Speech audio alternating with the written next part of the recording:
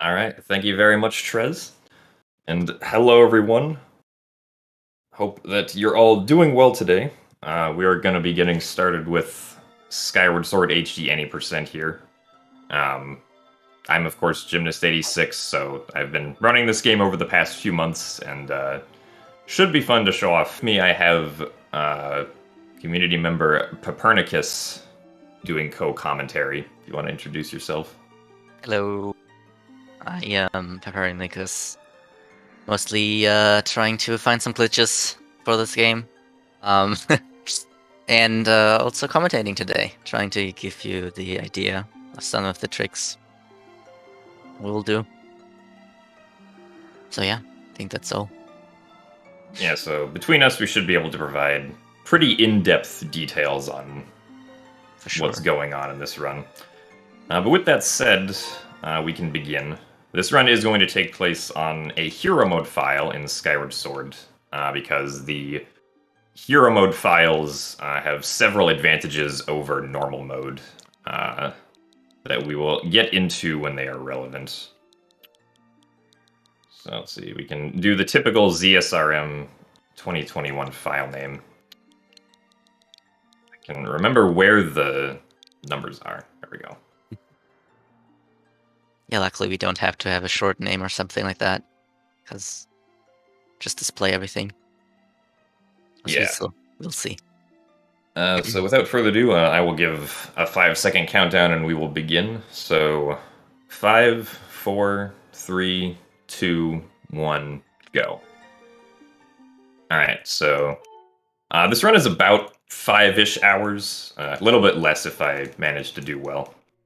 The very first thing we do is we mash the skip cutscene button to skip a bunch of cutscenes. The skip cutscene button is the minus button in game, but I've remapped the controls slightly. So for me, it's actually the plus button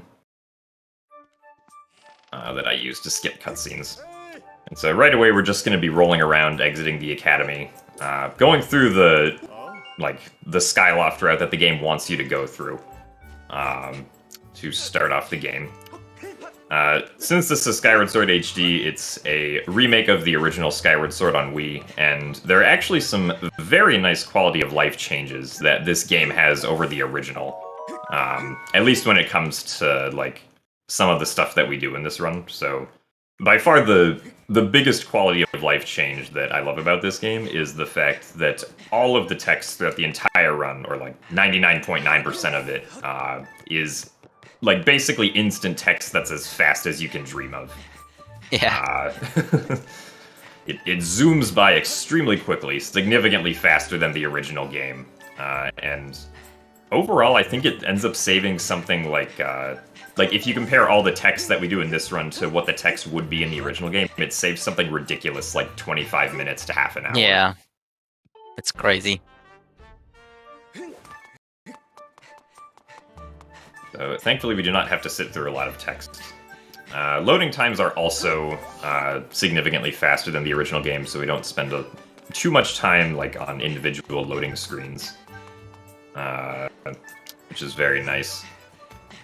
And of course, the game is in 1080p, 60 FPS, so it's very nice to look at as well. Yeah. Something we do still have to deal with is obviously stamina.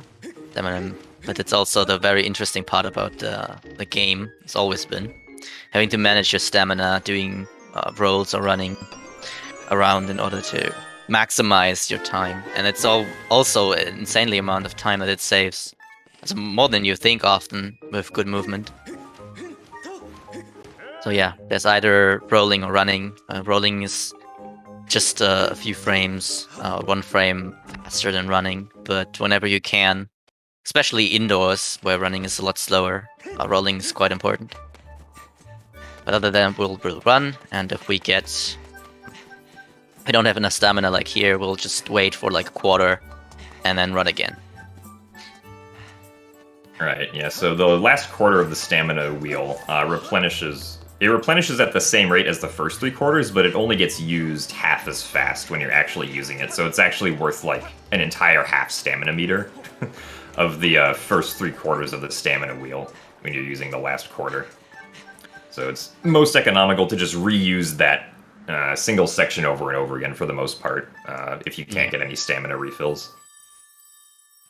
But usually there's quite a lot of stamina refills. So right there I had my first instance of needing to use my sword to slash something. Skyward Sword is originally a game that uses motion controls to allow you to pretty much control everything. So that includes our sword. So like to slash my sword, I had to slash the right Joy-Con downwards. In a down left direction specifically back there. The Skyward Sword HD remake gives the player the option to use button controls. However, I still like to use motion controls because there are a few things that you can't quite do with button controls that motion controls still allow. It's not like there aren't like any huge tricks or anything, but a few minor time saves here and there. And also because I'm just significantly more used to motion controls versus the new button control scheme that they introduced.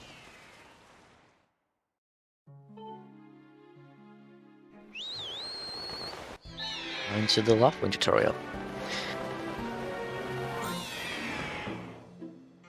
Yeah, so the Loftwing tutorial has something very weird you can do. We're going to try to cancel Zelda's last text box here and also perform a flapping ascent motion at the same time. Just like this. And this will delay the text box that's up right now that shows us how to use the Loftwing controls. But because we did an ascent motion right before that text came up, Zelda's still going to advance us to the next text box, even though the text box didn't actually think that we were supposed to go through yet. And this creates like a chain of like text dependencies that ends up being able to finish the Loftwing tutorial like 10 seconds sooner than you normally would be able to. Yeah. Which is kind of very weird, but... Yeah, it kind of activates the prompt quickly, the first prompt, and it ends up being faster. Unfortunately, though, something that's not faster is this cutscene here. We have to watch that now because there's no save prompts in this game anymore. So no way to escape this cutscene. We'll just directly get thrown into it. It kind of makes sense because instead of there being a few save prompts like around the progression of the game just auto saves every time you're near a statue or like after every load. Like you'll see saving like a flame in the bottom right corner after each load. Yeah. No, the other hand, luckily we have quick text. So this cutscene is not as insane. Yeah, the cutscene's not too bad. Yeah.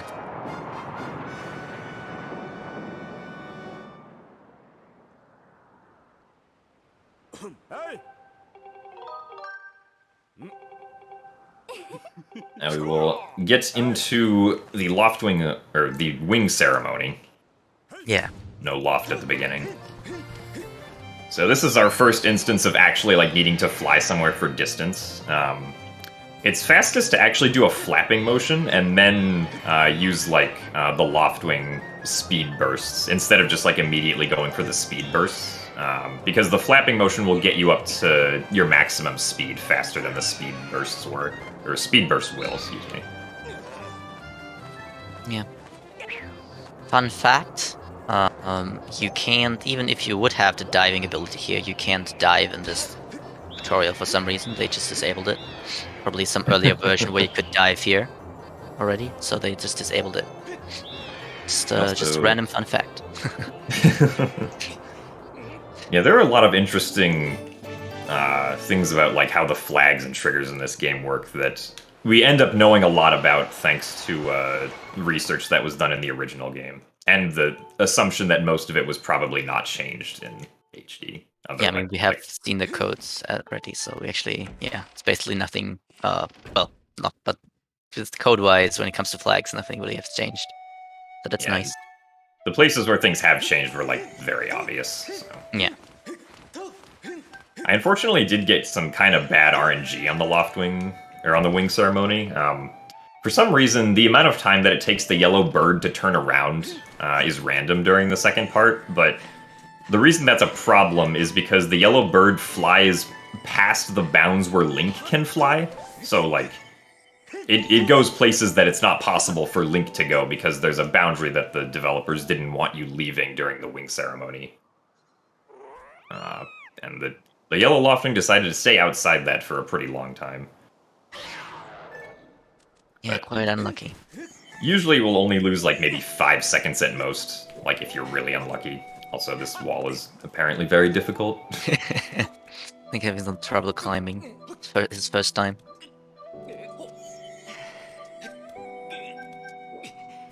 Oh, really? Dang.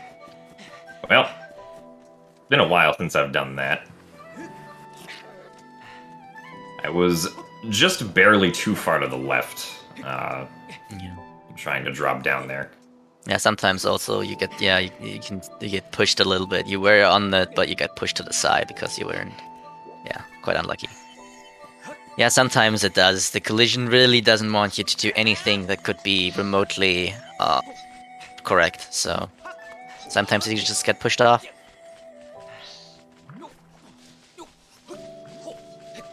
One of the other nice quality of life things about this game compared to the original is the addition of the free camera. The Wii version didn't have a free cam because you only had one control stick to work with. So, understandably, there was no free cam, but since the Pro controller on the Switch and the Joy-Cons each have 2 control sticks, the right one by default can be used for a free cam. Although it's kind of restricted, the game generally does not want you using the free cam if you're sprinting. So we don't tend to use it a lot unless we're in a situation where we're forced to walk.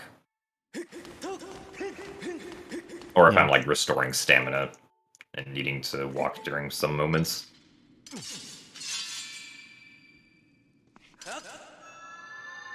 Now we get our goddess sword.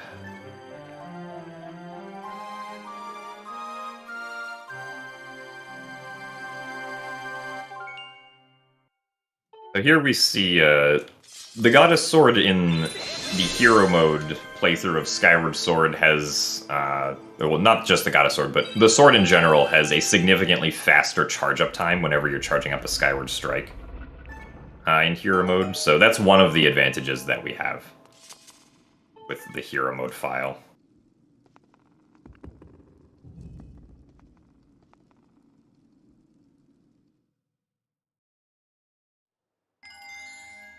Now we get our first sort of break from the movement cutscene skipping text madness. We can make sure to stay hydrated.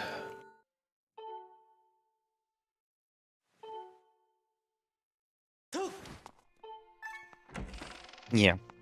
So now we kind of got past the intro stuff, and we can, after we talk to our friend here, that we totally know, and can go off. Actually starting the adventure. Link goes off into the world. But first he needs a shield.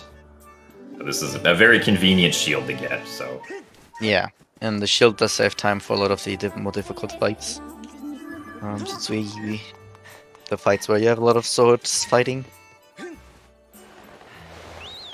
Yeah, right here we do some loading zone manipulation by going more to the left. There's actually multiple loading zones going to each pillar basically. And we want to go to the Farron one, so we go a little bit more to the left and trigger that zone. So we can get quick and faster to Farron. Right, and we're also aiming farther down than we normally would when flying somewhere. Not sure why I decided to jump off my loft wing there. Because for some reason you can't enter into these pillars unless you're really low to the cloud layer. In the original game you can enter them from any height to trigger the cutscene into them, but for some reason that was changed in Skyward Sword HD, so it's an interesting change. But I believe we do have time now to remind people about donating and incentives and stuff. Ricky wants to do that, though I'm not sure if Ricky can actually hear me.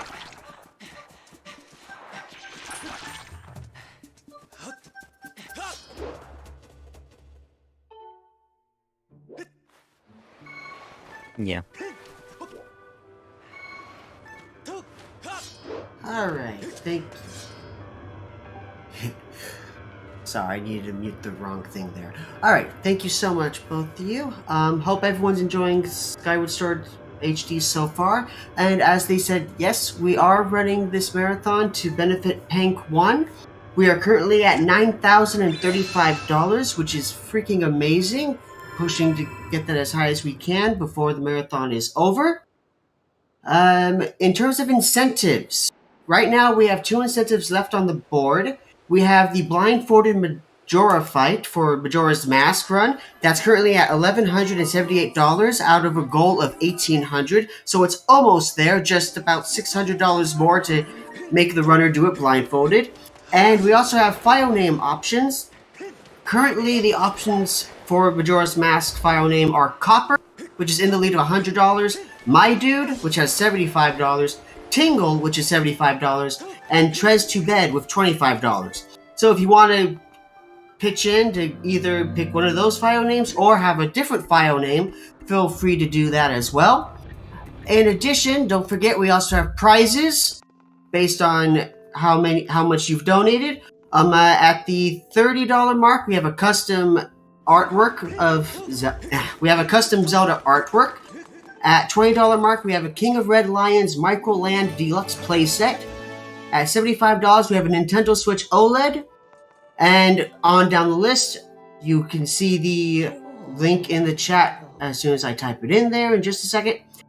And with that, we're going to go ahead and switch back to our commentators. Thank you so much and enjoy the run. Thank you very much, Ricky. Personally, I'm a fan of the file name TLoZ to Bed. I think that one needs more love. Yeah. I wonder what's like a good number to hit at the end of this run here from the nations, because I could maybe throw in commentating the demise fight blindfolded. If we have like I don't know, maybe 9,200 or something, maybe something like that. I feel like we could probably get higher than that. Yeah, probably. I'm bad with this. Let's do... Again, TLoZ to Bed should probably win the MM file name, in my opinion. Oh, we can also do that, yeah. If it wins before the end of this run, if it's ahead before the end of this run, then I'll do... commentate the mice fight blindfolded. Yeah. Right. Back to what we're actually doing in-game, though. So we went through the sealed grounds. Not usually a whole lot to note there. It's just activate the triggers, run to the next point, yada yada yada. I did successfully place the beacon with Impa first try, so that was nice. Yeah, it's quite difficult. Especially if you don't zoom in. We actually have something of a small trick up here, where we're going to push this log once, and then if we jump off the log at the correct position with the correct angle, we can just grab onto the ledge up here, and that skips a small cutscene that you'd normally have to watch. Showing that the log is pushed. And yeah, another show off of the crazy strength of the Skyward Sword Strike in hero mode, right here. Just one shot most enemies, because it's actually Master Sword's Skyward Strike. Yeah, so the strength of the Skyward Strike is just always at like maximum Master Sword power the entire game, in a hero mode file specifically, and it's one of the advantages, especially that we get early on in the run, when the Goddess Sword and like Goddess Longsword is significantly less powerful than what like the Skyward Strike power is. And it also extends longer, just like the Master Sword would. So that's one of the big reasons why we even use hero mode for the run. Another change from the original game that's very nice early on is that the developers reduce the number of times that Fi will pop up and tell you about something. Specifically in Farron Woods, they removed quite a lot of triggers, so we can get through the Kiwi finding quest a lot faster. And then, of course, that combined with the instant text everywhere Like, if you start at the beginning of the game in the original version and play up until getting the slingshot, I believe our times were usually like 20... I want to say like 25 to 26 minutes if I'm remembering correctly. But in Skyward Sword HD, it's like low 21 minutes. All because of text loading and removing the phi triggers. We saved like 4 minutes up until this point in the run. Yeah, Farron was pretty heavy on phi, trying to help you. So, definitely very nice for especially for people who have already, you know, gone through Farron Woods before, like speedrunners. So yeah.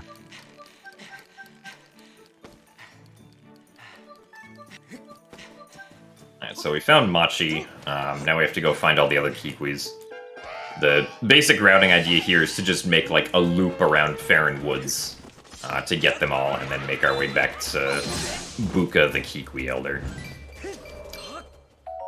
I also intentionally picked up a green rupee there because I wanted to just get rid of the green rupee text that comes up the first time you collect a green rupee. And it's good to try to get rid of it there because you have to wait for the purple smoke of the bokoblins dying to disappear anyway. So if you can quickly get the rupee while the smoke is appearing and then fading away, you don't actually waste any time by collecting it. And this gets rid of a lot of RNG with rupee dropping. Just a hat even with Erla here. Our next kick we will save, hiding under the bushes and the grass. Yeah, if you haven't picked up like both green and blue rupee text at this point, you can sometimes get a bit screwed here if there are a lot of rupees that drop out from the grass, because we want to try to cut the grass in such a way that Erla doesn't move. So we're going to use a Skyward Strike spin attack to get rid of the rest of the grass after kind of getting rid of the other grass around him.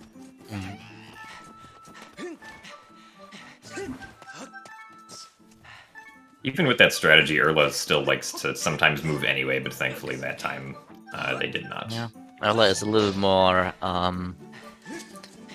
well, better at hiding in this version than the original. Tends to stay in his hiding form longer. Yeah, we think that's probably just due to the 60 FPS change. Yeah. Most likely, so Erla checks twice as often. If there's somewhere he can move.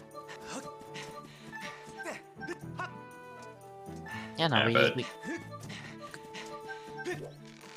Yeah, so we found all the Kikwis, now we just gotta talk to Buka. This is one of the only points in the run where choosing, like, the right text option in a choice of two actually, like, makes any real amount of difference. Yeah. You get a few extra text boxes if you choose right, but choosing left instantly starts the next part of the cutscene.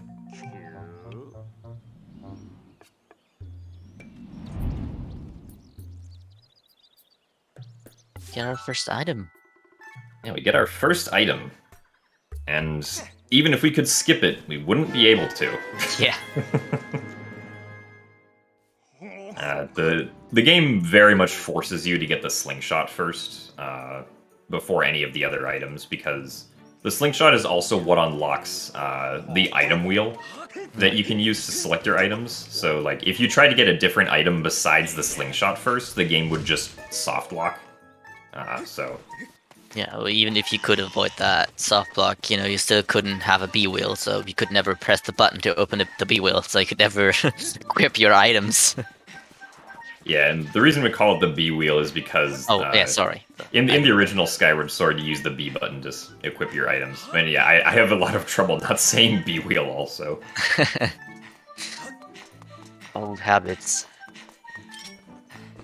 ZR wheel just doesn't have the same ring to it, unfortunately. But now that we have the slingshot, we can go to Deep Woods and go to the Skyview Temple.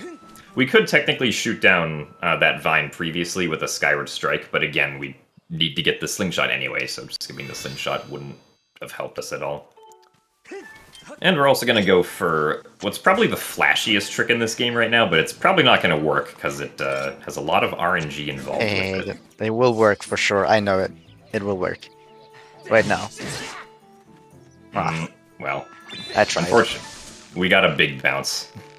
Yeah, unfortunately, it's RNG how the Bokoblin flies, and depending on that, we can make a cool ending blow that actually looks pretty cool. Yeah, you can probably find it somewhere on YouTube if you want to see it. Yeah. He shoots you across the map. Instead, though, we're going to do this fancy little thing called the Cube Warp, which I messed up the timing for, so I'll have to try again, or maybe the position is bad. We tried to trick you there.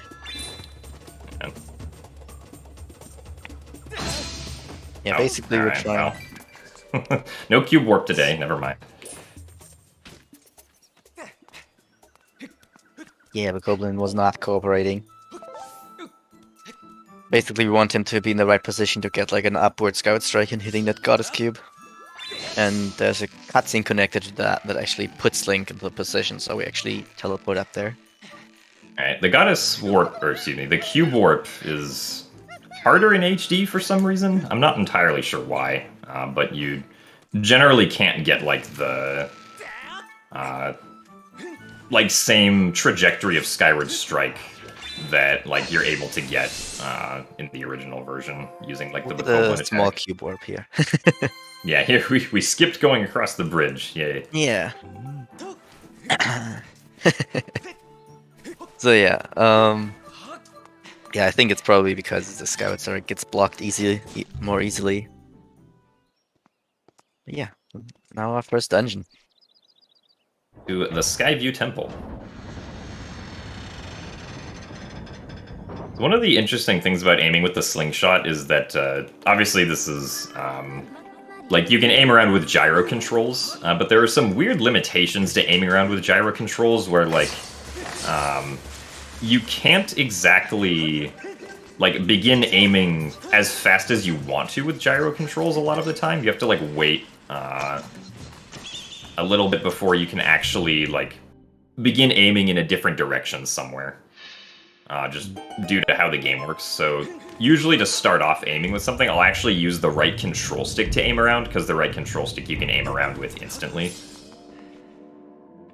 So my general strategy is to aim with the right control stick and then like micro adjust my aiming using the gyro. Seems to work pretty well. I think there's also some weird auto aim on the slingshot or other thing, because you sometimes don't really shoot where the red dot is. Yeah. Something weird is happening like with the trajectory calculation based on where the red dot is. Yeah.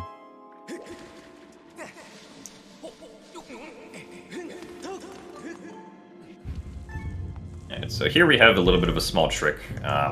We're gonna try to roll past this spider, which the game doesn't really want you to do, but with a well-positioned and angled roll, you can just roll through the web and not have to like swing on the vines on the other side of the room. Yeah, or have to deal with the Bokoblin annoying you.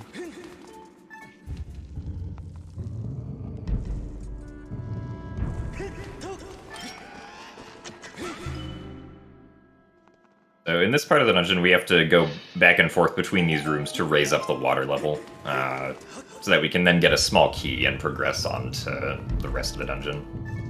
There is actually a very stupid trick you can do to save like 5 seconds, which is a frame-perfect jump slash, and it'll allow you to skip raising up the water level in one of the Both rooms. sides, yeah. It looks pretty cool, but it's also not worth Yeah. the effort and difficulty.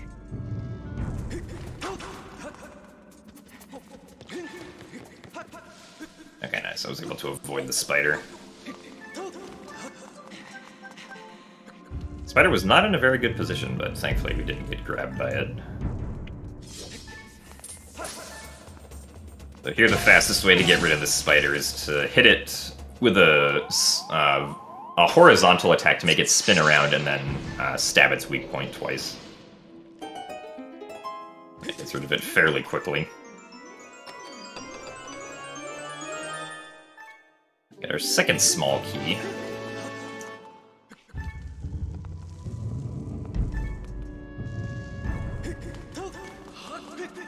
we can make our way to the central hub room. Alright, nice.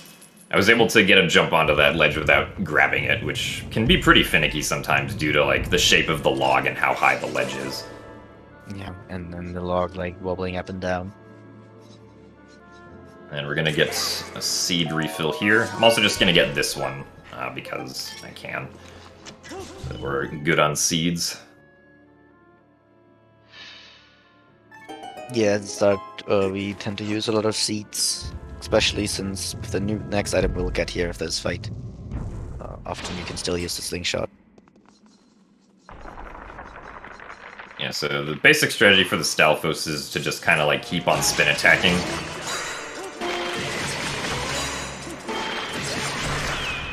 And then parry him whenever he's about to try and attack you, or shield bash. And then right before the chest spawned into here, I went into first person because that saves like half a second by skipping a small camera pan that would normally happen afterwards. Yeah. Being in first person does not trigger the camera pans. So that can be useful in some situations. Now we have the beetle, which you can use to hit these crystals as well. But as I said before, often the slingshot can still do the job and it's a little bit faster than using the beetle. Right. And so another thing is that even though we have the shield, we don't want to actually have it equipped most of the time, because the action for shielding and for rolling is the same input, which in this case is shaking the left nunchuck. And most of the time we just want to roll around everywhere. We don't want to like shield bash, but having the shield on, the game will sometimes, like the game has to interpret whether or not you're trying to roll or shield bash depending on what you're doing. And if you have your shield on, it tends to sometimes misinterpret, like, the beginning of a movement sequence as you wanting to shield bash, which we don't want, so yeah. That's why we only equip the shield when it's necessary for a fight. Especially since we usually want to start a sequence with rolling, because it gives us full speed. So it's exactly kind of what we will usually do. So we don't want to have a shield bash there.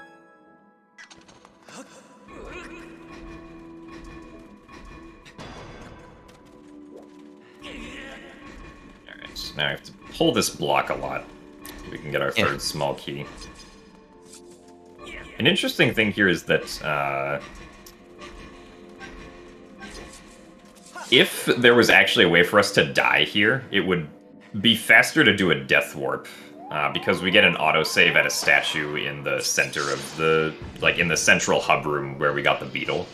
But there's nothing to die on here, so we just have to go back.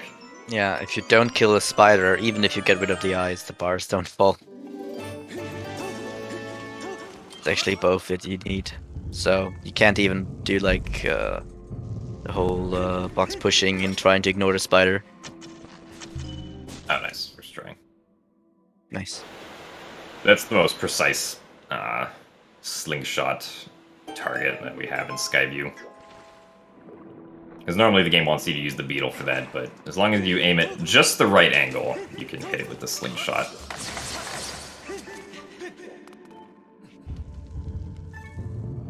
Rolling into this crawl space, as we did earlier, because it's just a little bit faster than going in normally. Right. Pretty much every time you go into a crawl space, you want to roll, because you'll get roll speed for the first part of the crawl space. And some crawl spaces are short enough that you can just roll through the entire crawl space. Not sure how Link does it correctly. but he can. Yeah.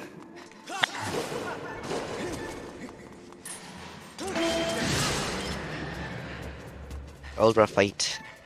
Having to kill all three heads at the same time. Problem with shield bash. Now we come up to everyone's favorite spider. Which we're gonna get out of the way with a Skyward strike.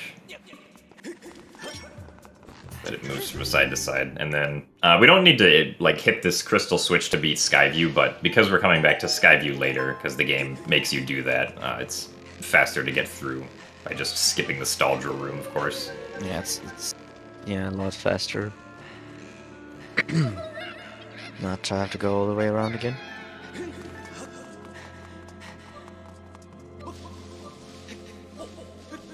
Now just the boss key left here.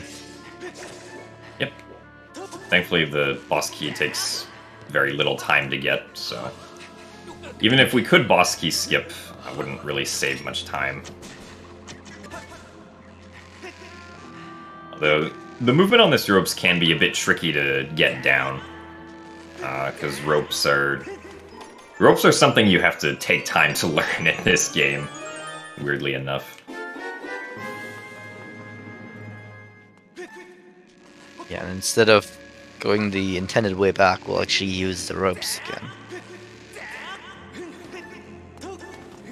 Getting us quicker to this boss door.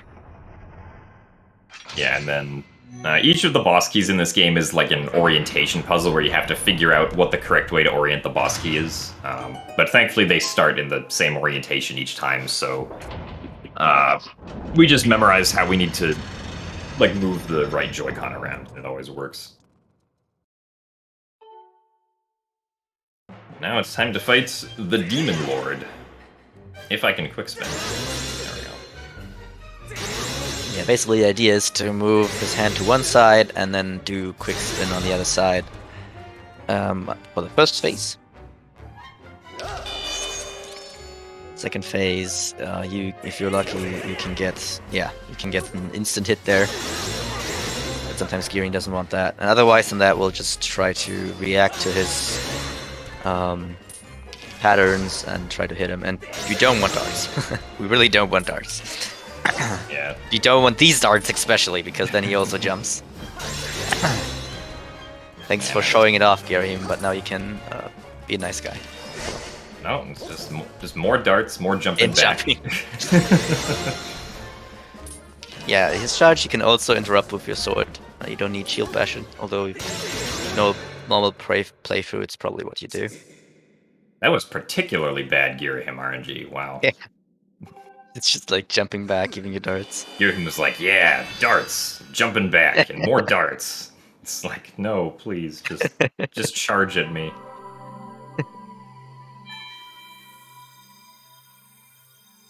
But yeah, so it's possible to lose a bunch of time to RNG there just based on what Girahim wants to do.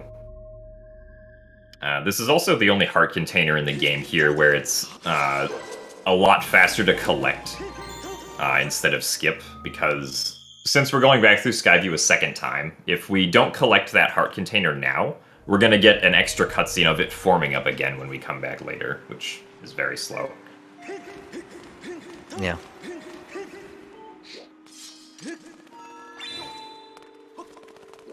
And interestingly, because the text is so fast, I don't think collecting that heart container would actually lose time anyway.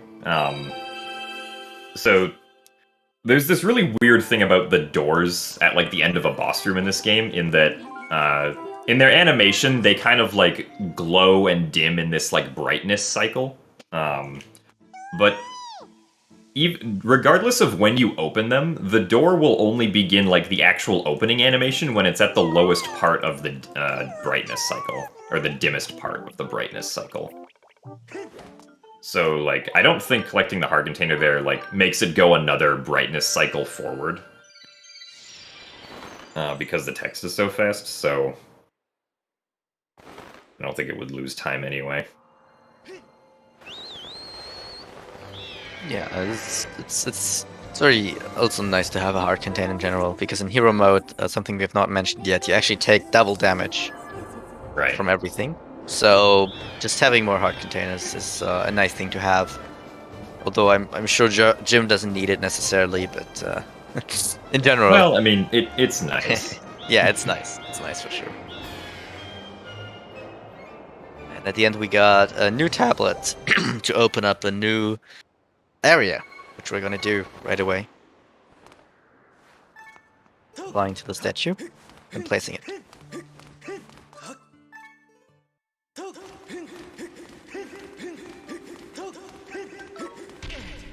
Oh, and adding to the bonk counter.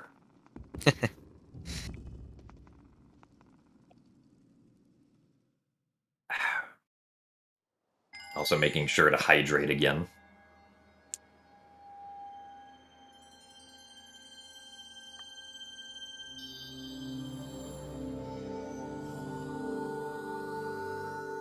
Okay, So the next up is the you Elden. can explain.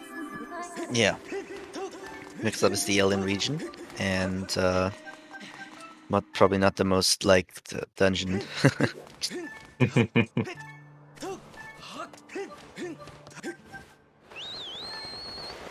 Yeah, so Elden, the first dungeon that we do in Elden is the Earth Temple, and there seems to be a general consensus among, like, Skyward Sword speedrunners that Earth Temple is, like, their least favorite dungeon.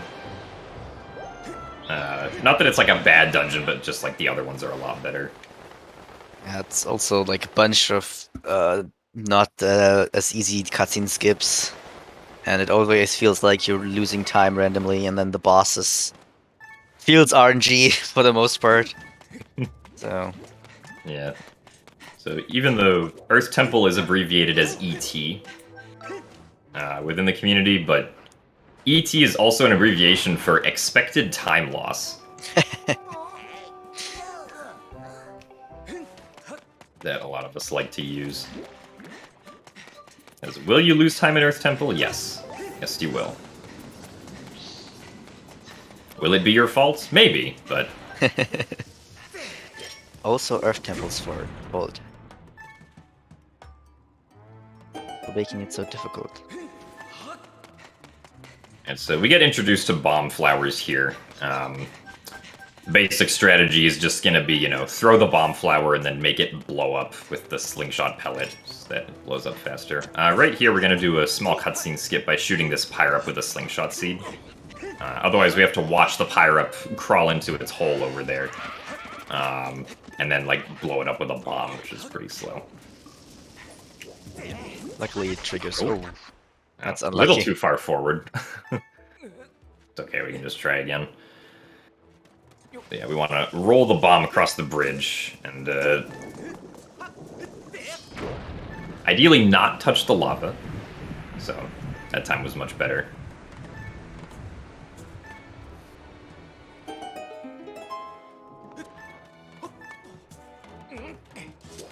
We don't want to get too close to like where the bomb explodes there, because then otherwise we trigger a cutscene with that magma who digs underneath afterwards. Yeah. Talks about how you should lower the lava. There is a really precise bomb throw that you can do without having to go all the way around, but it's not really something that I consider to be worth it, so I don't personally decide to do it. Yeah, it doesn't save too much time. It's very difficult. Because it's time sensitive. Oh yeah, hiding behind the pillar. Huh? This Bokoblin was hiding behind the pillar. Yeah, you know that this was not a good idea to fight you.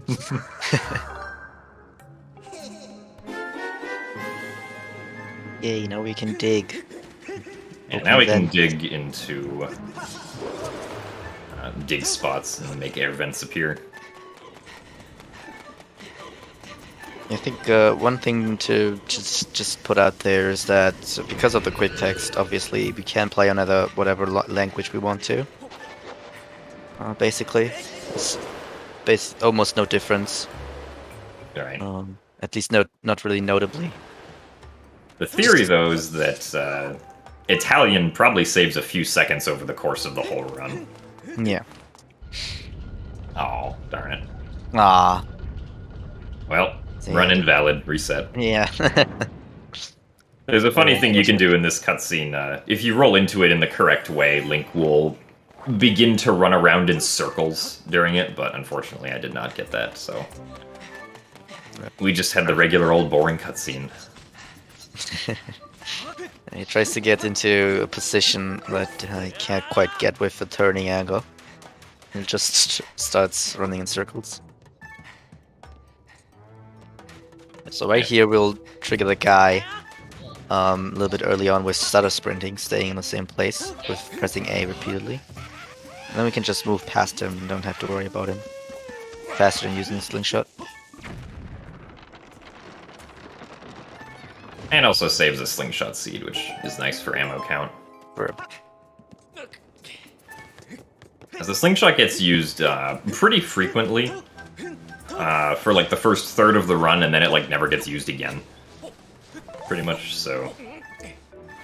Up until we get the harp, we'll be using the slingshot quite a bit.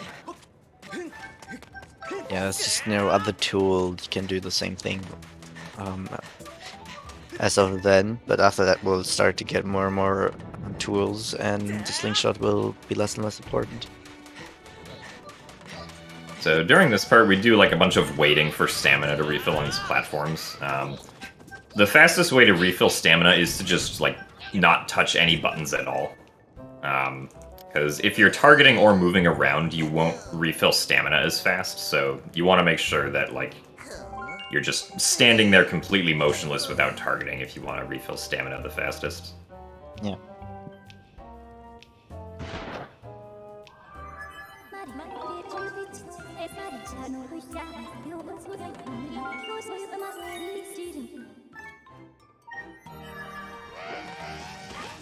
We're gonna throw a bomb over there. Yeah, we're looking for the key pieces, and one of them is over there. So we need 5 key pieces to enter the Earth Temple. Oh, seems like that bomb throw was not good. Otherwise we would have gotten a cutscene. It did look like it was maybe angled a little far to the right. So this should be better.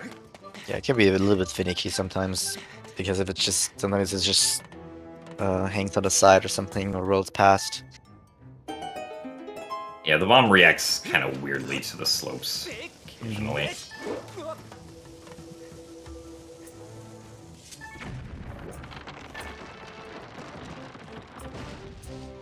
Yeah, there's 3 key pieces here, and later on there's 2 more to go a little bit past this area. And so we got that one under the tower, now we go over and get this one.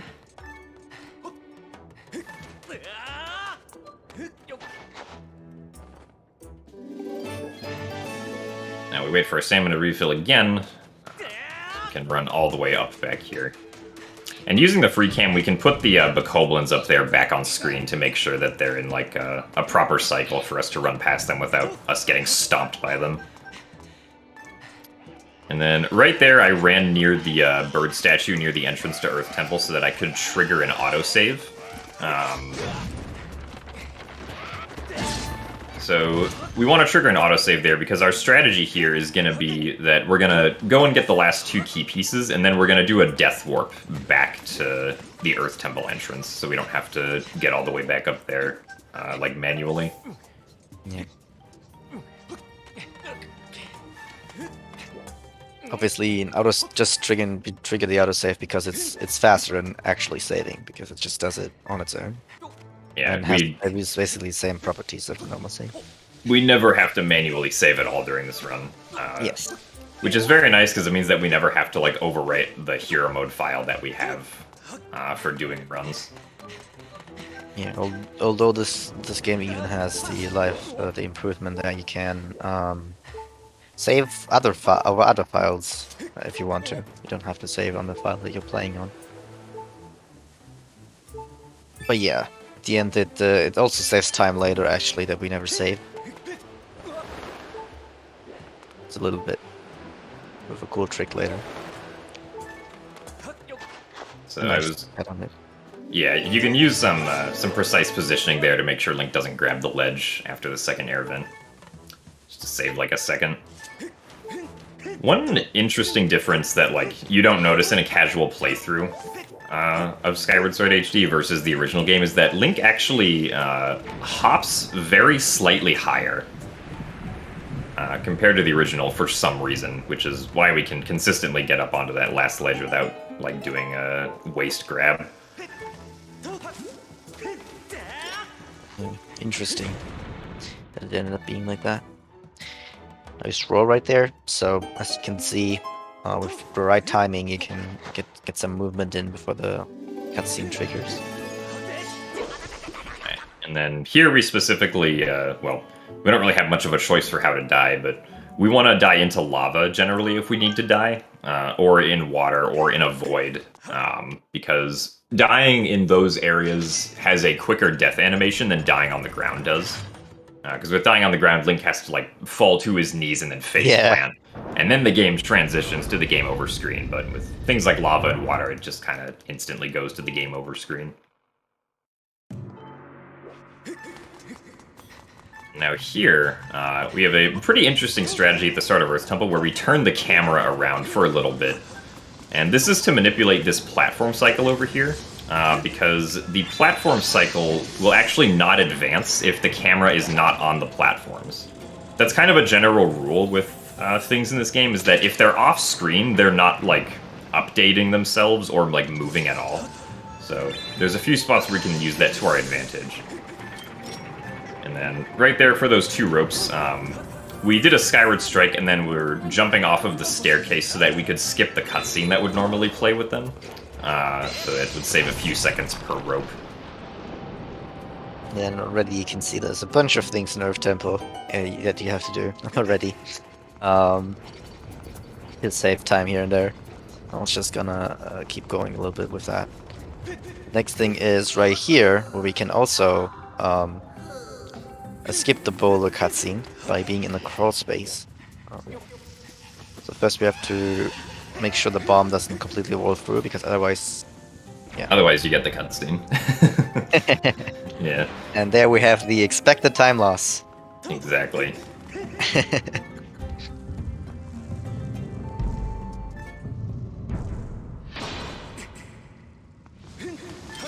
So right here, yeah, you can shoot the slingshot to start this fight immediately. Otherwise, you get this cutscene of the Lizalfos like walking up to you and being all intimidating and stuff. But if you agitate them with the slingshot seed, they just instantly go into fight mode.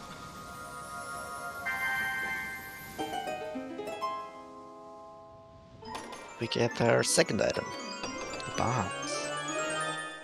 Very useful. Now we can die wherever we want. Yep, bombs a pretty useful item.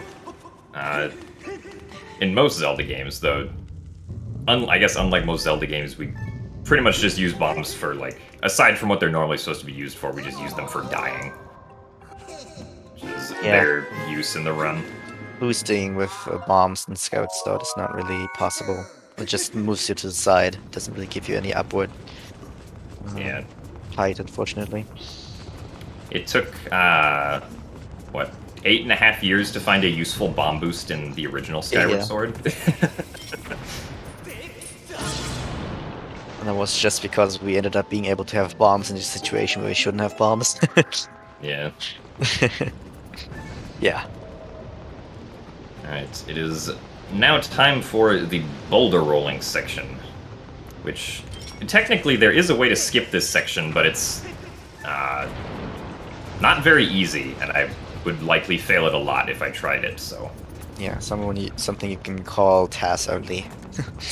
Yeah, it involves at least one, like, frame-perfect input that doesn't really have a visual cue that you need to do at 60 FPS, so... Yeah. Not the easiest. So, since we have a little bit of a longer beetle movement here as well, we could probably talk a little bit about how beetle movement works. So basically what Jim wants to do is we want to get all the height first, and then from then on don't try to gain height. Because if you gain height, the beetle moves slower than if you just have it either go down or equal, so yeah. Right, yeah, like, you would think that the fastest way to, like, move the beetle somewhere, to, like, cut down a rope would be to just have it fly the shortest path, but the actual fastest way is to first, like, make it fly as steep as possible upwards to get all the height you need, and then just fly flat. So that's a common thing that we'll see whenever we have to fly the beetle a lot.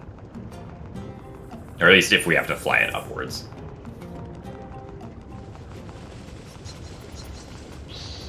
So the boulder is one of these situations where we kind of forced to work, so you can use the free cam if he wants to. Yeah, the Probably free cam don't is do. very nice here. Yeah, for this trick. Alright, very nice. Perfect. Basically, you can jump slash while the cutscene happens, and you land on the platform, you get pushed up. And you don't have to move in the other peg and see the whole bridge getting together cutscene. Yeah, so that saves like 20 to 25 seconds. And is made much easier by the fact that we have the free cam, which can help us line up.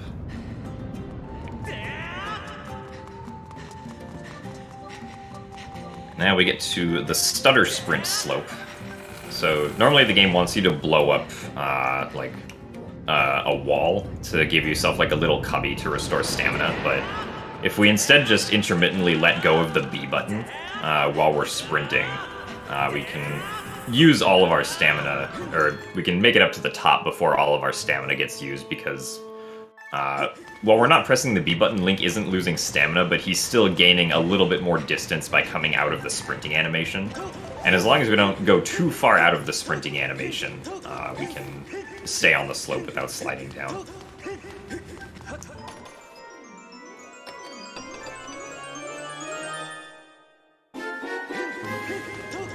Second boss key. And to this very nice boss. Yes. Wow. The boss fight has actually already started because that boulder is indeed the boss. Yeah. I can't believe the game doesn't start the Scaldera IL here. True.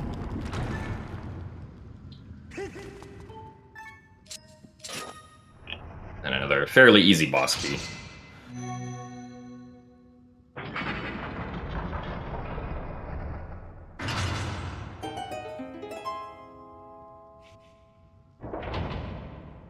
One thing that we haven't mentioned yet is that this game allows you to recalibrate whenever you want using the Y button. So I pretty much, like, whenever I do that, you'll hear this noise in the game. That just means that I've recalibrated the motion controls. And it's something that I do very often because the motion controls do become uncalibrated pretty easily in this game. So it's just always something that I'm doing in the background to make sure that the controls are where I want them to be.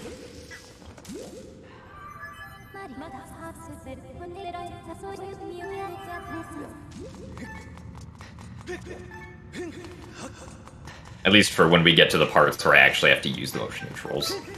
Get some evil talk from Giraim here. And then he will invoke the boulder upon us. The spicy meatball. Yeah. So yeah, the strategy for Scaldera is actually pretty interesting, and it's changed a lot over the years. But generally, we want to try and do the fight in only 3 cycles, and we also want to try and avoid Scaldera's rage phase, where he runs up to the top of the arena and then comes back down.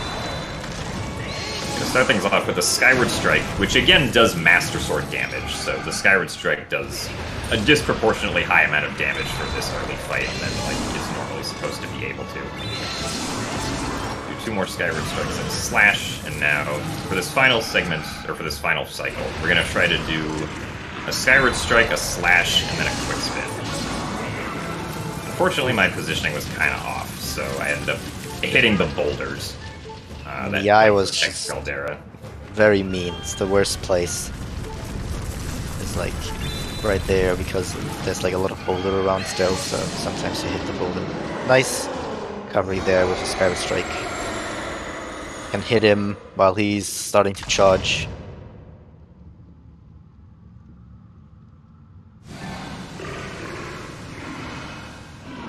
Yeah, I mean, I kind of did the wrong thing on the 3rd cycle there, and I wasn't properly paying attention to where I was supposed to be aiming, so that's kind of why it didn't work, but it's okay. We got it on the next cycle. Yeah. I also still think that it's a pretty mean situation for the eye, because there's still a lot of those boulders above and below it still, so quick spinning it is hard. But yeah, we recovered easily, you recovered easily, and this time we don't get the heart container. It's way too out of the way.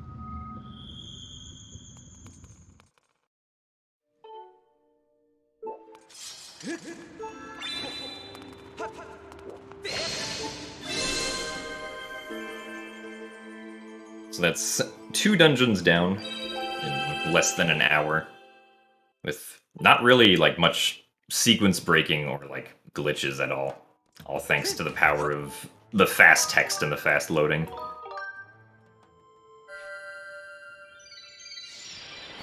Yep. I guess the Skyward Strike is kind of overpowered, which saves time compared to like a regular playthrough, but Not quite comparable with the text, I think. yeah. And we're gonna place the last tablet. Yep, we got the Amber Tablet to open up Lanayru.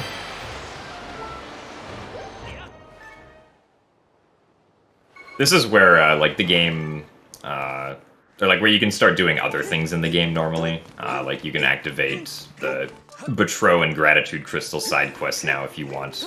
Also, the game weirdly froze there, and I got a little scared for a minute, for a split second.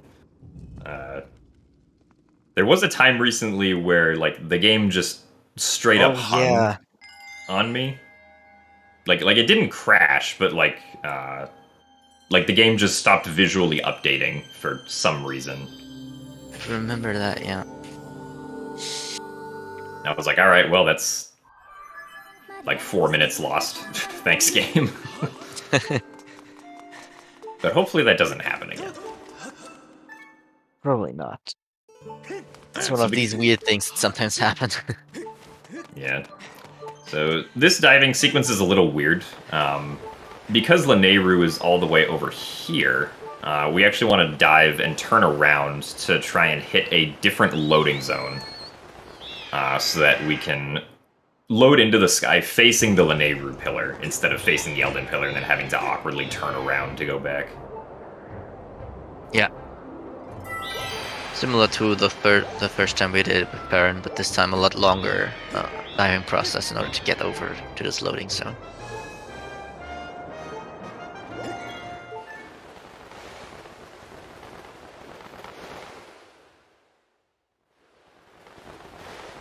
Alright, Lanayru. Lanayru's got some interesting stuff that we get to do. So, I picked up a bottle earlier in the run, and we're actually going to use that bottle now to restore our health. And also because we just need to get rid of the bottle contents at some point, and using it now for a health restore is convenient. And then we get the very exciting task of pushing this minecart. That's the very exciting part, yeah. It's not over yet. Push it a little bit farther. Get rid of these yellow choo-choos so that they don't get in our way.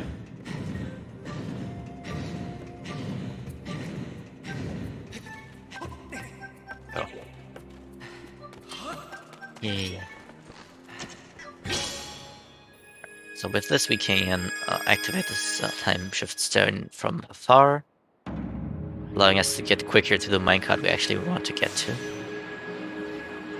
Yeah, the game kind of baits you and makes you think you should take that freestanding minecart right there first, but yeah, it just leads to a dead end. Goes to 20 rupees. 20 rupees, yeah. Yeah. I guess speaking of rupees, we have been like intermittently collecting rupees because we do want 40 rupees for this run. You can beat this game without ever collecting any rupees, but we want to buy some potions that will help us with certain parts of the run. Yeah. I'm gonna pick up another 5 here. Also, another sad part is that this cutscene that we just saw should usually only play with the thing being deactivated, but it also plays when it's activated. Would have been nice if we could have skipped that. Yeah. Nice. The roll through the statue. And now here we're going to introduce this kind of cool tech that this game has called brake sliding, where we can slide through quicksand quickly. If we hold Z and just slightly outside of the dead zone on the control stick. because due to just like how Link's speed works in this game, and due to the fact that quicksand doesn't hinder your speed, if your speed value is negative, we can glide through sand by doing this brake sliding tech, because brake sliding will make Link's speed value negative, and the game's like, oh, well, your speed value isn't above a certain positive value, so we don't need to hinder it in the quicksand. Allows us to get through the Lanayru mine a little bit quicker.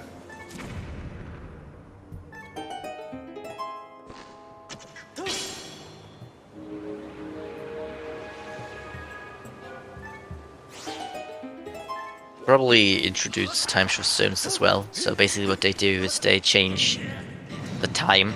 So we actually go into the past, although everything looks more future. Yeah. Yeah, and that allows us to have these minecarts activated and other stuff like the robots active. Yeah, and a lot of stuff. It's a mechanic for the Lanayru, basically.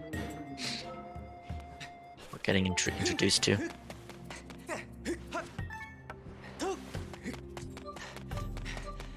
Alright, so the very first thing we want to do here is we want to get the hook beetle. So we'll just run over here and activate the time shift stone that is currently surrounded by a bunch of boulders. So we have to jump up here. Nice ledge guiding. Preventing me from jumping off at the right angle, but that's okay because I can just climb the cage back up.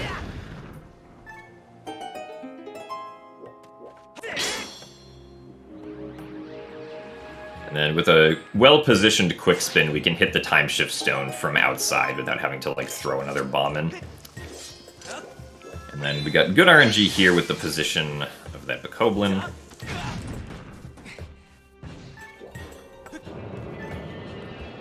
The Bokoblin being knocked out of the time shift stone range will count as a kill. So we don't have to go through like its slow death animation or anything. And at the end, if we jump slash right there, we actually trigger the robot early, because usually there would be another text, but because we killed the Bokoblins, it's directly goes to the robot talking with us about the hook beetle text, so that skips us moving to the guy and talking with him. Alright, and then right there, we did one of the biggest sequence breaks in this run. Sure. Which is the Temple of Time, or like West Desert area skip. So normally when you get the hook beetle, the game wants you to go all the way around the West Desert and the Temple of Time area, taking these like minecart tracks to get around to the back part of the main desert, but with brake sliding we can just make it through the sand that's normally supposed to block you from being able to do that. Yeah, quite tricky though with the two brake slides, but yeah, because you do have to chain two together, and then, well, you have to do the first one, then you have to sprint to gain like your height in the quicksand back, and then do the second one. And the ESS position, I haven't failed it yet, which is nice, but it's definitely not the easiest position to hold on the control stick, especially on the Joy-Cons. It's a bit easier to hold on the Wii Remote, but I might just be biased after playing the original game for like 8 years.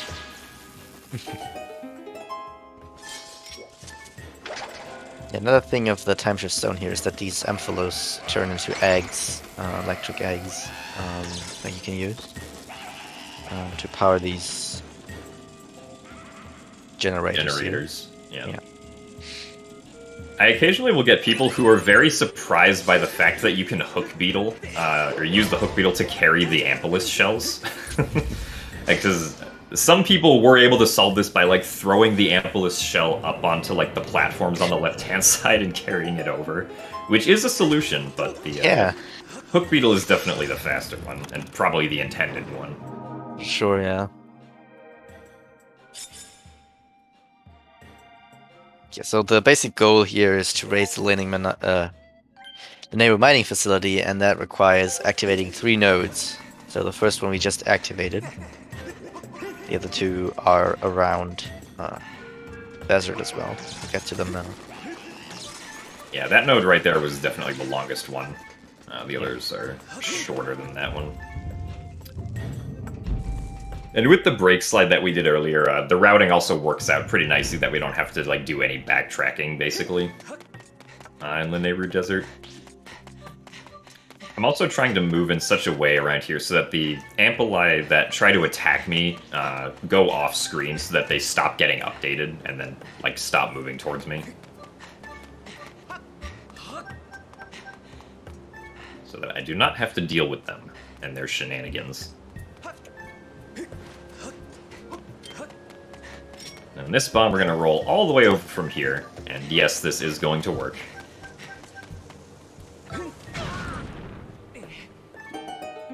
Didn't really want to get hit, but that'll be fine.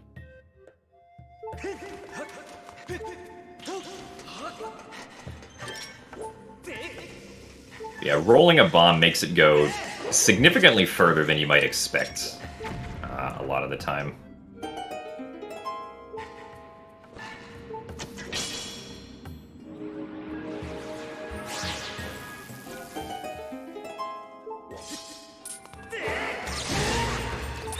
Quickly get rid of this Techno Blend. I'm gonna hit the Ampulus to reset its sparking cycle so that I don't die right here.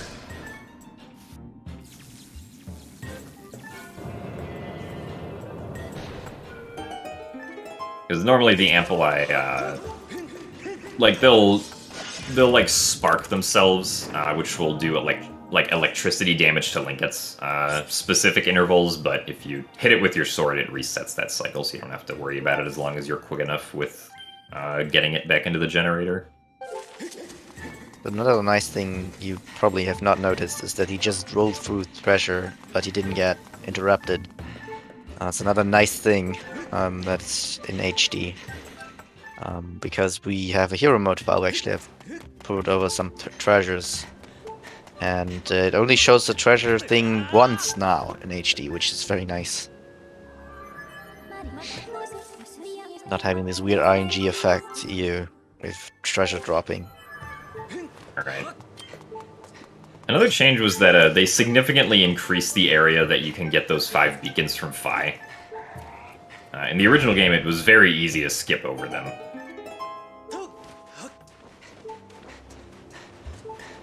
But in this game, Nintendo, or well, I guess Tantalus, who was responsible for developing this game, said, nah, you're gonna collect them.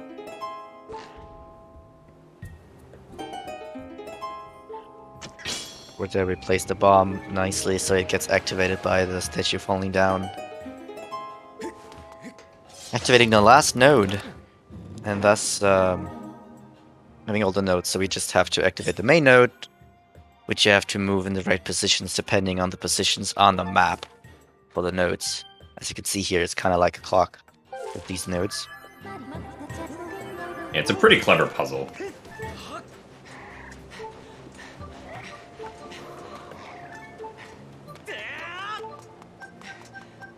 And I believe we now have a donation to read while we raise up the linear mining facility. Yeah. Thank you so much, and yes, indeed we do. We have Young Tunfish, I hope I said that right, with a donation of $5, commenting Tingle Tingle Kulu Limpa. These words are under the copyright of Tingle TM, don't steal them. And as you can probably guess, that donation went to the incentive for the Tingle file name for Majora's Mask, which puts that file name in second place at $80.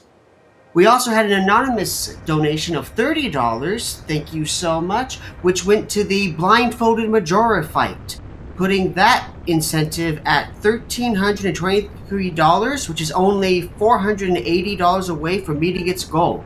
So thank you for your donations, and let's keep them coming, and back to the commentators. Thank you very much, Ricky. Alright, so linear mining facility is up, the third dungeon of the game. Now we will enter inside. This is definitely one of my favorite dungeons in the run, because there's a lot of like cool technical stuff that you get to do in it. The only bad part about it is if you die. Yeah, dying is not very good. Yeah, big setback. That's because all the time shift stones and stuff will go back to the present when you die. So unset. Causing a lot of time, extra time that it causes to go through. But other than that, it's a very cool dungeon, yeah. First we gotta get rid of all these scorpions. There's a bomb drop in this pot over here that I'm going to get to refill my bombs. And we can And push we'll not this use the box. metallic box instead of the wooden box, because that works too.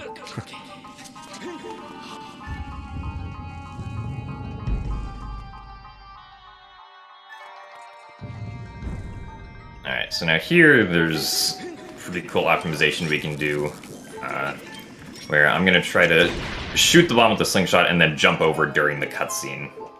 The box is exploding, which is pretty nice. Yeah. And then proceed to bonk into the chest, because that's required, of course. Yeah. RNG manipulation. Now it's a small key, otherwise it would have been treasure. Yeah, so we need a small key to continue on. So we get a quick autosave here for death warping later. Ooh, we got a raid. Welcome, raiders. Playing Skyward Sword HD any percent right now. And a pretty nice part of the run. Sure. Get a lot of movement happening. Thankfully that Froke was not in a bad location. Sometimes those Frokes can be in, like, not ideal locations that you have to try and work around. Right here we can hit both the little guys down there and the box at the top, which is pretty nice.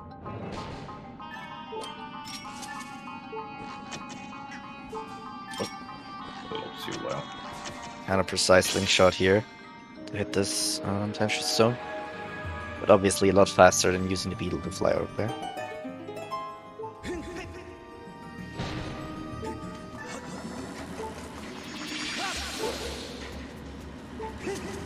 Okay, for some reason the free cam was not willing to work there. I was jumping down. The free cam does get, like, weirdly restricted sometimes, where it just, like, doesn't work. When you're going through, like, certain doorways or whatnot. I'm not really sure what that all is about.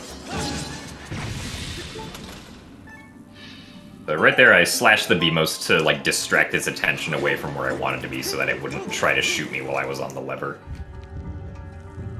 Yeah, we're doing pretty bad. We want to die after we open the chest of this room. Not before.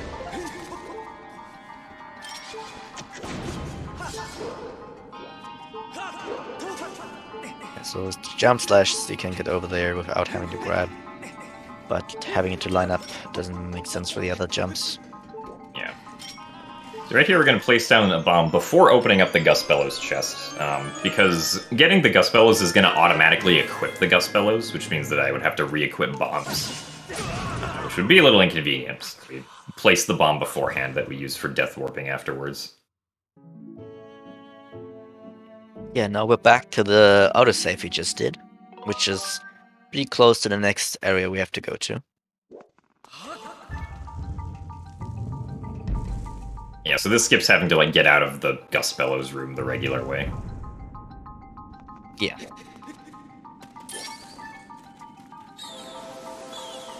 Alright, so as I'm blowing away the sand here, I'm positioning all three of these scorpions to be together so I can get rid of them with a single quick spin.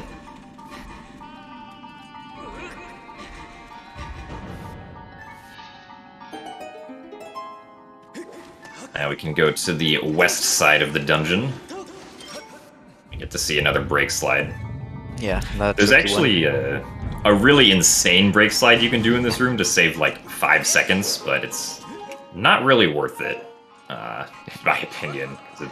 It would definitely be like the most difficult break slide of the run if we did it. Yeah, so basically, with a bomb, you can delay the timing before the time shift zone gets activated, and with insane brake sliding, you can get all the way across the room before the time shift zone gets activated. And thus skipping having to do what we're doing right now.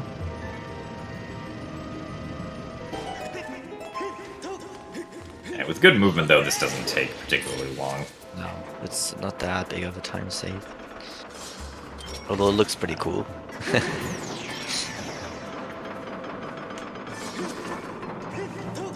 One other thing that we didn't mention yet is that for some items that like Link holds out in front of him, like the beetle and the Gus Bellows, it's actually fastest to put away those items by taking out your sword.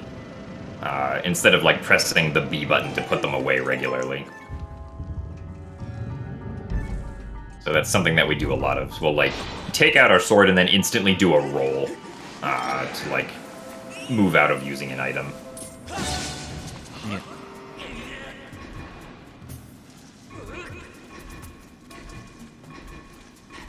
Now we do a nice little Zelda block pushing section. There was actually a bug when Skyward Sword HD first came out where the position of that block would get like off from where it was supposed to normally be. And like this room would be uncompletable and you'd have to like die and reload the area if you wanted to be able to get through it. Very weird bug there. So you fight an Amos where you just have to hit both crystals. We can do that in one cycle real quick. And we don't need this chest up there, it's just a map.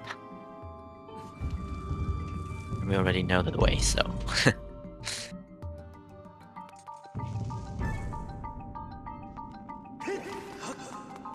So here's the first time we have to walk on paths that we don't see. It's below the quicksand. But we know where the path is, so Yeah. you don't need to see it. You're supposed to get the map to tell you like where... Uh-oh. Oh, wow. Well, he got me. He just got you, yeah. I was like Yeah, double shotting you. I think that happened because I think I didn't get close enough to him to like... Yeah, make him scared. yeah. So that's a bit unfortunate. Yeah, and unfortunately we obviously didn't open the shortcut because we're speedrunners. So Yeah. we have to deal with the problems of dying. And as I said earlier, unfortunately everything with the time shift zones gets reset, so... Which is very annoying. Which is why dying is just not so fun in LMF when they remain simply. Yeah, that's like a pretty bad position for a death to happen. Yeah, for sure. That is the slingshot. I unfortunately cannot move the platform using the slingshot. Maybe with enough seats.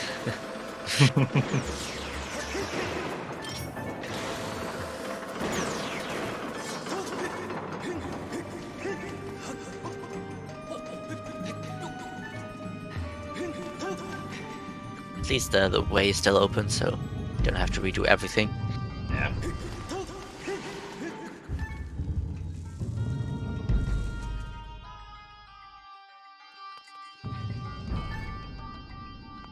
Alright, take two. Then we have enough health even if you would be angry. Yeah. This one electric shoe right there is very annoying. Very hard to stay on the path and still avoid the chew.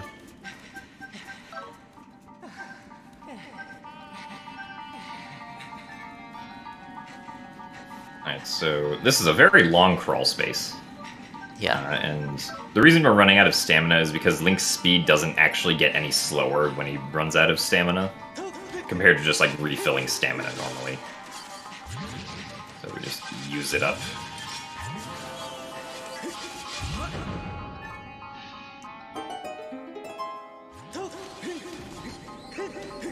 And then we also already know where the switch is, so we just blow the dust off to gain access to the switch. Interestingly, the switch does not get pressed down by the weight of the sand with Link on top of it. Yeah, of course not.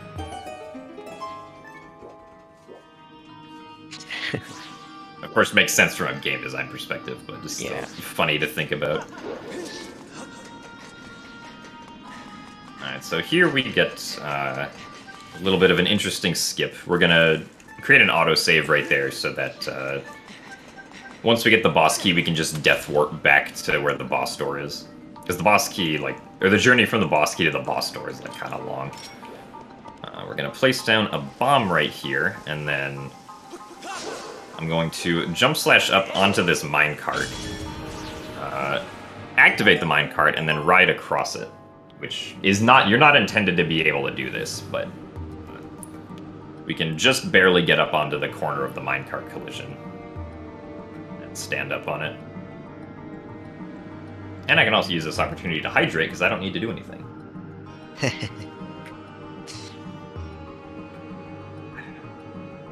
Yeah, it basically skips like a very long section of having to move one minecart around the whole area before you can even get to this part here.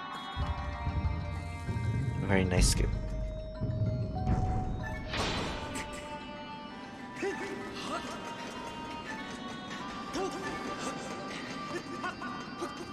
Rolling under the vent right there.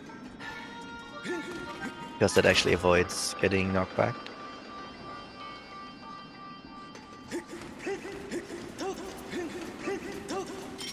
Now we're gonna throw, well, we're gonna try to throw bombs wow. into into the hoop. I guess you're still activated at the same time because the other bomb activated the other bomb. Yeah. But that's nice. Didn't And then right here, we're gonna delay activating that time shift stone with a bomb so that we can get across these conveyor belts without having to use stamina to like properly go across them while they're moving. And to like avoid some BMOs. Bomb refill in that barrel. And then we have to deal with this centrobe, fortunately. Yeah, we're gonna intentionally get hit, because again, we do want a death warp after the boss key.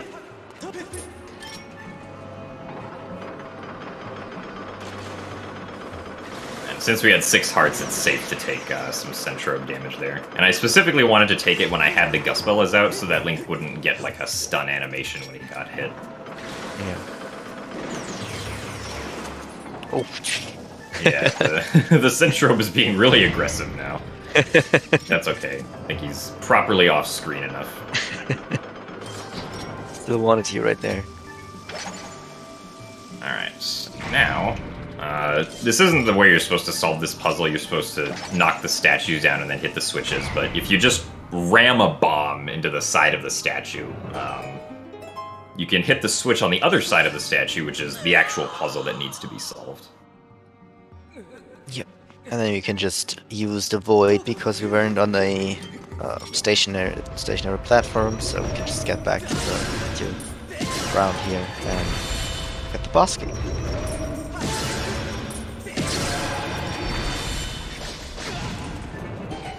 Yeah, then we take damage while the gate is opening up so that we don't have to go through the stun animation on like actual runtime.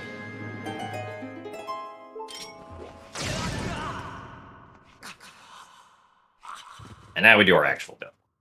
Yeah, we get back to the statue we auto-saved at, which is basically next to the boss door.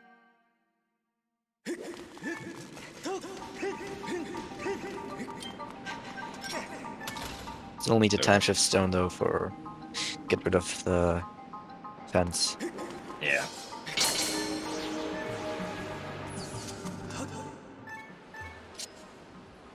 Probably the puzzle that most people struggle with casually here. Yeah, this boss key and also the one in Fire Sanctuary. Right. Probably the 2 most difficult ones. It's not entirely obvious how the key is supposed to go in at first, due to its shape. Mm. Alright, now we get to Molderak, which, if done correctly, can be a pretty fast fight. A lot faster than Skuldera.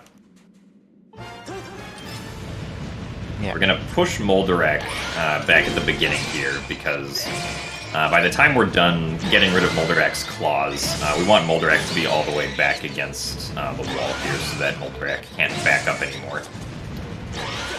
And then we're using the slingshot here to intermittently stun the claws, so that we don't have to wait to like shield bash them to stun Molderak. And then because Molderak is all the way up against the wall, we can just do 4 stab attacks very quickly to defeat the eye. And Molderak can't move back because it's stuck up against the wall.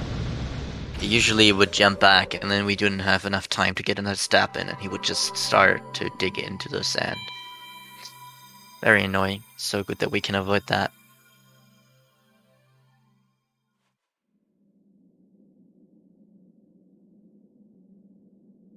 I believe this is also the longest break in the entire run. Yeah. This cutscene right here. Because you have to wait for Moldurak to die, and then you have to wait for the sand to disappear here. There are a few other spots that have similar length cutscenes, but I believe this one is the longest.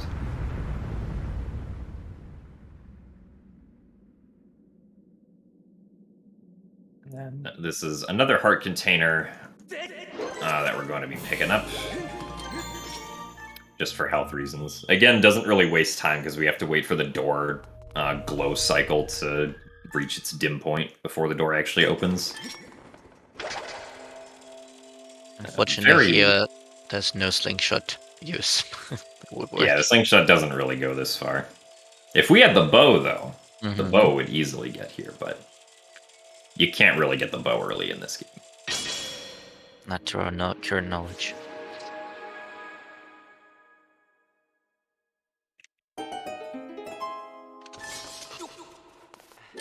Now we'll get the harp.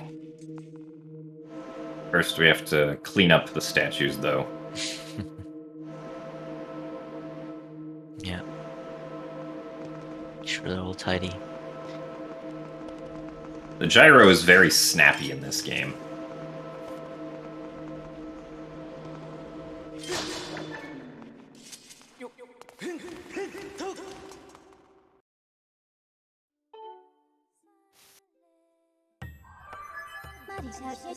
Alright, so we got the harp, skip the cutscene of course, and now we're actually gonna use the amiibo for the very first time in this game.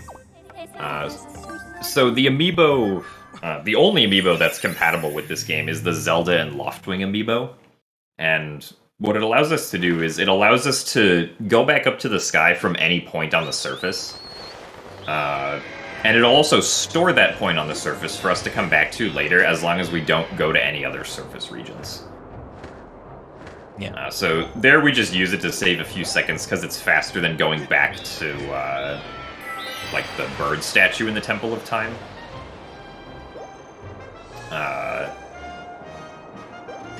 There will be some points where we, like, actually use it to return back somewhere, but that wasn't one of them.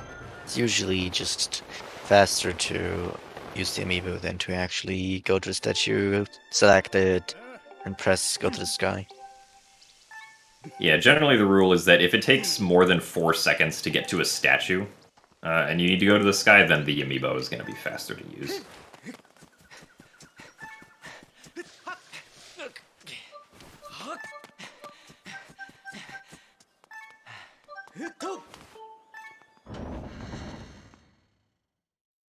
Get some harp tutorial here. And some nice Groose noises. Yeah, true. Eee.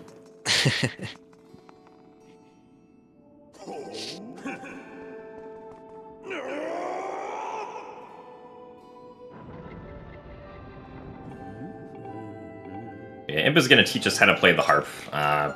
We're not really going to quite follow her instructions, though. We're going to play a lot faster than she says we're able to. Just because we can kind of do that in the tutorial. Yeah. Me as well, we only have to really listen to the voice and don't, not necessarily just circle the ground.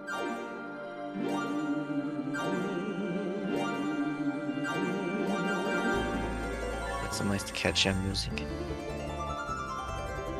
Yeah, so the way that the game actually tracks like how long you have to wait between like strums of the harp is it'll basically just wait a certain amount of time from when you initiate a harp strum until when it's okay to do the next one. So the speed of the strum doesn't actually matter as long as it's not like obscenely slow.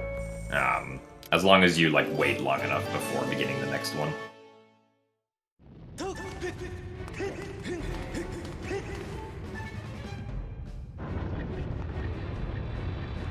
We have to play the Imprisoned the first time.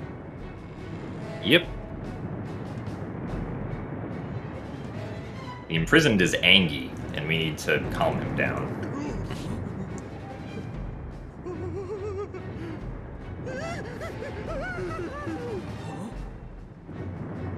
Here we're going to intentionally take damage by jump slashing down. but also just because jump slashing down is faster in general, so works out. The Imprisoned actually has some interesting strategies that we can employ here. We're going to get on the head, we're going to do a quick spin, and then we're going to do a jump attack onto the spike for the final push in. Because that will skip the cutscene that the Imprisoned normally tries to play of pushing the spike back out of its head. So it saves, like, I believe 6 seconds on each of the cycles that we do this. And we have to wait for the Imprisoned to push the spike out again.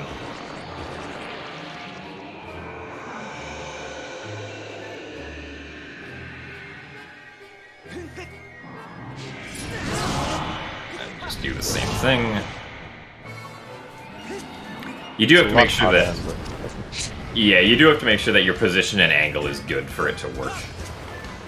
And we do similar strategies for the second and third Imprisoned fights, and the tricky thing about that is that the position and angle is, like, slightly different depending on which Imprisoned fight you're in. So it's a bit to keep track of sometimes. Yeah, it's because the Imprisoned tends to move a lot, especially in later phases when it actually wants to push you off pretty early on, so it's very tricky.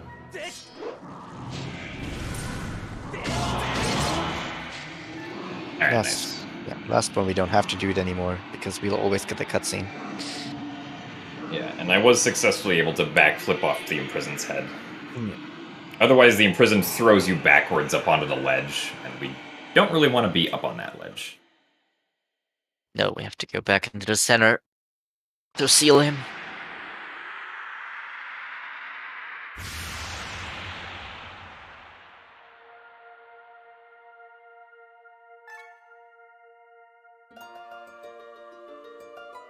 This is another one of those, like, long boss death cutscenes that gives you a small break.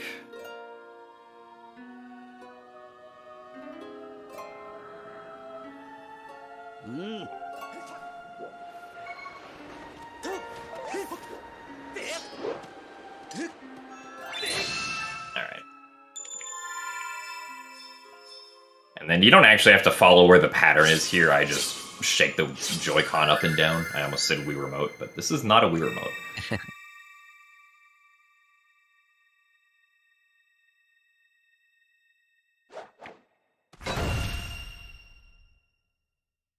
The Imprisoned has been sealed 1 times out of 3.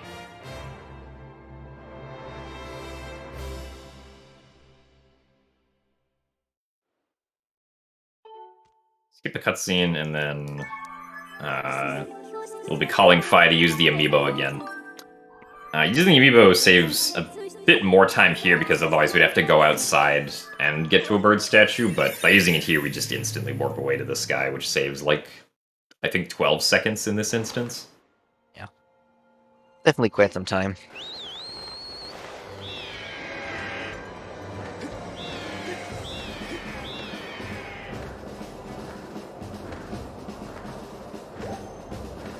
And now we have to open the Thunderhead. Which we can do in Skyloft, a little bit of Skyloft stuff.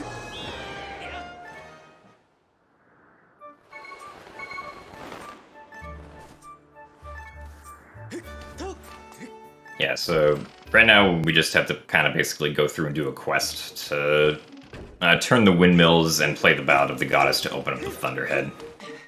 This is kind of the first, like, not particularly exciting part of the run, at least in my opinion. Because it's just a lot of running around Skyloft. Yeah. More of a side quest kind of style. Gotta bonk into the headmaster's desk, of course.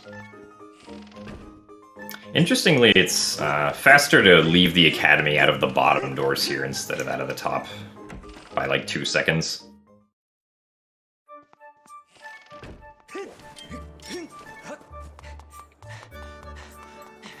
The next thing we have to do is we have to position the windmills towards the light tower, I suppose. Or then to open up the Thunderhead. Right, so we can cancel the Gospels a little bit early because we can tell like when the windmill is getting close to its position, and then it'll just kind of lock in there.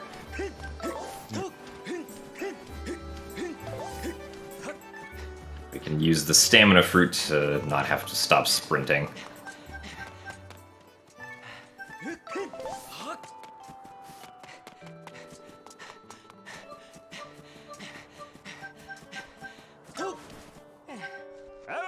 A little early on the last roll. Propeller isn't here, so we have to get a propeller. Thankfully, we know where the propeller is, so Yeah. it's not going to be too long of a search.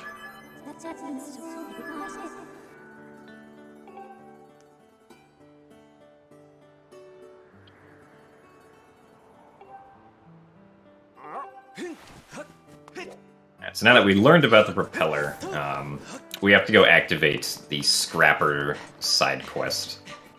This is the only point in the run where we actually need a treasure for anything, because you do need to get one ancient sunflower for Gondo to like revive Scrapper.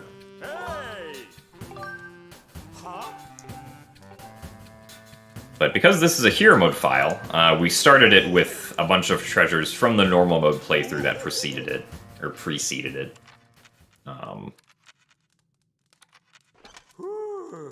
So we already have the ancient flower, so we don't have to go looking for it, which is nice because you can, like in a normal mode run of this game, you could potentially lose like a few seconds to having to pick up the ancient flower depending on where it spawns.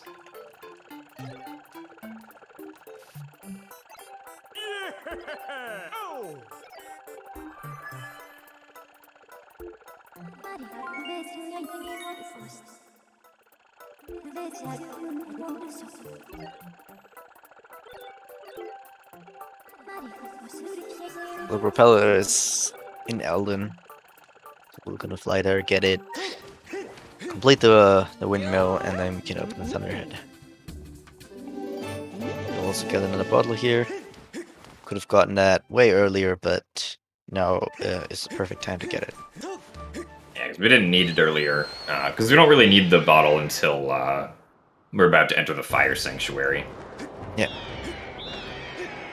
And I guess we technically don't need that bottle at all, but it's faster to get 2 bottles. Yeah. Instead of just using one. Kinda need it.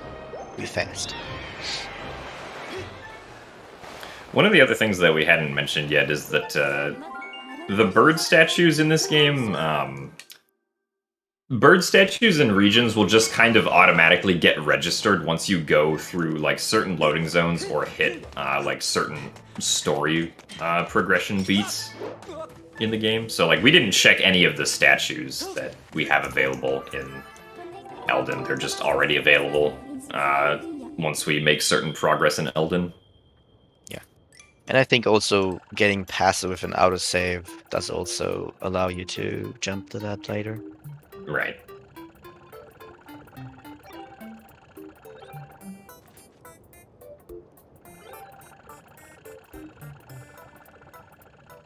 Now Scrapper has picked up the propeller, and we can get back to Skyloft faster by using the amiibo once again. Except this time, this amiibo usage is actually going to save a warp point here that we're going to come back to later in like 5-ish minutes.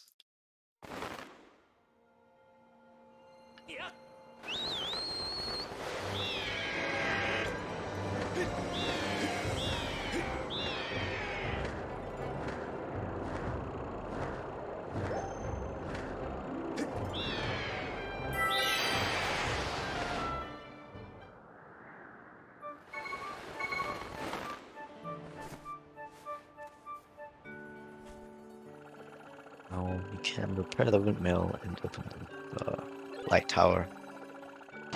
We play on top of it. I think it's funny how during this cutscene, if you pay attention to the ground, you can see like the shadow for the propeller and Scrapper come in at different times. As Scrapper is coming down. Little funny details. Alright, so this windmill has to travel a lot further than the previous one. But eventually it'll make its 270-degree turnaround.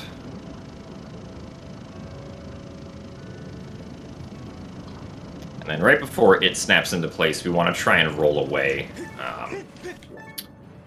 so that we can get some extra distance during the cutscene. This raises up the place where we play the Ballad of the Goddess. And so that place exists inside that tower from the beginning of the game, but unfortunately, getting even if you could clip into that tower, you wouldn't be able to activate the Thunderhead early, which is a bit unfortunate, but it's the way it is.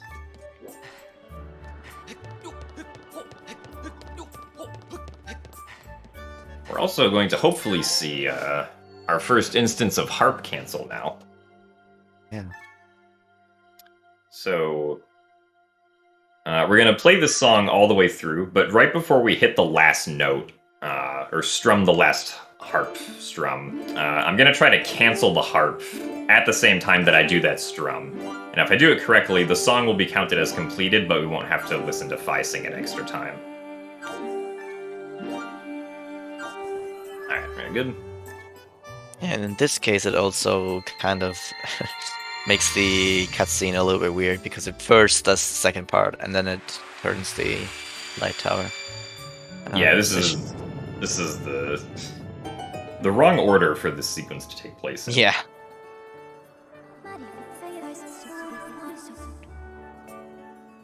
Usually this should happen first, and then it should activate the beam, but yeah, now we have a flying beam. Okay, the beam will correct itself when the area reloads. Yeah. Okay, so now we have access to the Thunderhead, which is important because in the Thunderhead is where we learn the songs that we need to open up the Silent Realms in each region. And it's also where we have a pretty sketchy boss fight later.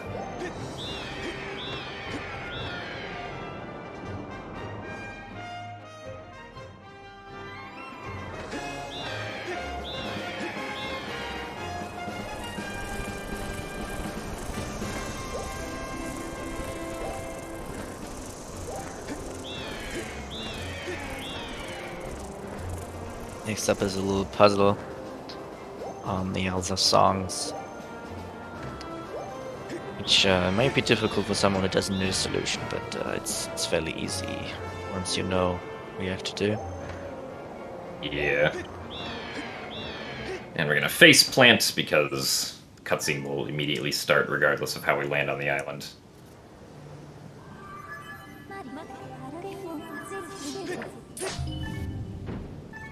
Oh, so yeah, if one of the changes in HD is you can actually see the rain in the Thunderhead. Like on the Wii version. So basically we just need to line up these 3 stones. We can line them up by blocking off certain stones from moving. Using pedestals that come up.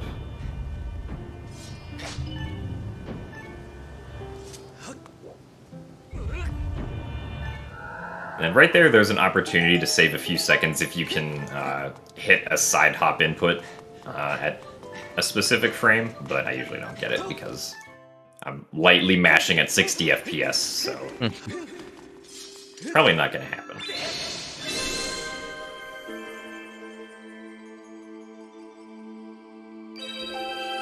And we've got a second song now. Yep, and so it takes a really long time to fly out of the Thunderhead, so instead we're going to return to our amiibo warp point in Eldin, because we want to go to Farron next, and then from Eldin we're going to fly to Farron, instead of having to fly all the way over from the Thunderhead. It just shows you how far away the Thunderhead is.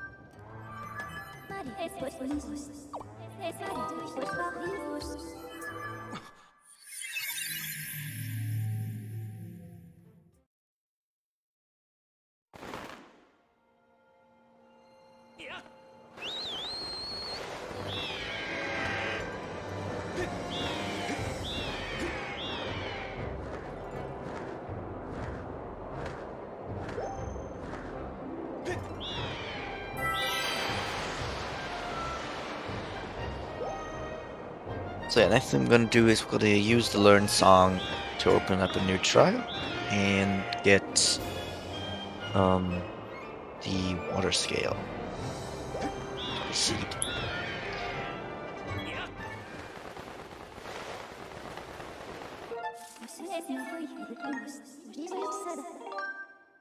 Yeah, here you can see the statues for sure, because none of these were even close to. Yeah, we never ran past like any of these statues. Yeah. It's nice. It's a nice improvement though that you just get them this way. So Skyward Sword speedrunning allows you to use like you can either use a real amiibo or an NFC tag if you don't want to buy a real amiibo. Because both will work just fine.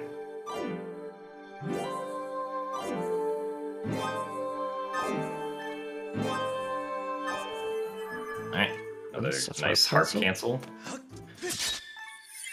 So if you do the harp cancel here, you won't actually see the gate open up, but it is open. It's just not being drawn, like, to the screen.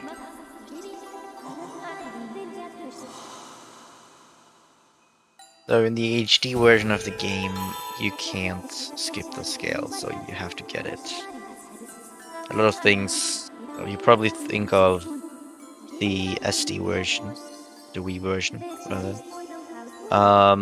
where there's a lot of weird things we can do to skip certain items.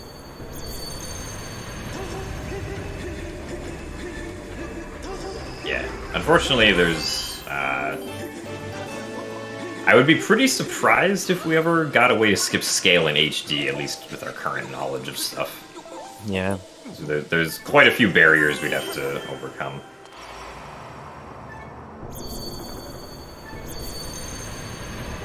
So I accidentally fell in the waking water. I did not really mean to do that. Yeah, but Doesn't Feist still really takes the matter. time to explain. Yeah. He's like, well, you know, the Guardians woke up, but... But this is waking water, by the way. I think you just activated? Yeah. The nice thing with these trials is that these tiers actually regain your stamina, as well as cutscenes. So this is another place where you can use it to gain some stamina back. And that makes it overall pretty cool section of having a nice move and stuff. Never having problem with stamina. Makes it pretty fun.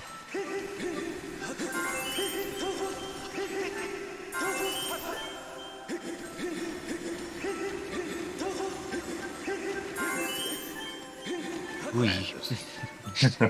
Just barely got over it. Yeah.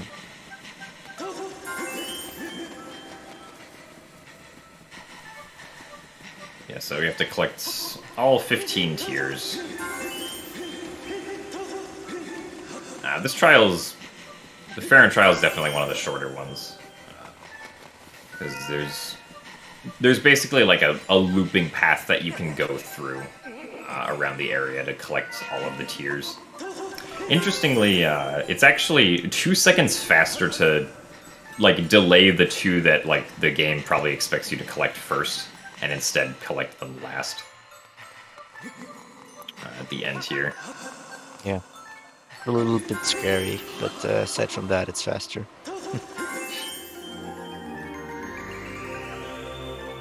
Yeah, now we can get to Gale and revisit our first dungeon. Yes. It's a pretty short visit, but... Yeah, because we made all the shortcuts open. Or they have been opened by the game. So, not that big of a deal. Basically, we need sacred water in order to heal the water dragon, so she lets us into the dungeon. And so right here, we're going to use the amiibo again. So we want to go back to Skyview, and the fastest way to do that is to use the amiibo, but that's not because it takes less time to get back to Skyview with the amiibo. It actually takes the same amount of time to get to Skyview using the amiibo warp versus just running there regularly, but if you want to run there, we need to push down a log earlier in the run, so by using the amiibo, we can skip pushing down that log and save a few seconds that way.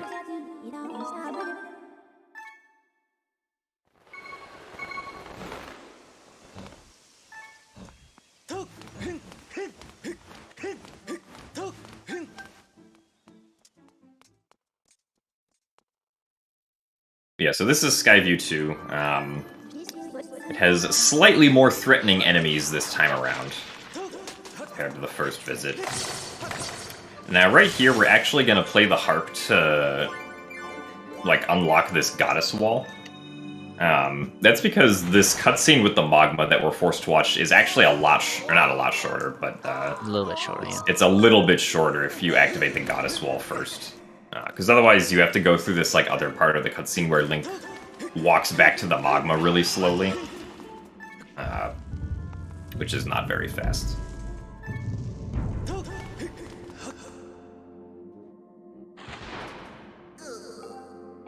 There's also a way to avoid this magma right there with precise going into the water there, but it's kind of not possible after this part to skip him, because you have to go back down.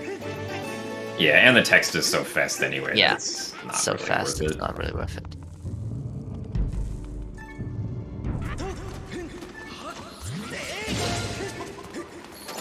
Nice. To jump up there again.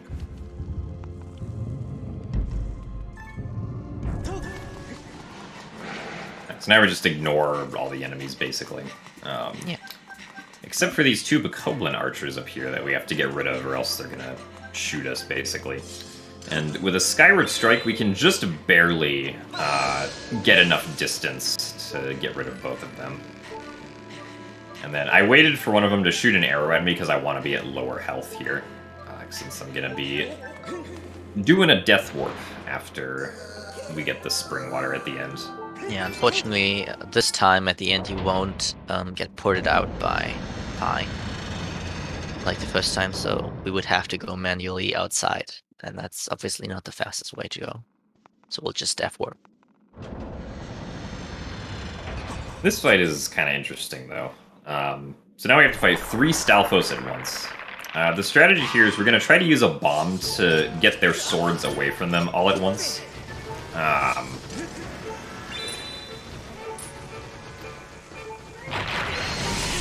And then do a bunch of damage to them. Didn't quite do as much damage as I wanted to that one fight. So I'm going to fight it individually. Make sure we don't die. And then we can go and get a bomb refill.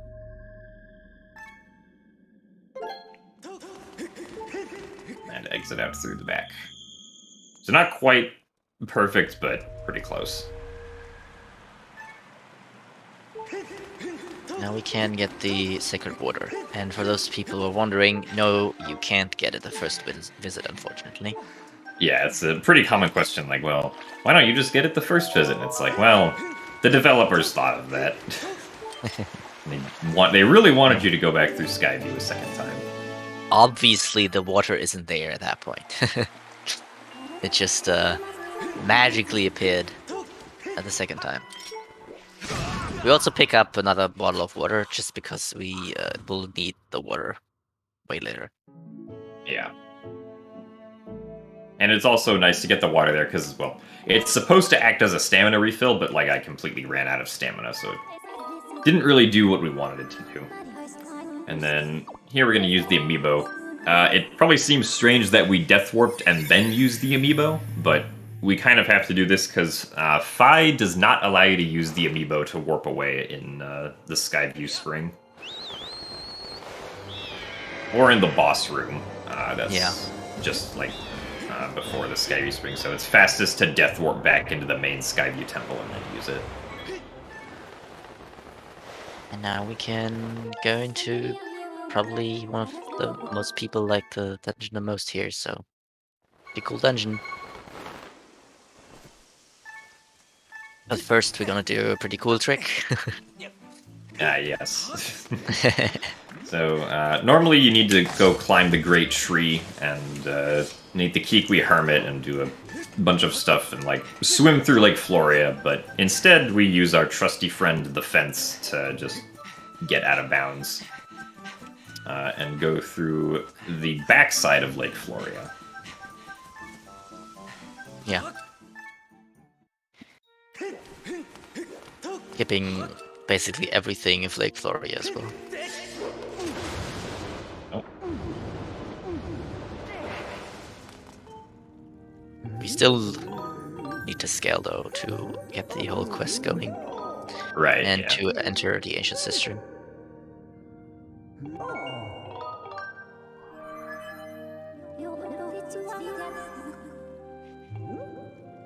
Another opportunity for hydrating. As we hydrate the water dragon.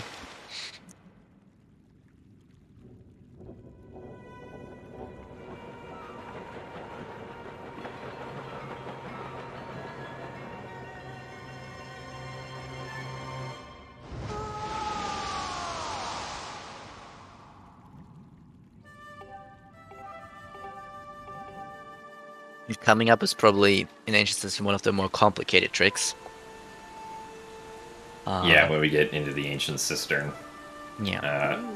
Before that, though, this is one part where there's a pretty bad sound desync Right. in the game from what's supposed to happen. So, as the water dragon like hits the waterfall here, she's supposed to make this like kind of grunting sound, but that sound doesn't happen until afterwards. Yeah. Quick text kind of desyncs it. Yeah. There's a bunch of other instances of that where like the really fast text kind of messes up like character animations, like character sounds when they're supposed to make sounds when they're animating. But that's probably the most egregious one. And now we are into the Ancient Cistern. Pretty cool dungeon. Yeah.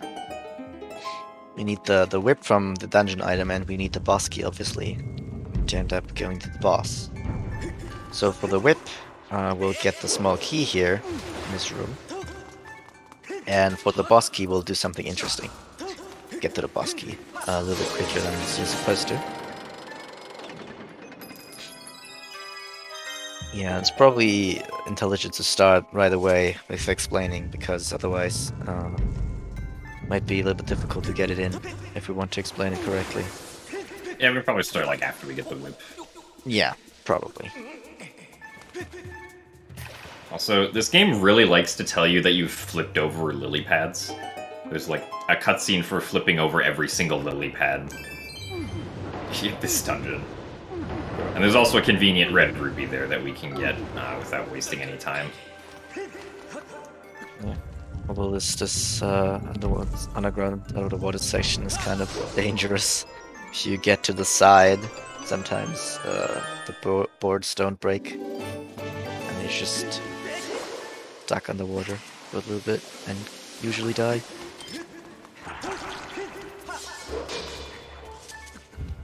So we got the first Style Master fight here coming up. Basically the stronger version of the Stalfos. Also, yeah, the water that we picked up before going into the cistern is for the frogs in Eldin later, before the Fire Sanctuary. Alrighty, time to fight this guy. He's pretty fun to fight. As long as you do it well. One of the reasons why you pick up the shield. These fights, they're pretty convenient, making it faster.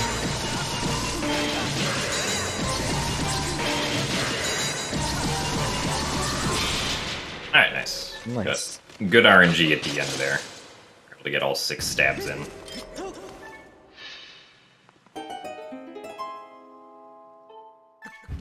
Yeah, sometimes the Stowmaster will hit you before you can get those last 6 in, because the amount of time that he waits to attack is random. When he has low health, to try and throw you off from being able to shield at the right time. But we just tank the damage if that happens, so it doesn't really matter. We got the whip. Whip. Let's try to open these vents using the water here. As I said, the next thing we have to do is get to the boss key. And we're gonna do quite a fancy method for that. I mean, first it's gonna look like we're just gonna do the normal way, and we kinda do. Kinda go the normal way. But we use what's called entrance animation transfer, or EAT for short. And we're gonna eat our way into the basement by basically how it works is whenever you enter an entrance, or at least some of the entrances that you use to enter an area have like animations attached to them, or positions linked, or connections linked that get, and usually you should only get them when you like die and respawn at the entrance. So not if you have saved at a statue or something. But the autosaves, actually the saving part happens before it sets the flag for it to say, yeah, I'm saved at a statue now, so you shouldn't play the entrance animation. And so we can actually reload our autosave, so before the flag was set, and then we can actually trigger the entrance animation on a different area. Different position rather, and connected that with different room even, which just makes it a little bit more complicated even. We can activate the rope entrance from basement to main room while being just chilling around the main room, and that way we can get out of bounds. Right, so the only reason we're actually going through the intended sequence right now is because we want to have the last entrance we came out of be the basement area. The fastest way to do that is to just go through this water tunnel first. Basically, we need the right entrance here. So we leave with a certain entrance value, which is just every entrance in a room has a value. Then we'll go to a different room where this value means the rope entry, and then we can trigger that with the autosave glitch, like the EAT trick. And we'll do that basically by getting no autosaves beforehand. So this is important to stay on the right side here. Because if you get in that autosave, then the flag for the being saved at the statue is already set, and we can't do the trick, so it has to be the first time. And then we'll die once to get back to the main screen by quitting. Well, first we get the position we want, of course, with the autosave right there. Then we die, get back to the main screen in order to manually start the autosave, so we are before the flag is set for it being a statue, so it now thinks we are at this entrance by starting this, and now dying and respawning, it will think, oh, we're at the entrance now, I better get the entrance animation and stuff with it, which in this case is getting Link attached to a rope. The rope will pull Link towards its position, stopping at the water though, unfortunately, so we're here in the water as you can see, but luckily exactly out of bounds. Yep, and then from here we can just use the out-of-bounds geometry to our advantage to get into the basement. Oh, hello. Nice. Yeah. That skips having to go through the whole lily pad sprout room, and then also like raising and lowering the statue and whatnot. Yeah. And conveniently, the statue just comes down for us to use it to get up again. Yep. So a very cool and very complicated sequence, and it only actually saves like 30 seconds if you do it well. Yeah, because of the... Well, I mean, I guess that's compared to also skipping the entire basement anyway, like we would have normally done. But yeah, other methods. it's cool that that version is still the fastest. Yeah, I mean, this instance is especially complicated just because we're also transferring between rooms. Yeah, that's basically the HD replacement for the Wii 0.0 clip, because it doesn't work anymore in the HD version. It's a little unfortunate. Yeah, I was just gonna say, it's a little unfortunate you can't do that clip like right when you get into the dungeon, because then the dungeon would be really short. Yeah. But thankfully we can do it at all. Yeah, it's just because of how we have to work it out. Basically, we have to get the right entrance values in order to have the rope. And I mean, at first you'd probably think this is a very powerful glitch, and it is. It is very powerful, but unfortunately it's very situational. Because most entrances don't have any animations connected to them, so... And it also only works in rooms where you have statues. So it ends up, while it has a huge potential, it basically allows us to clip anywhere for any entrance animation. It's not very hard to get to work because of how the game code works. Right, and it's also limited by like where there are statues at all. Yeah. Like, the statue at the entrance here just so happens to be in a location where we can get a safe position that allows us to get out of bounds with it. Yeah, exactly. Now we're in the Coloctos fight. Coloctos didn't give me the greatest RNG. Had a few wasted seconds right there. We can do a one cycle on the first phase here by placing down 2 bombs and then blowing them up while Coloctos tries to attack us. This works because both bombs individually will actually do damage to Coloctos, and that damage is enough to bring him over to the second phase here. So, very fast first phase. And an even faster second phase, because the first phase is normally supposed to be 2 cycles, and the second phase is normally supposed to be 3. But we only need 1 cycle for the second phase here.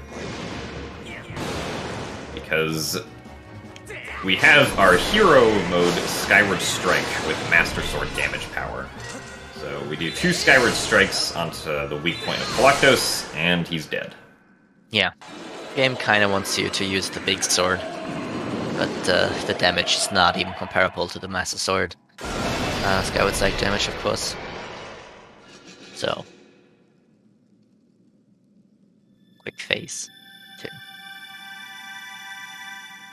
We get our first sword upgrade now. Yep. And also the last heart container that we will be collecting.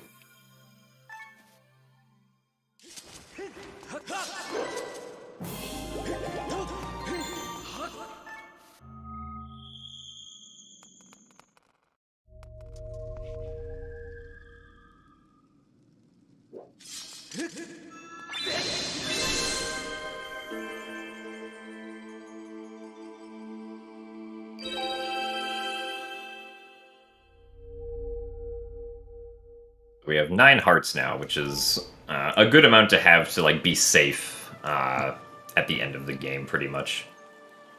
And now we'll just fly out and get our next song.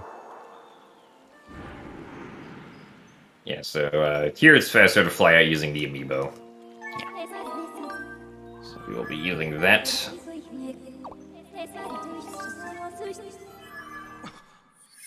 And for a donation, probably.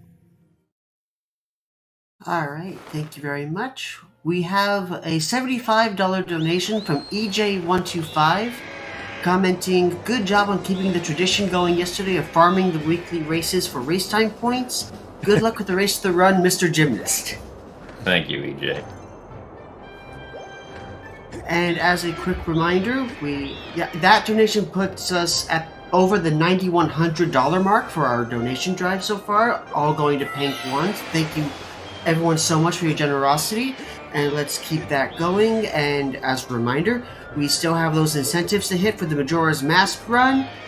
The blindfolded Majora fight is still at 1323 out of 1800, And for the file name, Copper is in first place with $100, and Tingle is in second place with $80.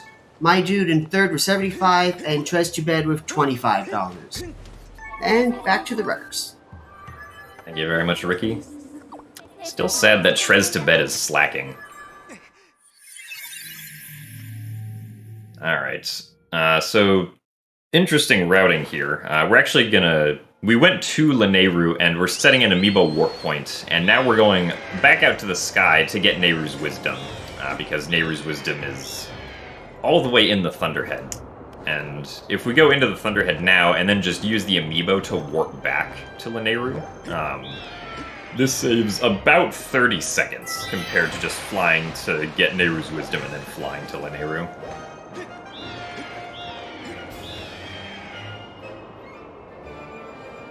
So yes, unfortunately, the speed of the Loftwing flight is pretty slow. There was a randomizer made for the original Skyward Sword about a year ago, which dramatically increases the speed that the Loftwing flies at, and it saves a lot of time just being able to fly at like 3 times the regular Loftwing speed. And you definitely get used to it, and then it feels like, coming back to the base Loftwing speed of the original games.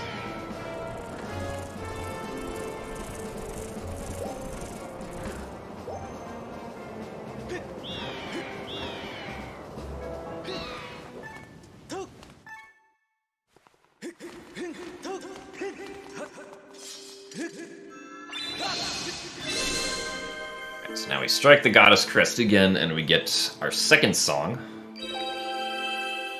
Or well, our second song from the Isle of Songs, I guess. Third song in total. We're up to Lanayru.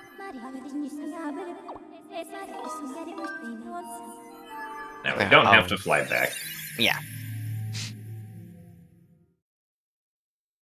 Teleport. The discount Ferore's Wind. Yeah. Unfortunately, it does like to unset itself whenever we could potentially break something. Yeah, they kind of thought about all the obvious ways that the amiibo could be used to break things. Unfortunately.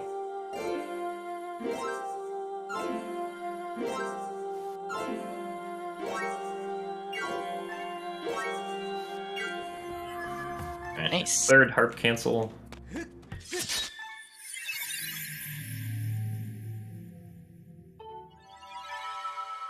Now we're into Nehru's Silent Realm. A little bit longer than the Farron one because it's more spread out, so there's more places that we have to go. Yeah.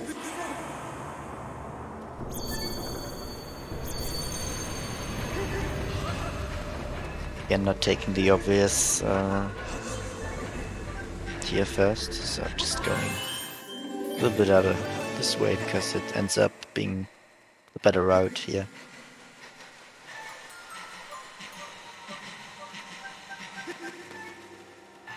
And so after we get this second tier, there's a third tier that we can just see off in the distance there, which you're supposed to pull the minecart towards, and then like jump off of the minecart to grab the tier. But because Link's hopping height is just a little bit higher in HD, if we position ourselves correctly, we can just hop into it to not have to pull the minecart, which is kind of nice.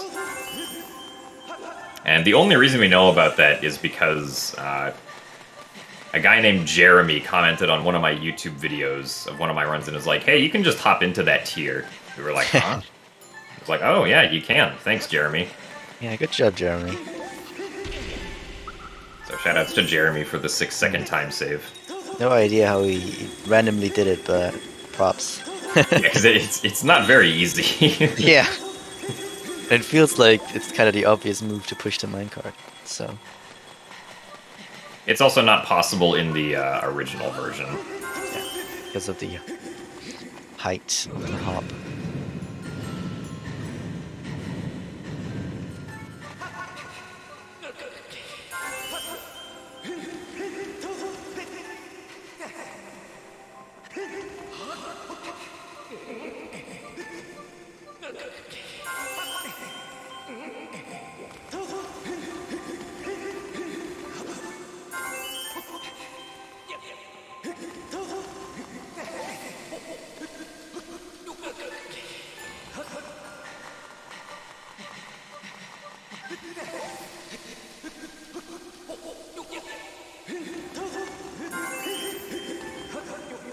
I get a small hop off here.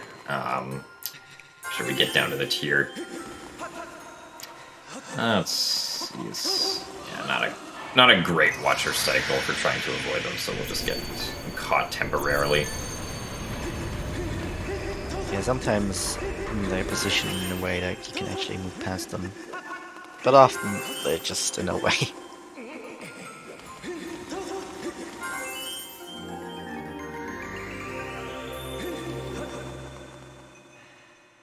This one also an annoying position. Yeah. And we also want to make sure that we roll into the Silent Realm gate at the end here. Because otherwise Link will do like a kind of slow walking animation to get into it. And we get the claw shots. The double claw shots directly. A pretty nice item, yeah. Mm. Very powerful in randomizer. Oh yeah.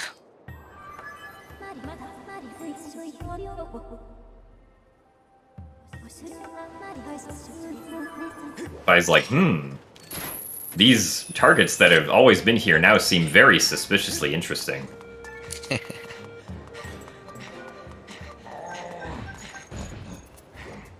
So shoutouts to that Bokoblin on the left that just loads in.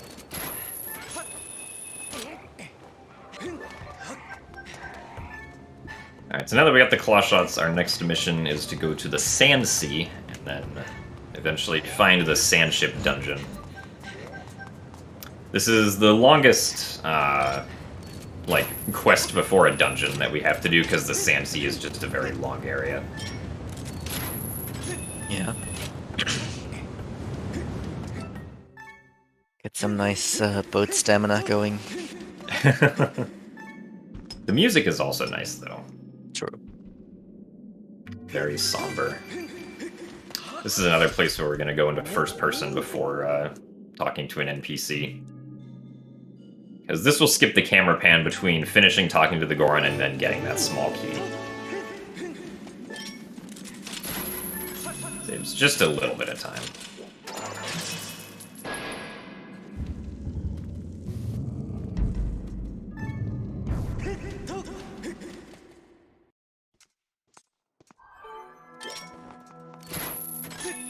Now this is where your claw shot aiming gets tested as a runner.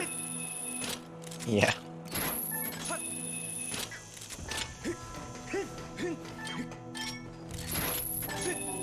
You know, like, you can be really quick with all the items if you know what you're doing. Which is pretty cool. A little too low on that one.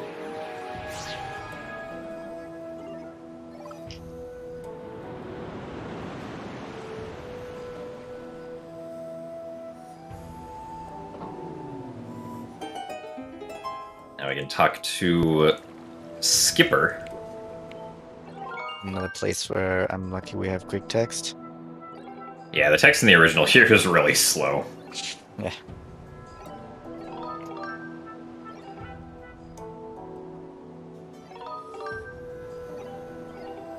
Quick text once again coming in clutch to help the pacing. Sure. Now we're off.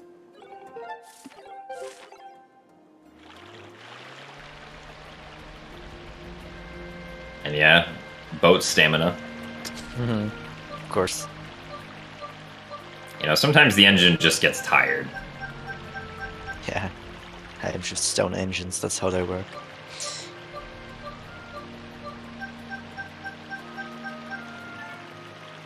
I mean, this engine's probably powered by Sheikah technology. Or something. Yeah.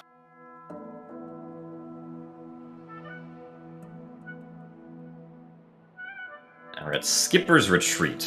This is like the actual true test of how good is your claw shot aiming. The harbor was a warm-up. Yeah. I mean, the basic idea here is we have to, like, find the sand ship for the next increasing of our sword, and Skipper's sending us around these islands here to find, like, clues for that. The first one is Right. here at his home.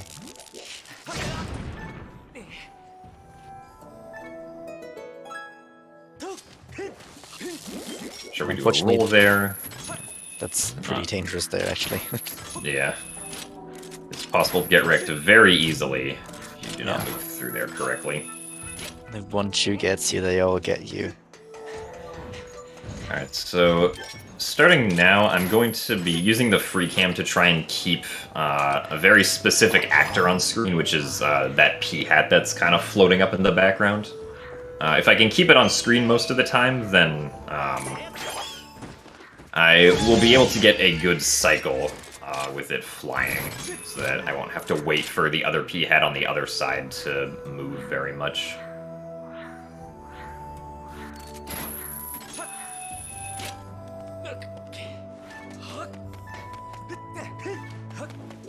And here we're going to try to do a small trick where we manipulate the Deku Baba so that we don't get hit by it. Okay, very Pretty good. tight.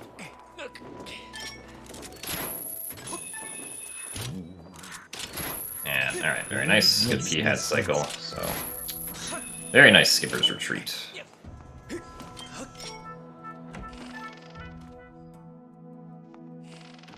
Yeah, Now I have so- to use the gust billows to pull away the sand. Yeah. Get the Stancy map. So unfortunately we can't really skip any of these sequences here because there's a bunch of triggers around everywhere that push you away if you go into them before having the right stuff done. They really don't want you to look around Sansi, they just want you to go in this progress. The very linear Skyward Sword fashion. Yeah. So Link goes horizontal here. Yeah, that's definitely how that works. Which is probably another factor of the 60 FPS, because Link definitely does not go that far back in the original when he uses the dollies to get down. Oh yeah, sure.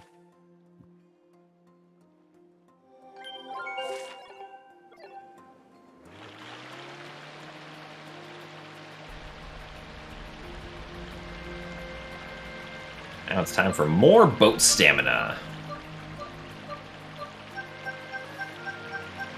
Yeah.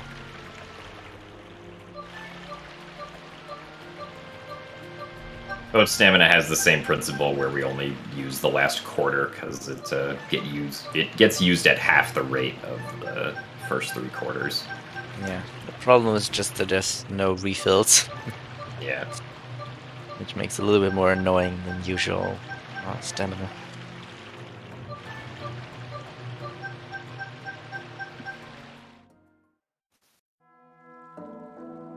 Now we have arrived at the roller coaster, Yeah.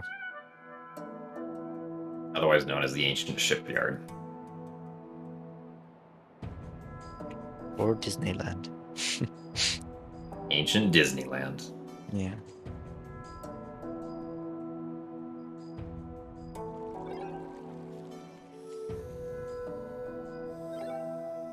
Also, kind of completely unnecessary to go here in the end, but hey. Yeah, the game kind of forces us.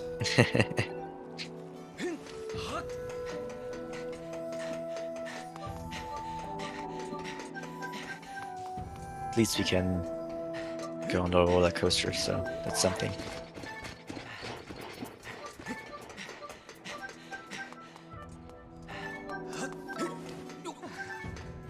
Can do some dancing. Link is unfortunately avoiding a lot of safety precautions by not wearing a seatbelt, but Yeah. I guess they're not required in Hyrule. I mean, Link's strength is so incredible. I think he can just hold himself with one hand, so he will be fine. During these roller coasters, we want to basically just lean into the curves. That's how you keep all your speed.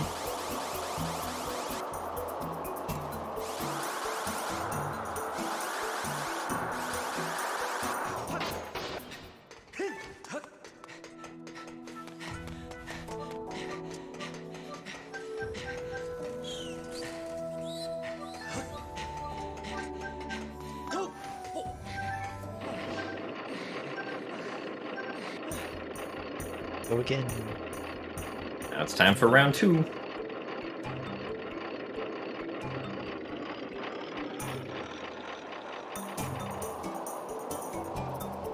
But round 2 has some jumps to it. Yeah. So whenever there's a jump, we want to actually make the jump happen ourselves. So I'm going to flick the right Joy-Con down, and Link's going to do a big manual jump, which preserves more speed than letting the game like auto-jump when Link gets to the edge.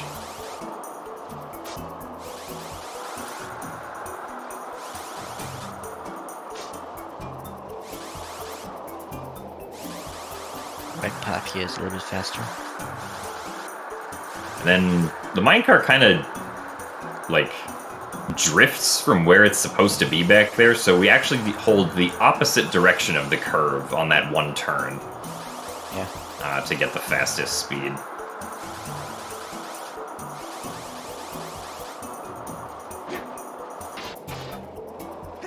And we jump this last gap. And equip our shield for Molderak fight number 2. Yeah. Reason his friend got over here and will destroy his living room now.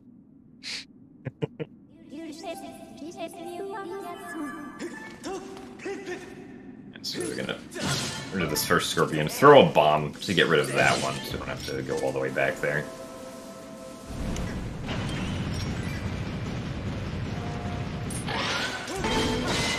Unfortunately, they don't let us out, so we have to get rid of this nice guy here who's just trying to chill.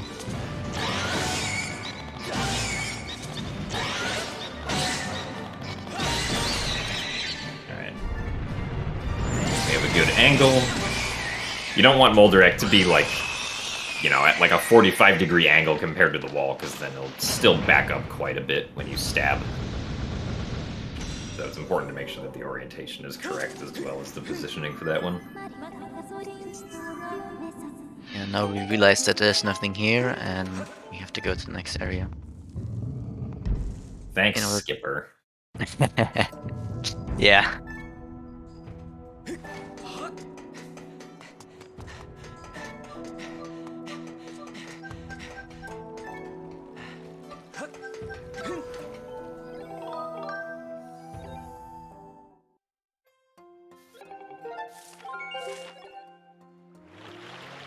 Alrighty, now off to the pirate stronghold.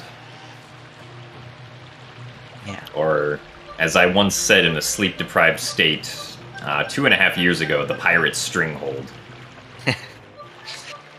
Yeah. Good old pirate stronghold. With even more long establishing shots that we can't skip for some reason. I Yeah. guess it was too much work. I don't know.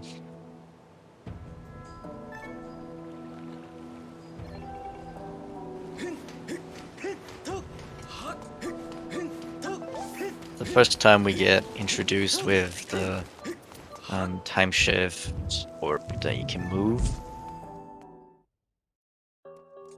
We have to move it through the whole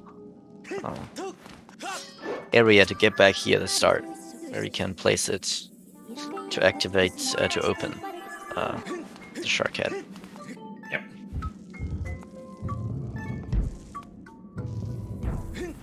This is one of the places where the free cam is actually like really helpful, because while we're moving around with the time shift orb, we can't sprint, so we can actually use the free cam to make sure that like all of our movement is good. Yeah.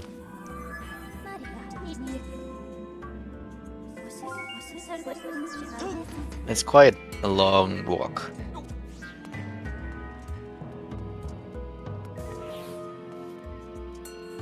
We'll Okay, just though.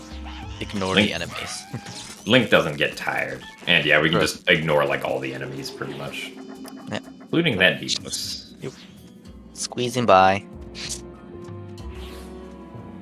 Free cam is very helpful for these platforming for this small platforming section that we do. That's deviously difficult to do on the Wii version without the free cam. Yeah.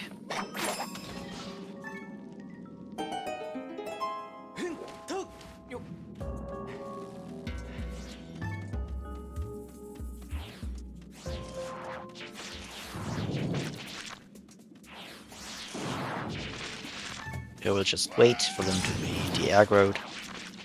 And we can just move past these Dagobabas. Yeah, and the way that we're quickly dropping the time shift orb is just by pulling out a bottle and then like putting it away instantly. In the original game, you can pull out like the whip to like drop the time shift orb, but for some reason that like doesn't work in HD. Like Link will place down the time shift orb instead of just dropping it like we want. And then jump slash here skips a small cutscene trigger that's very small. Which I said small twice in the same sentence, because I like redundancy, I guess. You want to get the point across. Well, here we're gonna fight another double armors. Same idea than before. Fun fact, if you hit them, like, if you use the gas bells again on them while they're like already in this vulnerable state, they actually turn around. Let you hit the other side, but it's still not actually faster than just moving around. So you have to equip, pull it out, and use it, and then get out the sword again. So a very rare thing just happened. We placed down the time shift orb first try. Nice. I'm not sure why, but Link really likes to place down the time shift orb not in the actual spot. We'll also take it out again, because the shotgun Yeah. stays open, and we can use this exit here. Yeah, the intended exit has a long cutscene that you have to watch. Right, it's not long, this only saves like 2 seconds, but it's a cutscene that you don't want to watch. Now we get the ship dowsing here. And that way we can actually find the sand ship, because it's invisible. Yeah, so before now the sand ship like didn't exist at all on the open sand sea. But now it does, and we're gonna fly back to the ancient harbor to go get it, because this saves a few seconds, since the sand ship always spawns in the same location in the sand sea to begin like its journey. And it spawns like basically right next to the ancient harbor. Yeah. So it's faster to fly out and fly back in to do this. Not by very much again, only by like a few seconds, but that's a few seconds of easy time save for us.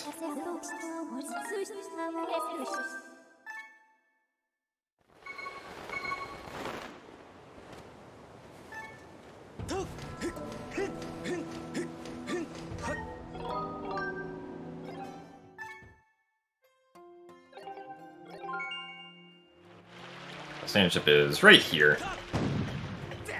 Yeah. Usually would use dowsing to find it, but obviously if we know where it is, we don't need to. Yeah.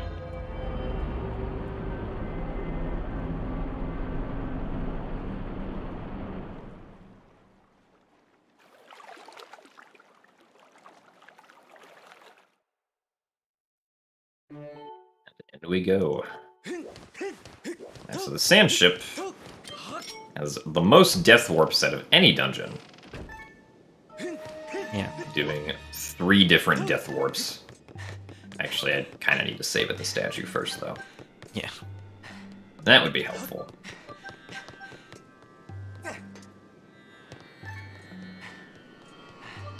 I didn't remember to do that, because in 100% speedruns, you don't actually save at the statue there. I've been running a lot of 100% lately.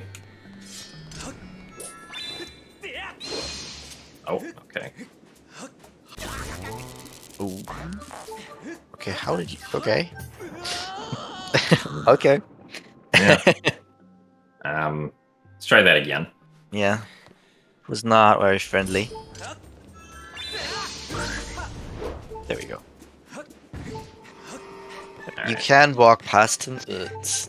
Yeah, yeah, you have seen it. It's quite difficult because he's also electric. So if you just move into him, you get damaged. So just getting rid of him is usually faster.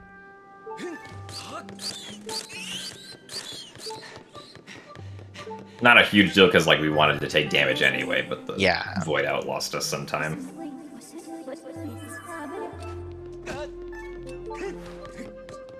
we can take some In quick first damage. person? Yeah, quick damage in first person from the barbed fence to not like get a stun animation. Yeah.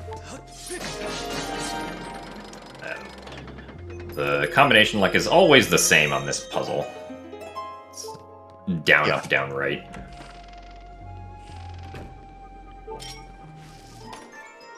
So after this key, we go to Death Warp and use it.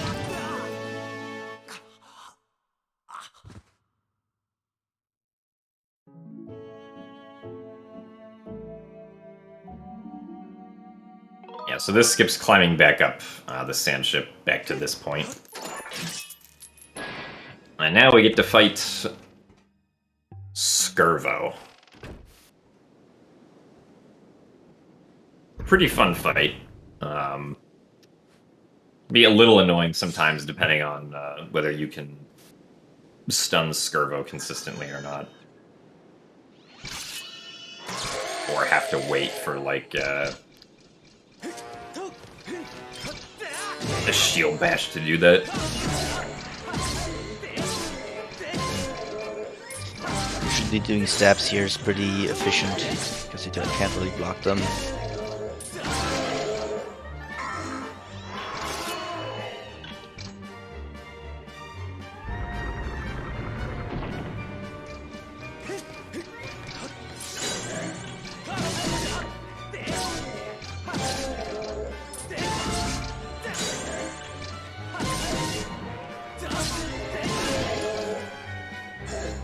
Yeah, and generally we don't want to target while we're trying to walk towards Skirvo, because Link's target walking speed is slower than his regular walking speed.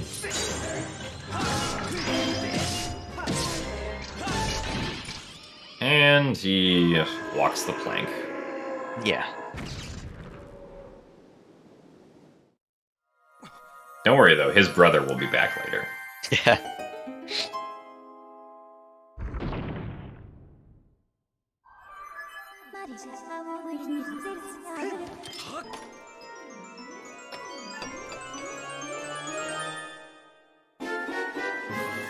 Oh. Yep. The slingshot is useless. Yay. Finally.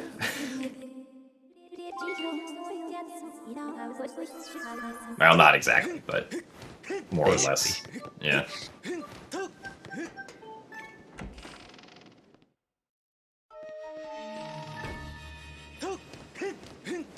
Alright, so pretty much the only skip that we have in this dungeon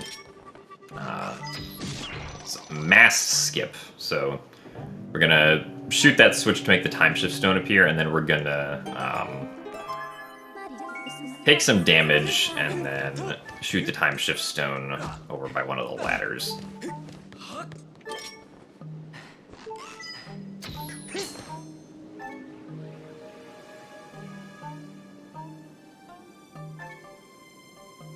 And now what we're going to be doing is we're going to be death warping off the edge of the sand ship. Because while the time shift stone is closed here, the game doesn't want you death warping back inside the sand ship to try and skip the mask sequence.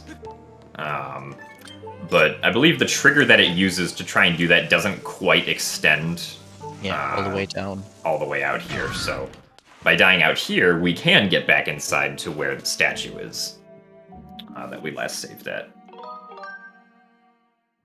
And then from this statue, we can exit and re-enter the dungeon, and this will reset the time shift stone so that it's not blocked anymore, so that we don't actually have to go up the mast to unblock it. Be nice. Good. And yeah, so the only thing we now need is the last key in order to get the boss key and finish the dungeon. Right. Unfortunately, there's quite a lot of stuff hanging on that key. So we have to activate 2 generators, get to the basement, and free the crew to get this last smoky.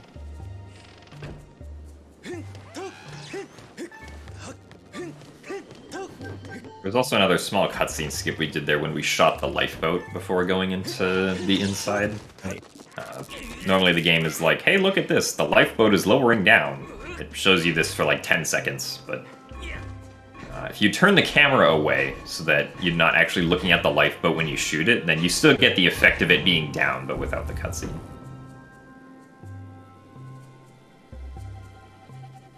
You can see the lifeboat is down.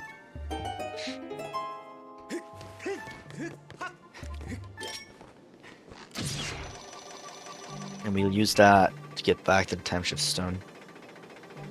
This time it's rather difficult to look away before it gets hit. So.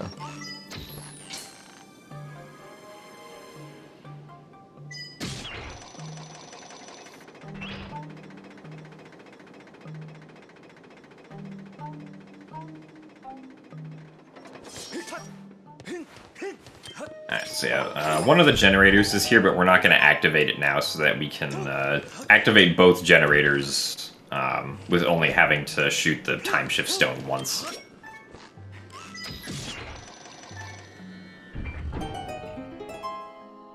Because getting to the generator over here on the north, or the south side of the dungeon requires that we be in the present.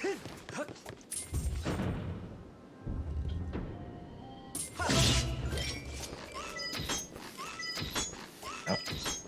Hello. Oh my goodness. Nice. A good snipe on the keys. Yeah. Wanted to protect the eye.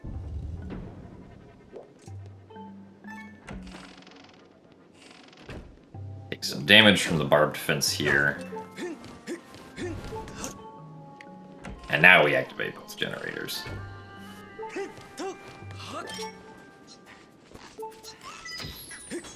Oh, I missed.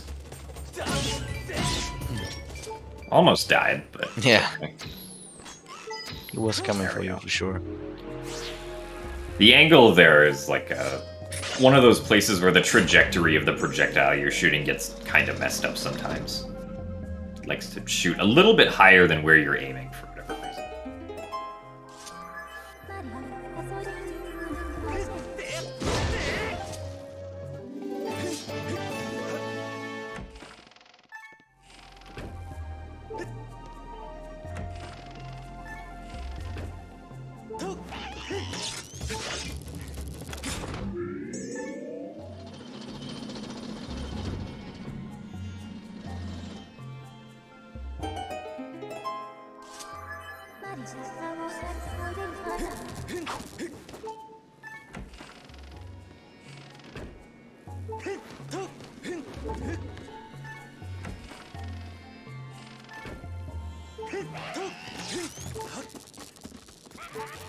Generators are activated, so we can go down to the engine room. Or not the engine room, but the piston room.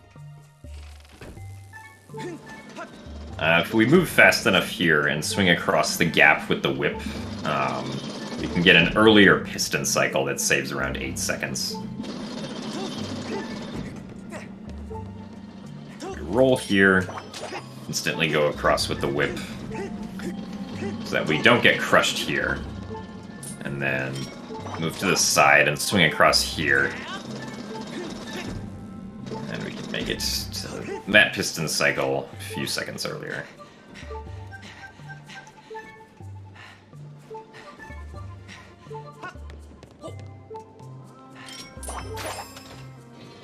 And we can save the crew. Oh, yeah, another interesting thing. Don't have the pouch open going into this cutscene. Otherwise, the game's gonna soft lock. Wow. Another Skyward Sword HD runner, Jace, unfortunately learned that the hard way during a run. Wow. We're not really sure why it happens, but if you have the pouch out and you try to go into that cutscene, it's gonna soft lock when it tries to bring out the map.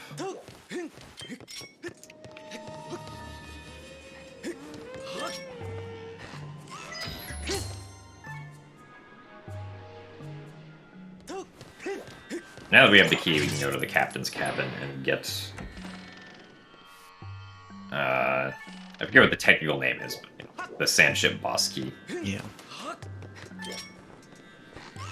We needed the present in order to get into this room here, and then we can go back to the past again. Really? That one missed? Alright. Yeah. Can technically shoot this guy through the bars, but usually doesn't really save that much time. Yeah, because you have to wait for the BMOS that's blocking the eye switch to, like, despawn.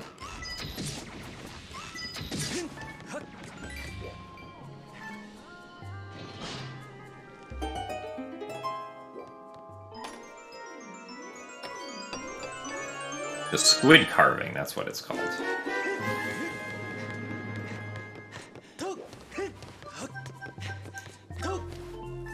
Alright, now to get back to the boss door, we can just kind of do a small hop down here on the right. Or actually, I'm gonna get arrows first. We have like 5. Use the lifeboat to get down quicker.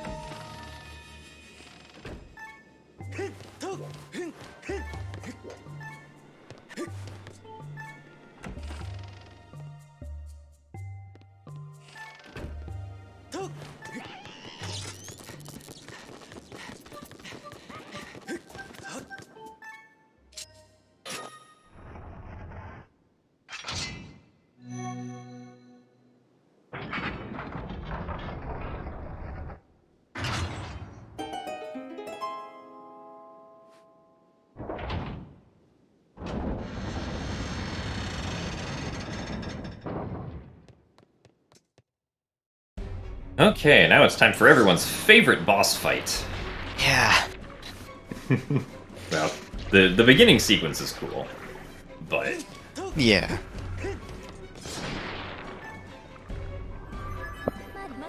It's unfortunately, especially if you've seen it more than once, it's mostly just a bunch of cutscenes for the fight. And if you know, like, your positions where the tentacles can't hit you, it's, like, not challenging in any way. So, yeah, it's probably why people especially did multiple fights, multiple tentless fights. I don't really like them.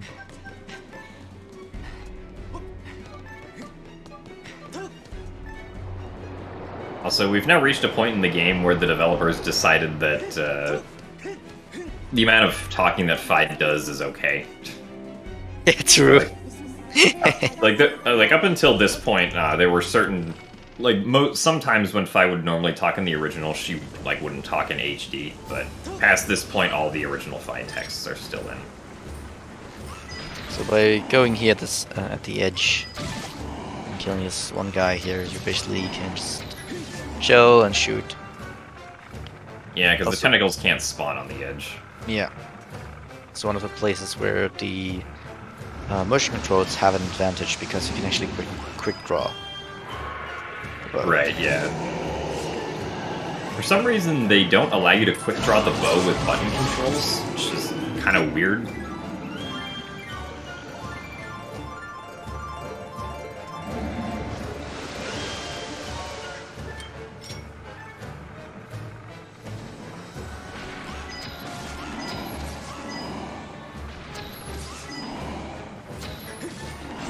And in addition to using the bow, you can also use the Skyward Strike, which I'm pretty sure is what most people end up using casually in this boss fight, since, Fi initially tells you to get rid of the tentacles by using a Skyward Strike, during the escape sequence.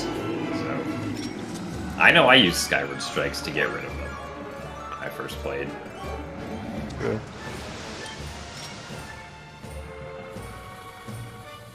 Just obviously ends up being pretty slow compared to quick drawing bow shot. Especially since, normal swords, slashes and stuff won't cut it, just a Skyward Strike.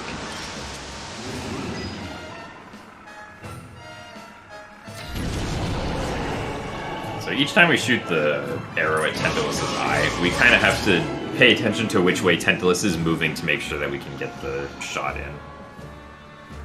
Because you can't actually shoot TLoz's eye right away, you have to wait a little bit after it opens for it to actually be formed.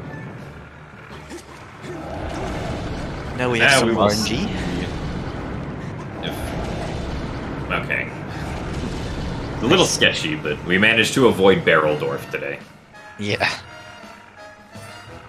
For some reason they made it so that barrels can also go where the box is, so sometimes you can just get killed by a box. Or thrown up by a box. It's pretty rude. Yeah, interestingly, it is actually possible to grab up onto that deck during the first phase of the fight. But there's an invisible wall that they put up there because I guess they figured out that you could do that. They didn't want you sequence breaking to the second phase.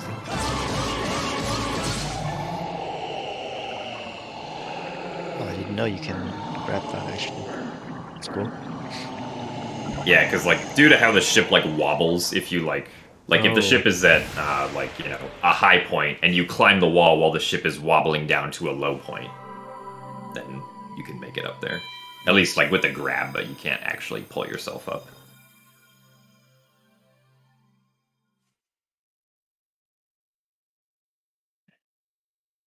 That is the sand ship. Yeah, now second sword upgrade.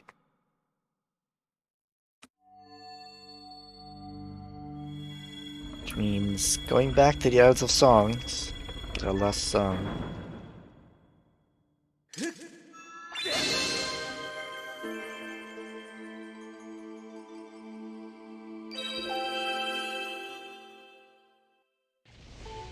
Forgot to skip the cutscene.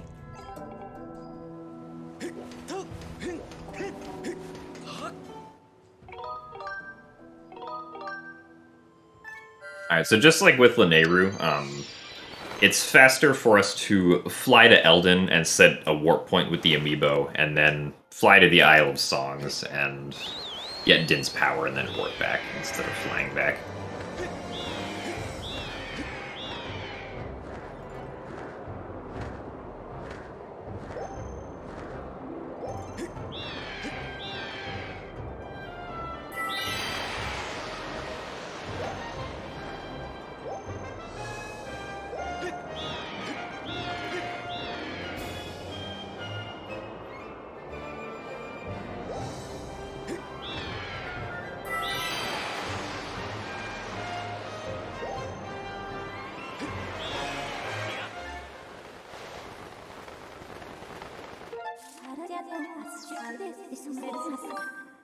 Alright, so the Din's Silent Realm trial gate is located near the Volcano Ascent statue.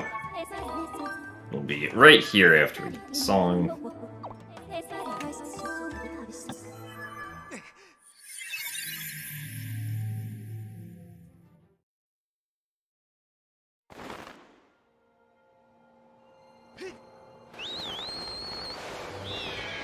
Now we want to turn around a little bit to get this zipper. Most of the time, if there's a zipper nearby, even if it's in the opposite direction of where you want to go, it'll be faster to like go to the zipper and get an appropriate speed boost from it.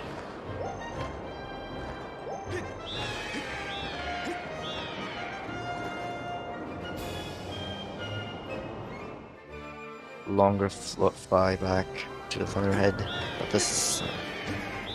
That time at least we have to go to the Isles of Songs. Yeah.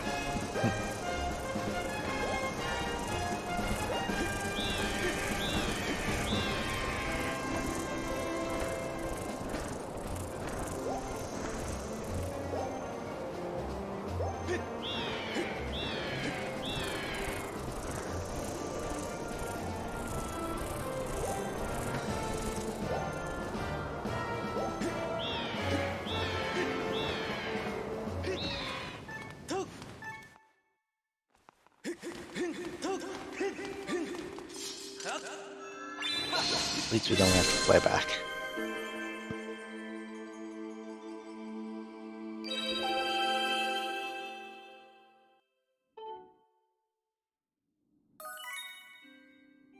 very empty dowsing screen. Yeah. There's actually quite, like, a few things you can douse for in this game. You can douse for rupees, treasures, gratitude crystals, goddess cubes. Whatever, like, the main quest dowsing target is, of course.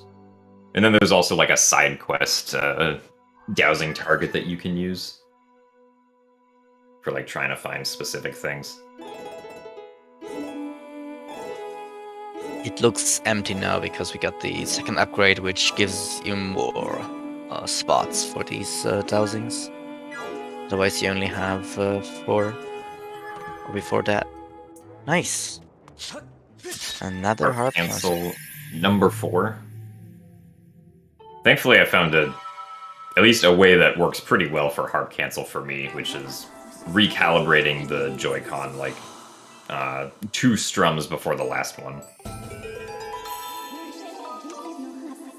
Hi, Chris. From me, not from Jim, but hi. Hello, Chris. Welcome to Din's Silent Realm, where there isn't really a way that you can like loop around this Silent Realm to collect all the tiers. You kind of have to go through like a bunch of different branching paths to get all of them. So this Silent Realm ends up being the longest out of all 4 of them. Yeah.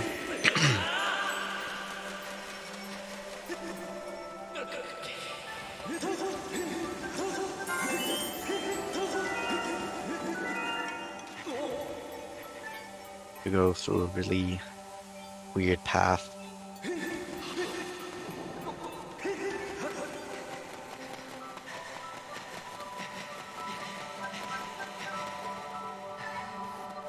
Also, luckily we don't have to avoid these light bulbs here, because we already get the cutscene in the first Silent Realm. Because avoiding the light bulbs here is pretty difficult. They're always in the way. Placed perfectly. Because of the fast text, wouldn't end up saving more than like a second. Yeah. Successfully avoided all of them. Yeah. It's like almost impossible considering how many Silent Realms you have to do. The lava does look pretty nice. This waking lava.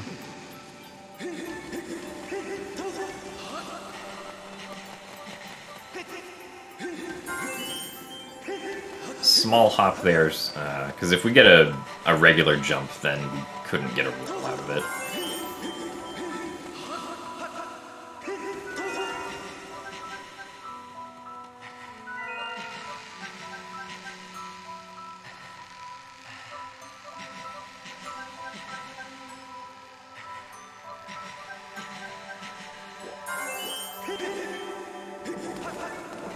Just a second to make sure that we're lined up with the proper angle there, so we don't accidentally fall into the lava.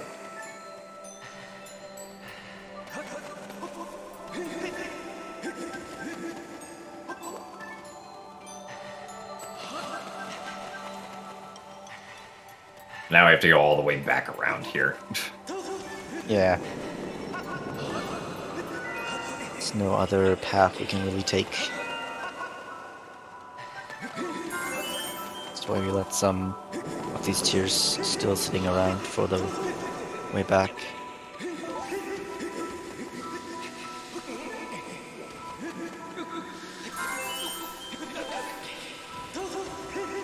To the last section here.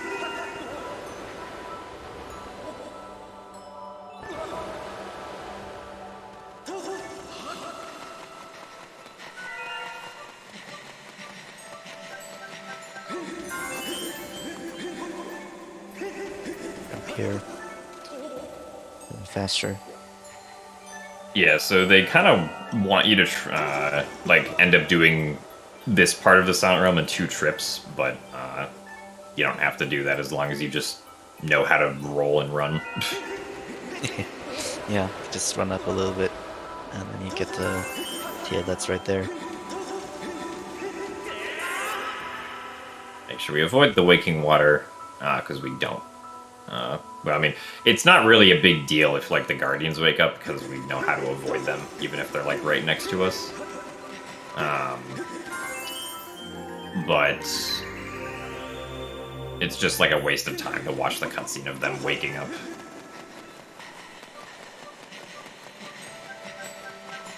We got all the tears. The fire shield earrings. Yep, now it's time for the fire shield earrings. Useful for one thing, and that is getting past Fi. Yep. The entire reason that we beat the sand ship after getting the bow was to get Din's power and get the fire shield earrings so that we could get into Volcano Summit. Yeah. If we could get into Volcano Summit without any of that, we would save quite a bit of time in this run.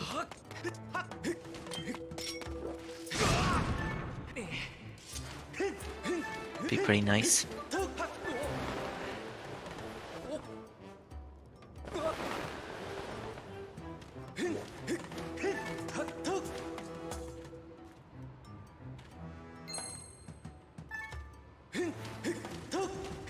This is one of the loading zones in the run that we actually want to run out of stamina going into. Normally that's not something we want to do, but you can skip the cutscene faster on the other side if you enter with no stamina for a reason. I will finally know why we picked up all the water. Yes, we can finally use the water. Yeah.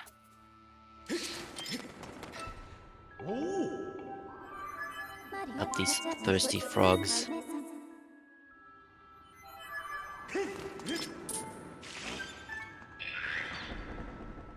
Thank you for the good luck, Lumina. Oh, nice jump attack.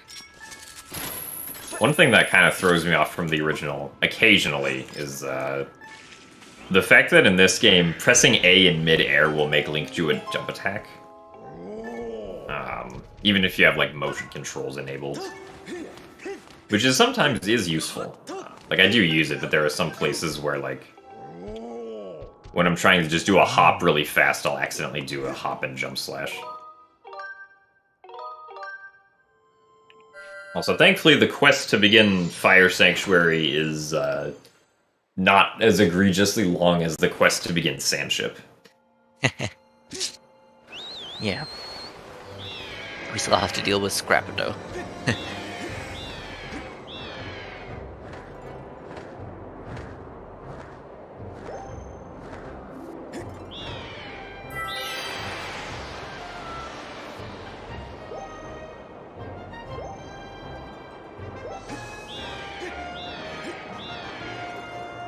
Basically, to get rid of the flames directly in front of it, we need the big water bucket from the water dragon.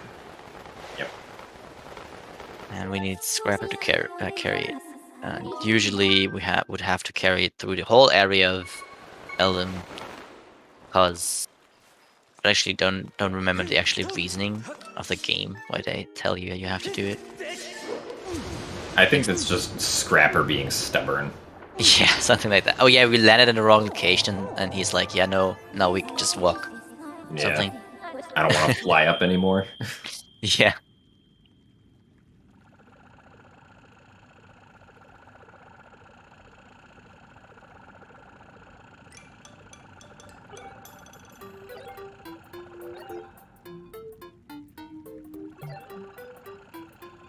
Of course, now, if there was a door with an entrance animation near the entrance to the Fire Sanctuary...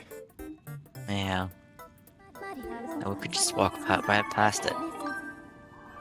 It's like with everything, basically. It's again... I mean, it has huge potential, but unfortunately there's not many areas that have entrance animations with them, so I can't really try to clip anywhere. Or not in many places.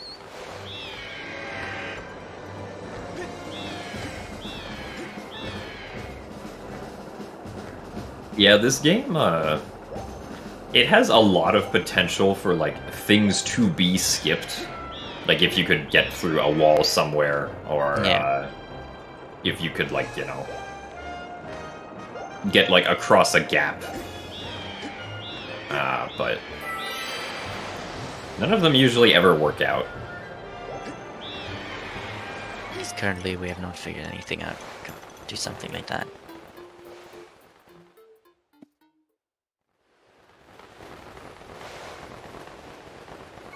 Alright, so now we're forced to land here, and Scrapper's gonna complain that we didn't land in the right spot.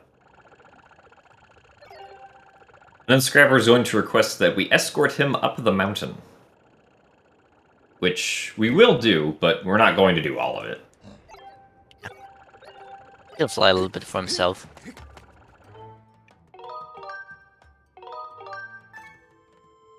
So, right now, we still have free reign to land wherever we want in the Elden region. But if we land at the Fire Sanctuary, what the game is going to do is it's going to spawn these extra Phi triggers that prevent us from being able to, like, go back into the Volcano Summit. Because Scrapper will always follow us through a loading zone, if we manage to hit one.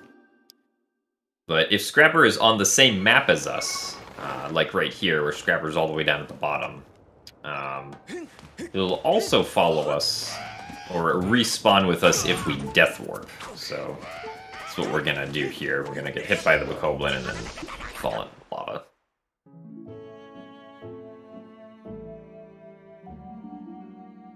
Now Scrapper is all the way up here with us. And we just have to make sure that he doesn't die. Yeah, so this part of the run is a bit finicky.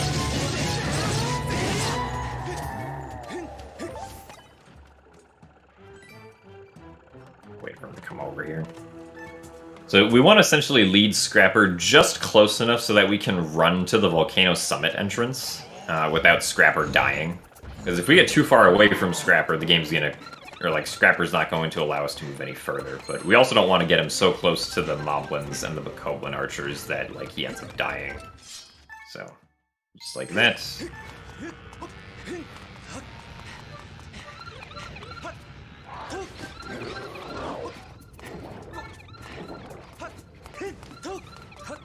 And then we did specific movement to get him through there.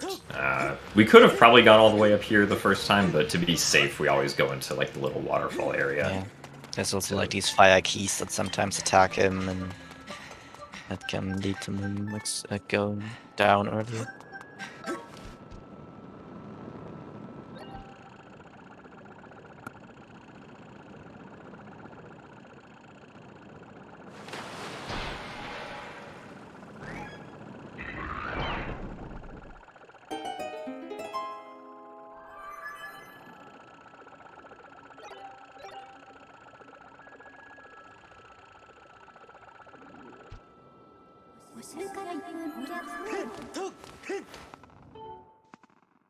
Alrighty.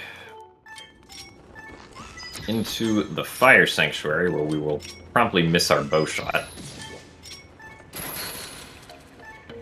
We want to shoot the water pot on the other side of the room as fast as possible, because that's the cycle that actually matters here.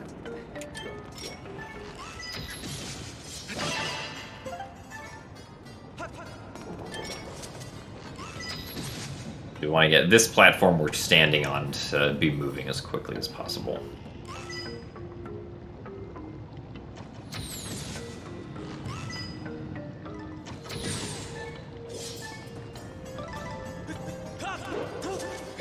Well, there's one guy late, so we can get the arrow drop from him. Guaranteeing that we have enough arrows. Now we got our first small key, and coming up here we have a small cutscene skip, where if we can jump slash close enough to the locked door, and then open it quickly enough, we can skip having to go through a cutscene with a magma here. It's not a very long cutscene, but it's still like a 10-second time save. Yeah.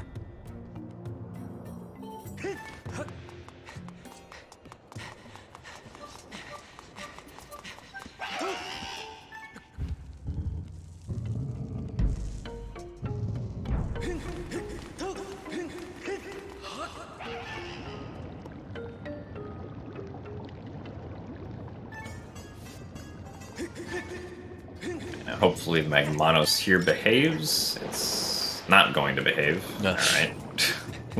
We want the Magmanos to lift up the, the platform here, but unfortunately it was a little too close to us and it decided to be aggressive. Go up a little bit early. Claw shots to get over these lines more quickly.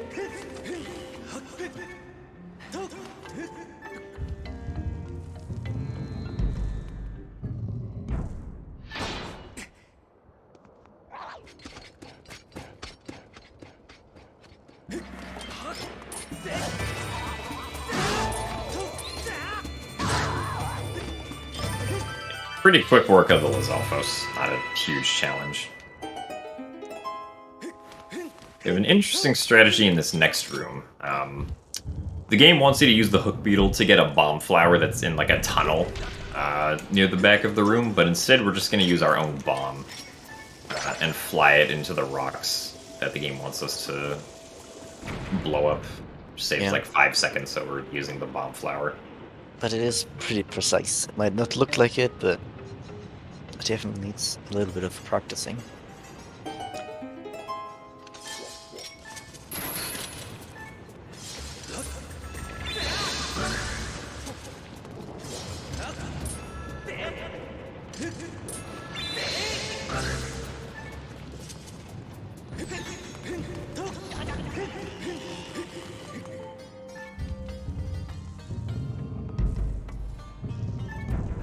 Next thing we need is the magma mitts from this guy. But we Hanging need out to there. save him first.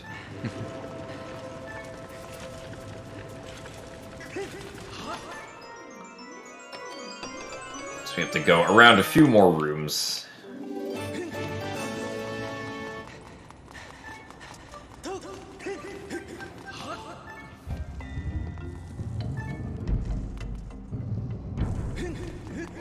Unfortunately, not really any way to sequence break this.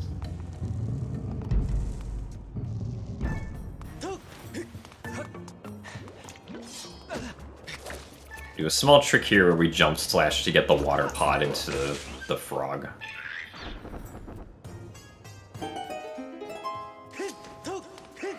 Yeah. Fire Sanctuary is another one of these areas where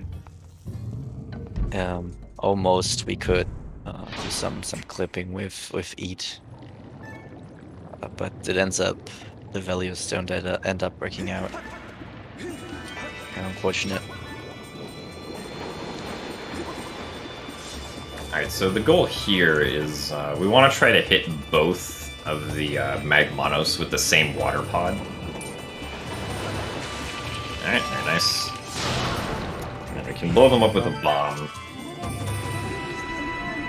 And then, right after we do that, we call Phi while the lava is lowering, or like right before the lava lowers, and that'll skip the cutscene of us having to talk to the magma afterwards. Another small time save.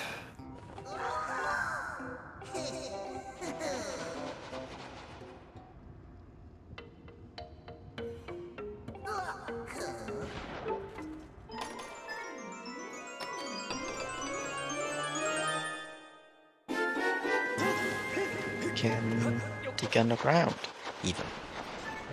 Which we'll do right away here. Yep. So, Mogmits allow us to dig into these tunnels. I have to be careful here to not get blown up by this bomb. Do not want to die quite yet.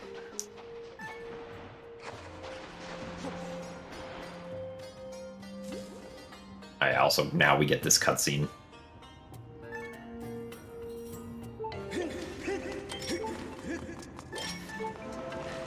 Autosave right there for a Death Warp player. Yeah, the Death Warp doesn't actually save that much time. It only saves like 10 seconds, but Yeah, because still worth it because we do want to get the health back. In HD, they found out some of the issues when they introduced the amiibo and made some areas more secure than they were before, not allowing death warps. the way you want them.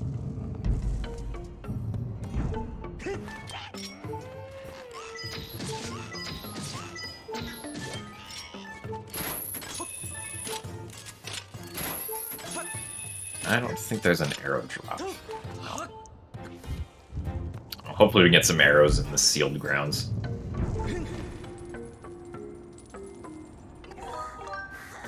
I'm in a hurry.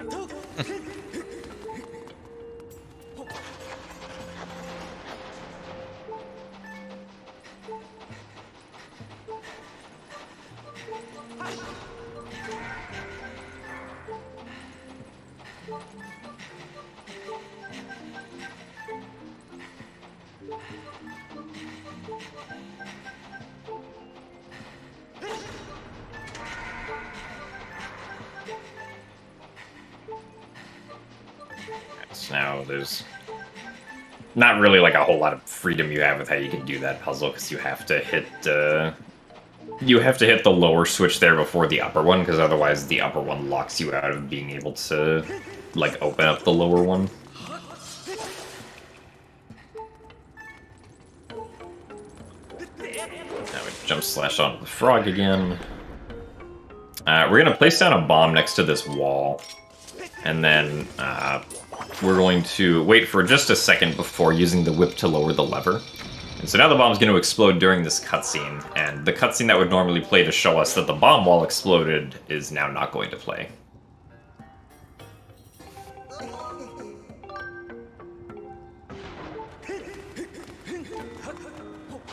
Don't need that chest. It's just a map. Yeah, we didn't need the chest, we just needed to save that magma. Yeah. It's a slightly bad position here.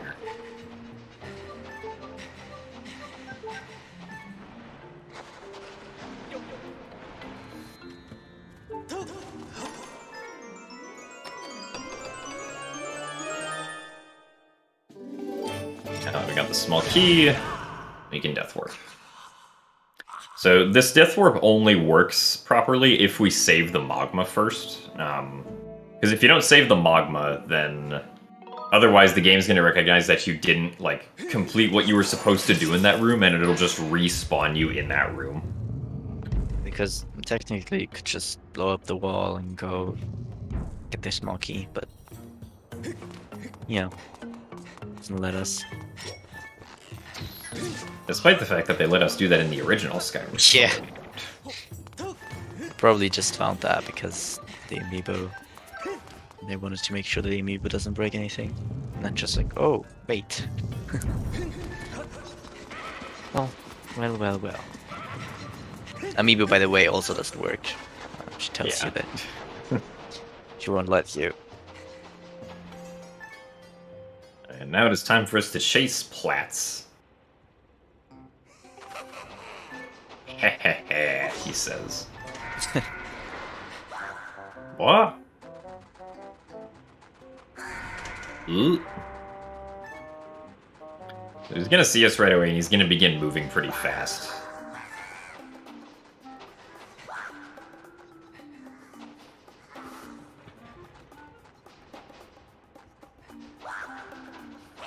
But thankfully we can get him pretty easily, as long as we can catch him as he's trying to run down one of the corridors.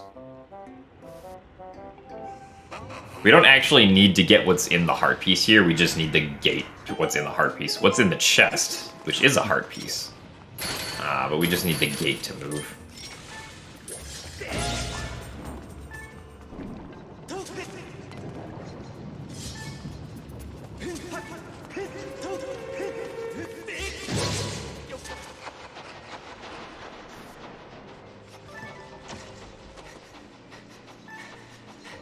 And now we have to make the lava flow here. The lava flow, for some reason, is being held up by one tiny rock. Yeah. Once this tiny rock goes away, then the entire lava flow just spreads across the entire width of this crawl Yeah. space.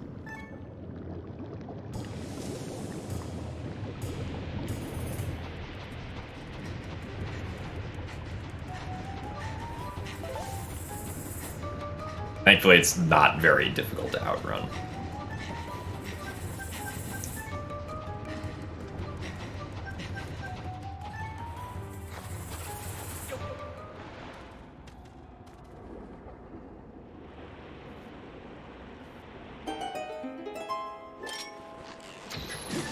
Now we're going to shoot that water pod to make the platform appear fast, because the platform is going to begin moving, and we can jump onto the platform for a while, so it's fastest to just shoot the water pod as fast as possible, and then get on the platform while it's moving.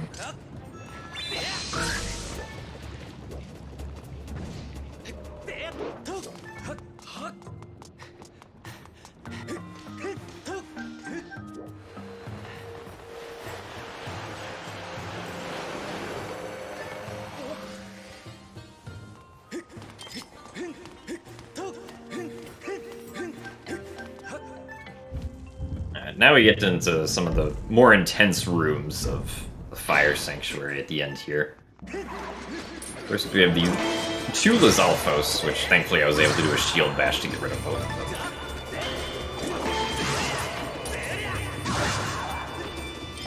Usually, if both of them attack you, if you try to shield bash, you'll shield bash one, but then the other will hit your shield like a frame or two later. So you'll still get like knocked back a little bit.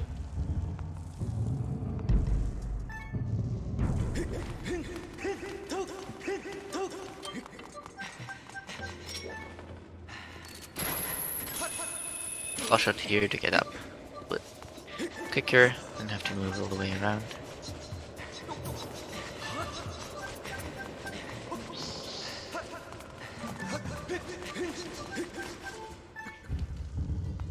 Boss key room.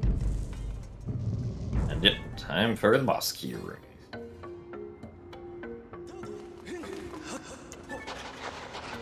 Our fight with the Moldorm.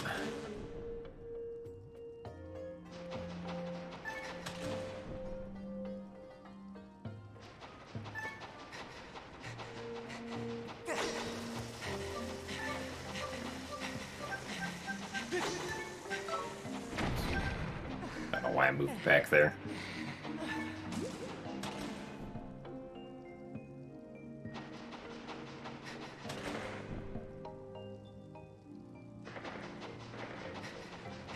Interesting, the Moldorm decided to go up today.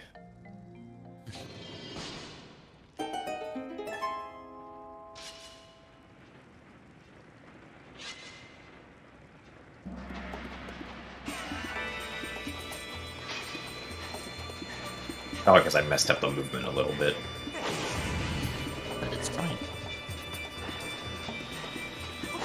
Alright, 2 hits in.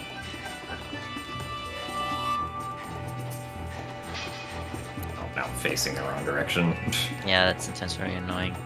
But you have to redirect yourself. It's okay though, we juked him. Yeah.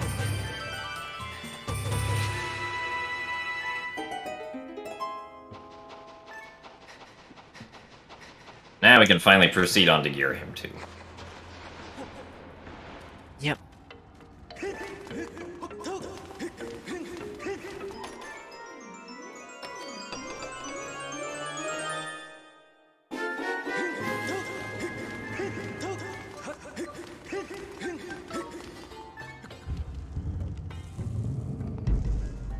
Thankfully, it didn't take any damage. It's nice to. I mean, we. Like, you can do gear him 2 on, 2 or 4 hearts, but it's a lot safer with 6.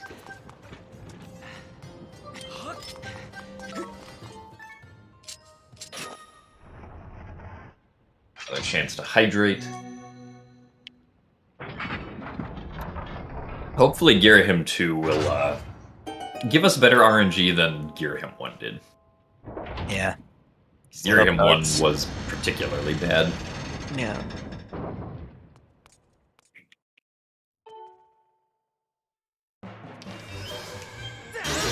First phase kind of works the same way than Gear Him 1. You want to have the sword on one side, and quick spin on the other. But now he has 2 swords.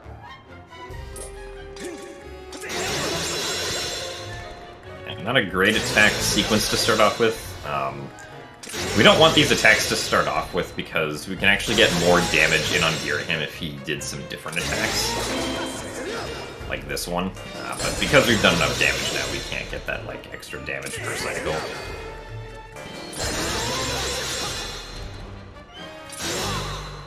But overall, not too bad. Definitely take that.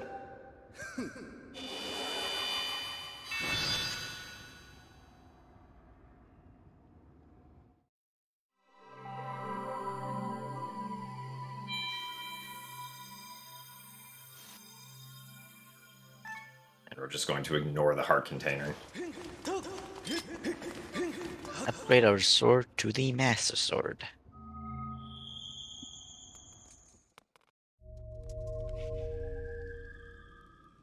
Dude, there's not a whole lot of fire in this dungeon. A lot of lava, though. Yeah, Lava Sanctuary.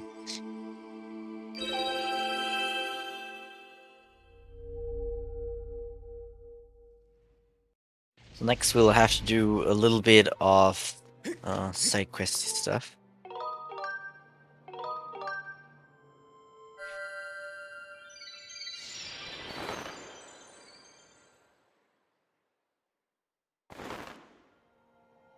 Which will start with having to do another imprisoned fight, which will be similar to the first fight.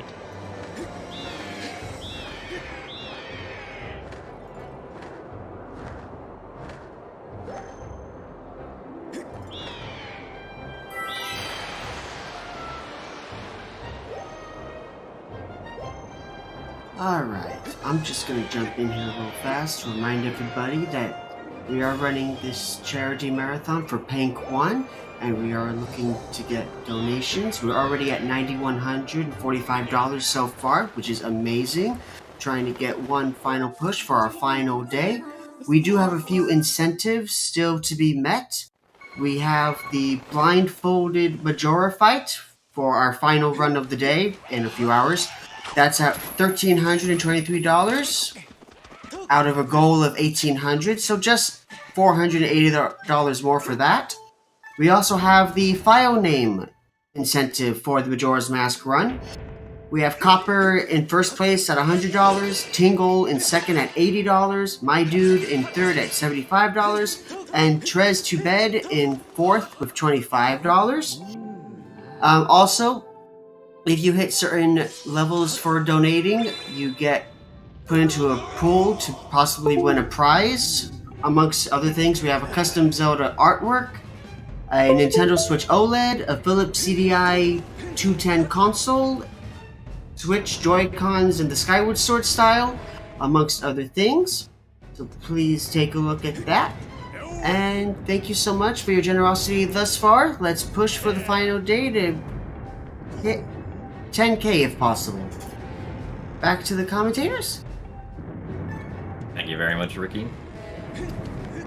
Alright, so I'm gonna jump slash down once. I'm gonna be safe here and and give myself 4 hearts instead of 2. 2 would be optimal because there's gonna be a death work that we do in a little bit, but we'll go with 4 for safety. So for this imprisoned fight, the strategy is largely the same, except I quick spun a little too early, unfortunately. Yeah, kind of clipped through. It's quite unlucky. Okay, so you can get early on his head by getting rid of the on the fingers with a nice slash, which he did. But then he kind of got clipped through Spike, unfortunately. Yeah, you're supposed to wait until the imprisoned tries to throw you off before you do the quick spin, but I was a little impatient.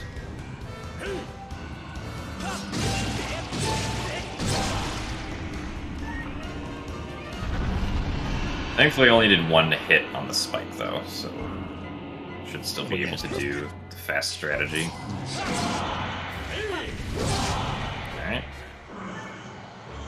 This time we can actually stay on the head because he doesn't go into his, like, I don't know what you call the phase where he goes. Red wiggle.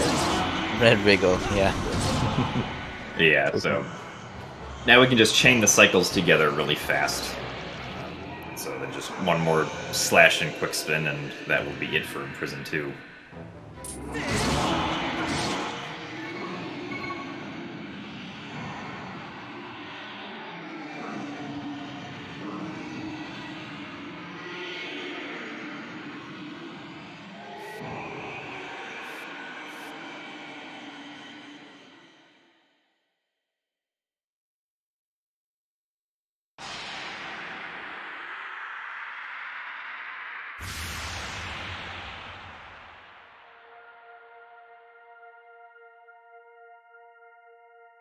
Another long death cutscene.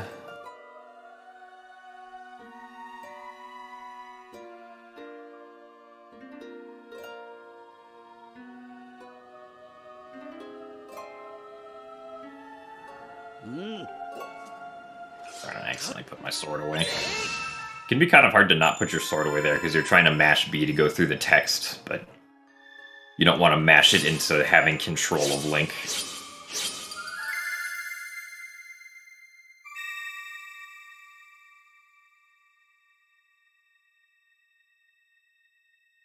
Healing him a second time now.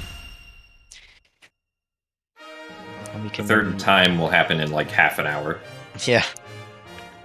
Seal doesn't stay very long this time. Go into the last part of the run. Song of the Hero quest.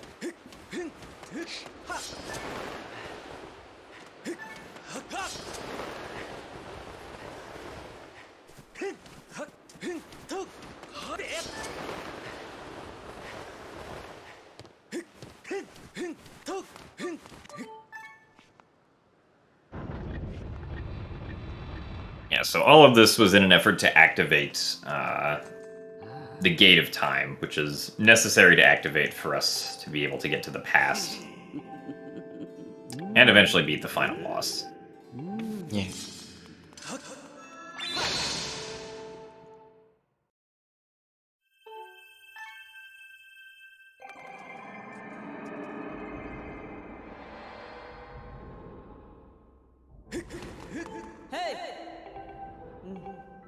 And now, in the past, we can get the true Master Sword from Zelda, which is the same power as the regular Master Sword, except it charges Skyward Strikes instantly. Yeah. And it also is able to stun certain enemies when they're trying to block your attacks. Yeah. Definitely nice for end game. Great later.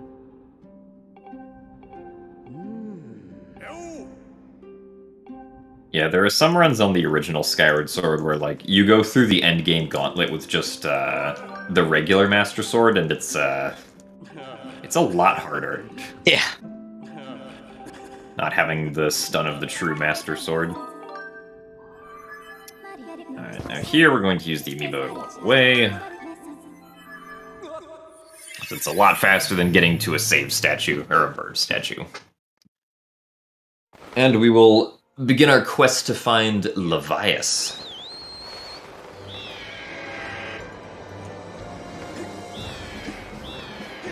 But first we will make a pit stop at the bazaar. We can go buy the potions that we wanted to buy. We specifically want to buy an air potion and a heart potion. The air potion is going to be used during the Flooded Farron Woods section, where we have to go around collecting tad tones. And the heart potion is potentially going to be used in Skykeep, because there's a difficult trick that we have to do in there where we take damage for each attempt of the trick. And thankfully each of these potions only cost 20 rupees, so it's not a huge deal to pick up the rupees. Like, over the course of the run.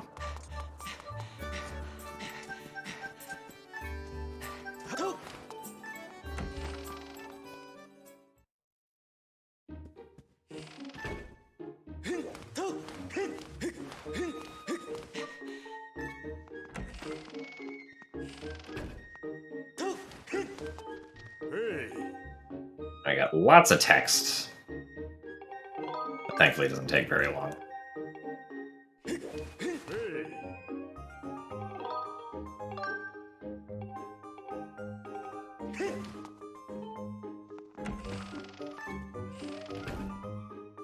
Now we go to Instructor Alan so that he can supposedly teach us the spiral charge, but we're gonna kind of skip class and not learn how to use it.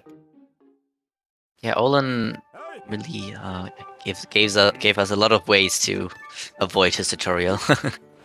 Yeah, so the one we're going to use here, we're diving down to this platform below Skyloft. There are triggers to try and prevent you from, like, getting around where Alan is, and also you're not allowed to use the amiibo on Skyloft at that time, but if we dive down here and then use the amiibo, we can still get the spiral charge, but skip doing the tutorial for it. Yeah.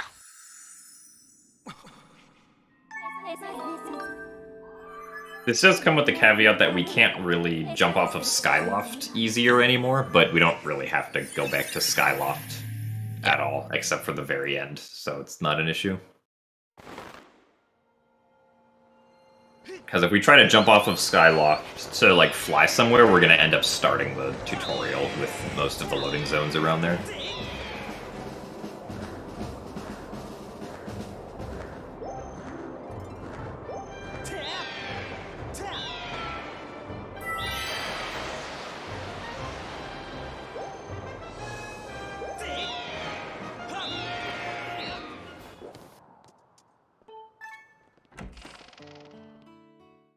Soul visit to the Lumpy Pumpkin.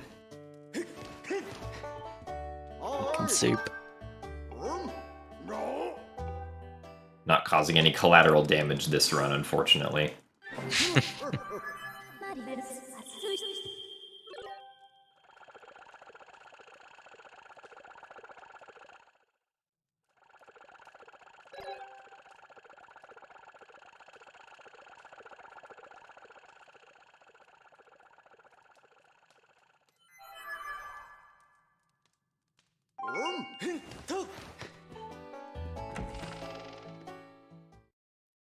And now we have to fly all the way over to the Thunderhead, and hopefully we will not encounter any unwanted tornadoes on the way there.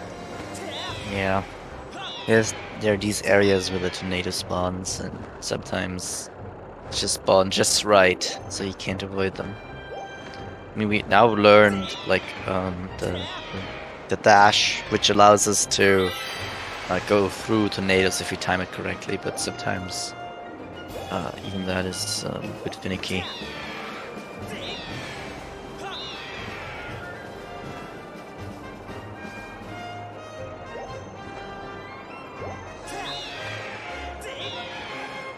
Yeah, unfortunately we're also not going to get to do the heart mini-game. Oh no. Yeah.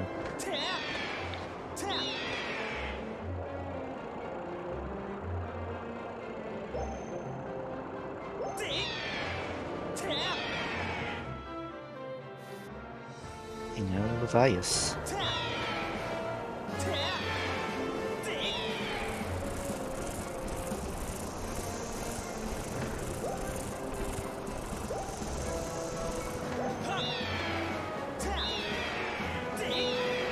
Some of you might have been familiar with Skyward Sword Wii. Fortunately, we cannot skip phase 1 anymore. Yeah, unfortunately, it was patched. Yeah. It allows us to have more use of the bow here. Yeah, assuming we get good RNG. So let's see. Ooh, those look like 3 good eye positions. Yeah, I just need to get this one. And the rest of these eyes will be able to hit from the top of Levias. Yeah, flying through them is pretty difficult. Hitting with them with an arrow is actually not that hard. The hitbox is quite big. Yeah, but they do have to spawn on the upper half of Levias, and if you're unlucky, you can get, like, you know, 3 of them on the lower half that you actually have to get rid of with your sword.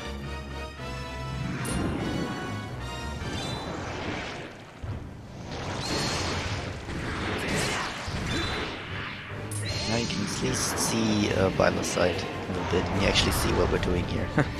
Yeah, and I intentionally took damage there because I got past, like, the scary part where I could have potentially gotten damaged.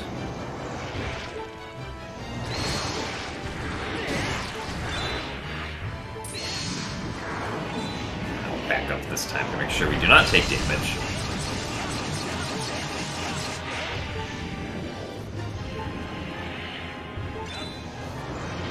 Now, on the third cycle here, we can finish off the rest of the fight by just using the bow and arrow. If I can shoot. There we go.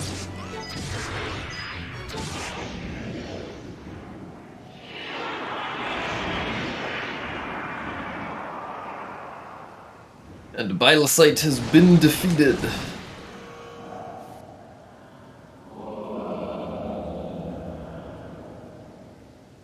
Yeah, with speedruns of Skyward Sword, you don't really remember what Bilosite actually looks like. Because there's never any reason to ever see him in any category. He's also not part of, like, the boss rush, so...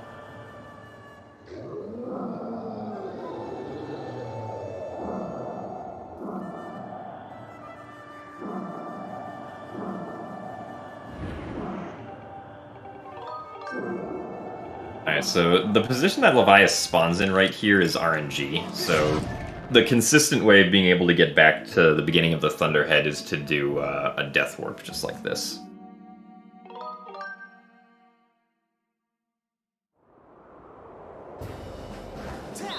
And now we can just turn around and exit.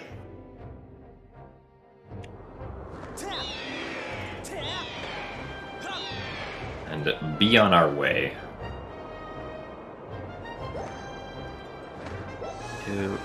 Do something in every region last time now. Yeah, so now we're actually getting into, like, the meat of the Song of the Hero quest. So there's 3 parts of the Song of the Hero, or I guess technically 4, but the game only tracks up to 3. There's the one from Lineru, the one from Eldin, and the one from Farron. And then once you get all 3, you have to go back to Levias to complete it, like, put it all together.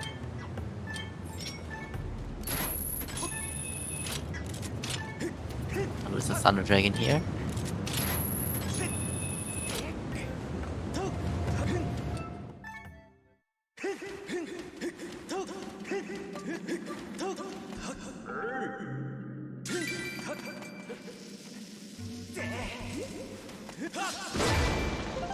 Get this arrow drop.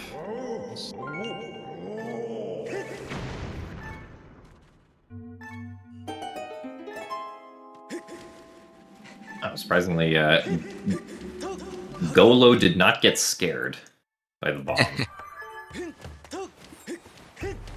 So now we find out the Thunder Dragon is actually dead right now. Yep. Very tragic.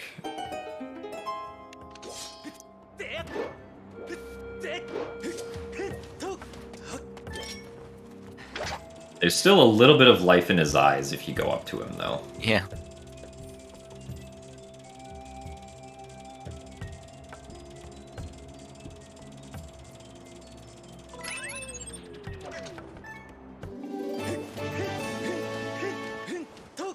It's actually a bit of a funny story. So, in the original Skyward Sword, so this entire quest we're doing right here is the quest to, like, bring this minecart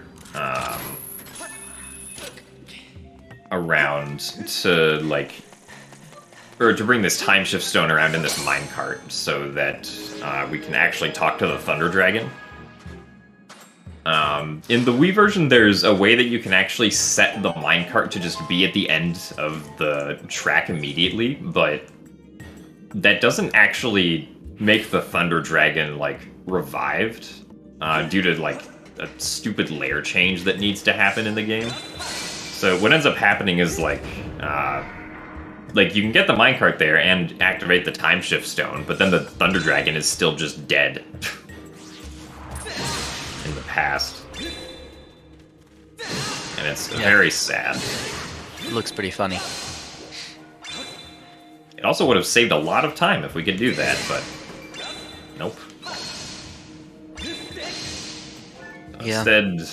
Instead the Wii has to do like a really weird, convoluted way of getting the minecart around without like any items, but it does work.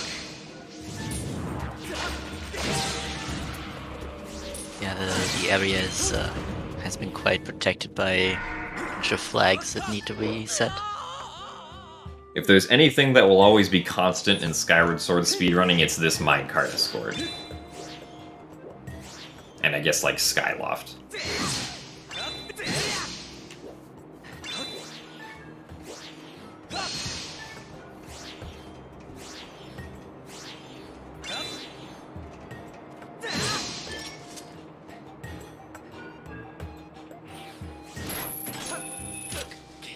Which sucks, because this minecart escort is just kind of boring.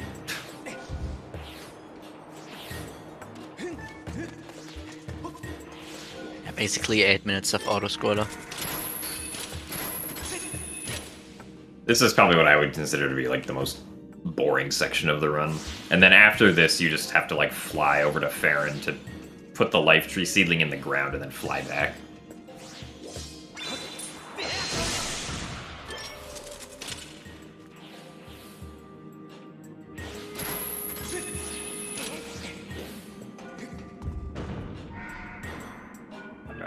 So the minecart got stopped for a little bit, which meant that it slowed down. You want to try to get through this without the minecart, like, ever stopping through one of those doors.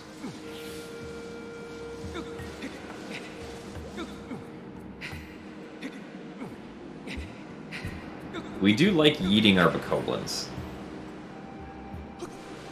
There's a really rude way you can get rid of one of them by just repeatedly claw-shotting them over and over again until they fall off the cliff. But we weren't rude today.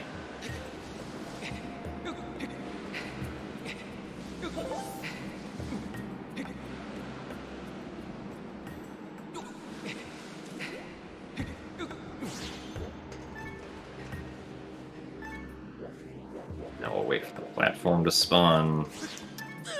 We're going to intentionally void out here because it's going to place us up closer to where this switch is. So that we don't have to use the claw shot to get up here.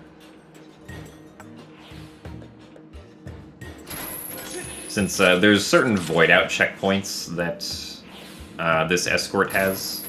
So there are a bunch, or there's another place where like we can go a little bit forward to trigger a void out and just pull the minecart forward with us to save a few seconds.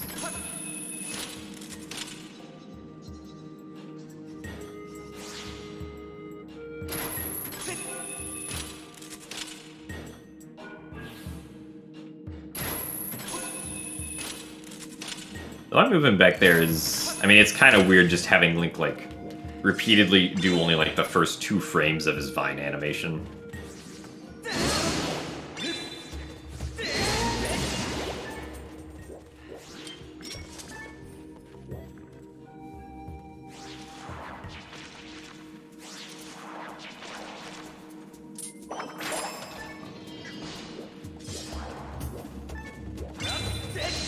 Alright, so right here, I'm going to jump slash forward and then do another break slide. It's not on the controller very well. Still wasn't. I think this should be okay. Okay, yeah. We want to get the minecart forward here.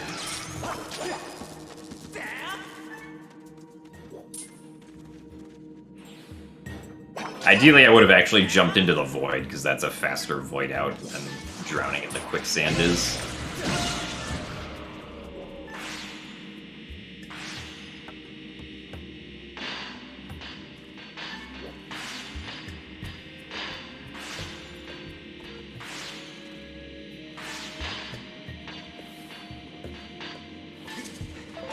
And we want to get over here before the electric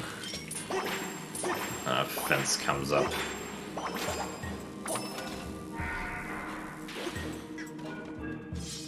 So that we can make sure the minecart doesn't stop.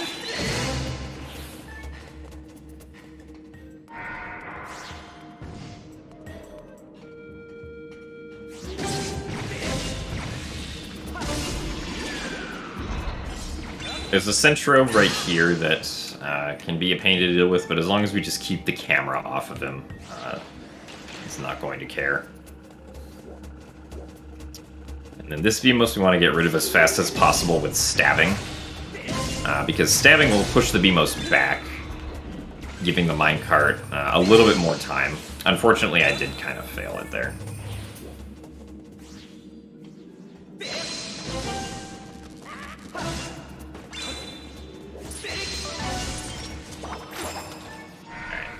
A little bit weird at the end there, but we made it. It's also kind of funny that the Beamos decides that if it hits Link during the cutscene, Link doesn't exist anymore.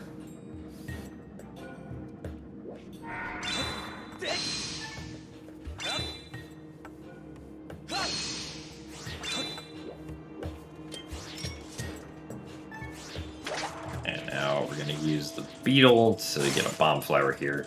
We could use our own bomb, but better to save the ammo for later.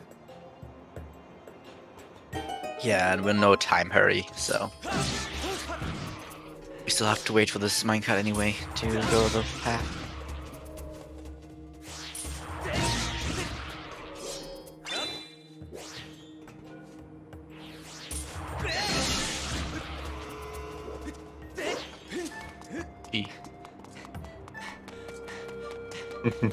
Didn't that scare you a little bit? Yeah.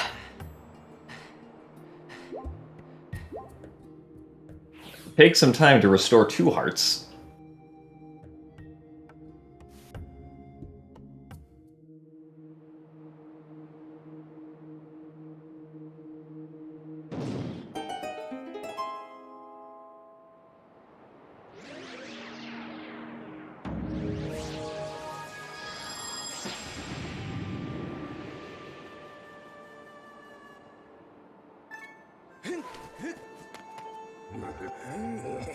Now the Thunder Dragon is sick, so we need to go and heal him. So we'll go over here and get the Life Tree fruit, or excuse me, Life Tree seedling, which will grow into the Life Tree once we plant it in the correct spot, and then we can get the Life Tree fruit from the tree.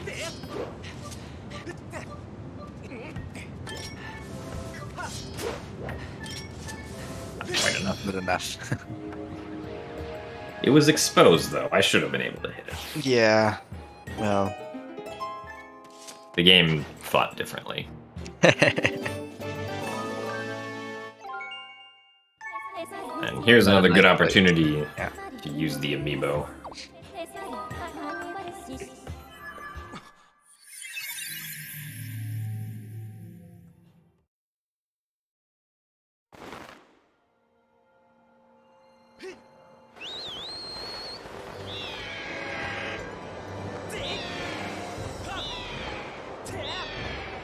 As a side note here, as we go into Farron, game is programmed that way that you can only do one Song of the Hero quest at a time.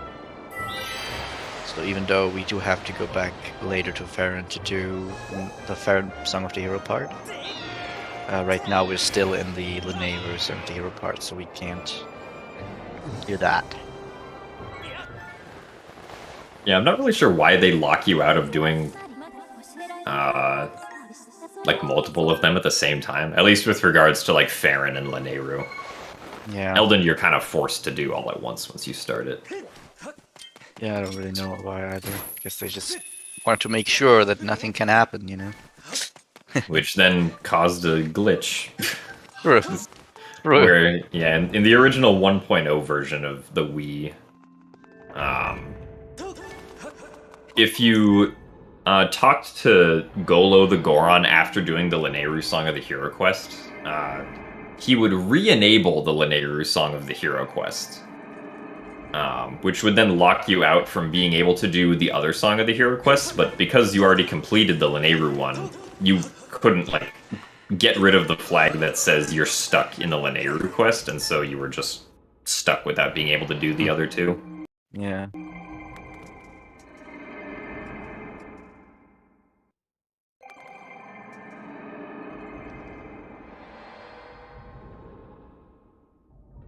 Whoa, a tree.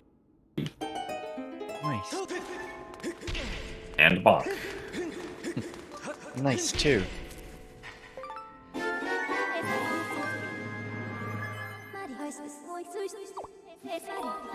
Yeah, we do see the fire dragon for like 2 seconds.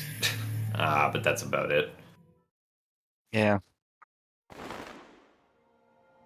He has just been sleeping and then he suddenly gets angry. He's like, oops, I didn't mean to make you get captured.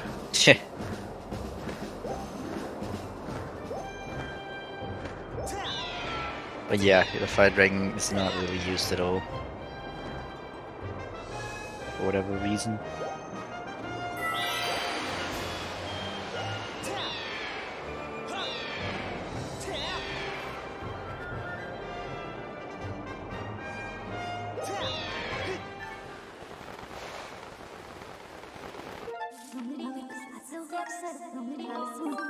Can finish off quest to heal the Thunder Dragon and get his Song of the Hero pack.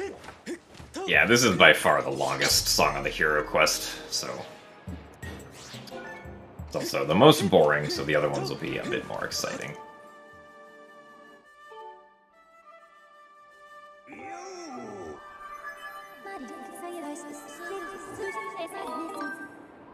One more chance to use the amiibo.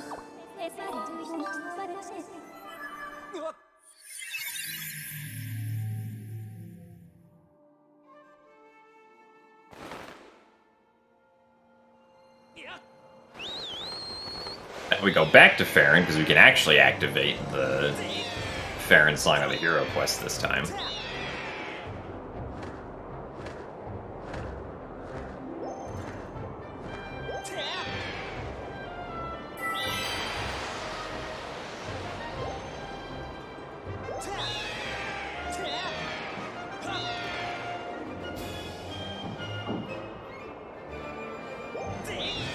Hello, friends. Hello. Hey. What's up? My... there you go. I'm gonna fight in prison for the 3rd time, which everybody loves. Why would you do such things, Jim? Now he can fly. Oh boy. Well, Just quick. Oh, go for it. I do these things because that's how you beat the game. Unless you're here to tell us that you found a way to clip into the statue during the Girahim 3 fight, then we can end, like, 40 minutes early. Nah, it's not good for the schedule. I won't tell you. Oh, darn it. I thought I could get it out of him. Just quickly wanna, whenever there's a moment, quickly shout out our charity again. Just let me know. Okay, yeah, I could probably do that after Imprisoned 3 is dead. Alright.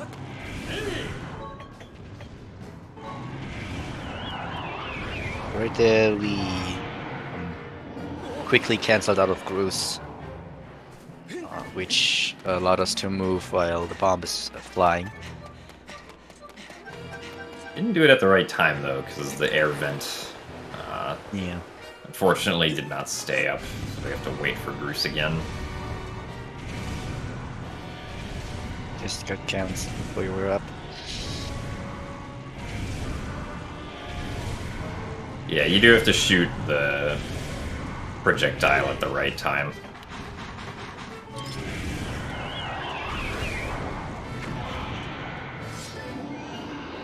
So that the imprisoned's hands don't, like, block the vent. And in this phase, he like pushes you off very fast, so you really, for the first hit, you need the Gruz normally to do it consistently. Yep. So, once again, we're on the head where the spike is, so we don't have to shoot the imprisoned down again. Just to do our quick spins. We're not able to stay on the head this time though, because the imprisoned obviously falls down upside down. So Remember the bomb that Goose had in his hands? also yes, Groose did just have a bomb in his hands. Yeah.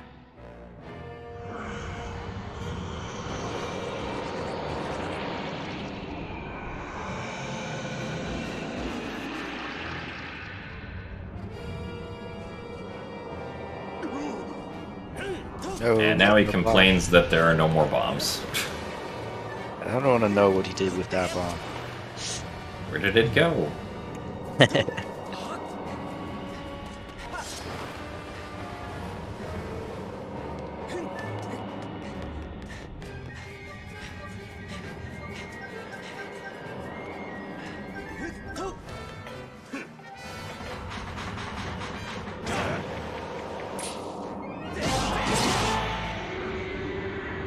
Okay, I believe Trezko wants to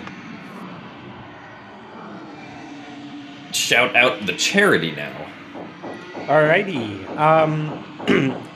So, why are we here? It's been a while since we got a donation, so I think it's a good moment to bring this up.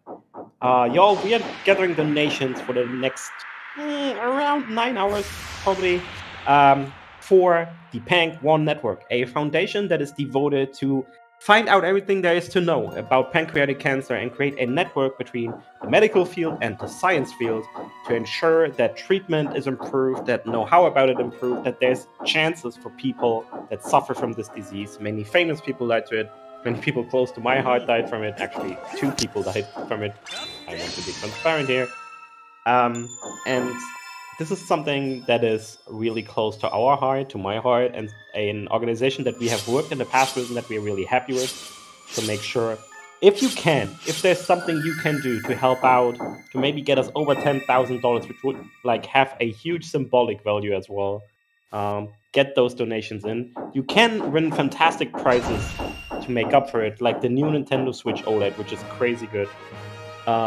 There's also another incentive that we're still trying to get met, which is the blindfolded Majora fight at the end of Majora's Mask for the end of the marathon. That would be insanely hype. So if you can, please consider donating. And back to you, Jim. Excellent. Thank you very much, Trez. Alright, so the imprisoned 3 is dead, which means that now it's time for Link to go take some swimming lessons. Because now Groose has figured out that despite Farron Woods being sealed off, he can launch me in there with the Groosinator, which will be very helpful.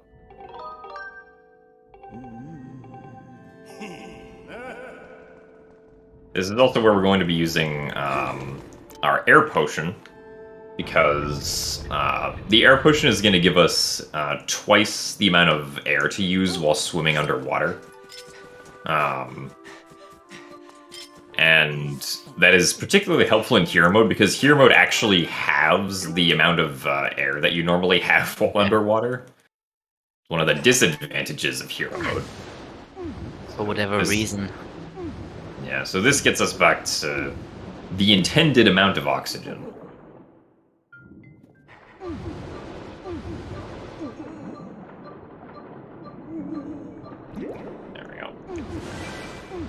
Sometimes it takes a bit for the air bubble to actually appear.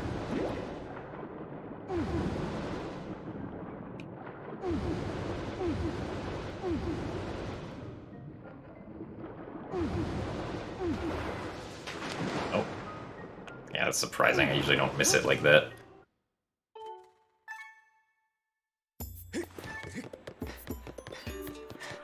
And we're in the actual Tatones part, where we have to pick up individual notes to create a song. Yep. This part of the run is Tadtones is very cycle-based, so it's like, you know, you can save a lot of time if you're on point with all your cycles, or you can lose a lot of time even just to, like, simple mistakes, because then all the cycles will end up getting delayed. So, it's very important that we try to get through this as best we can.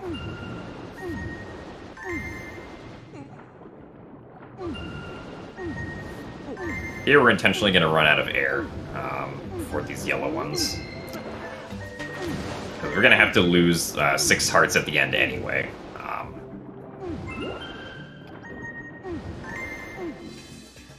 Since we want a death warp after we collect the last Tad Tones.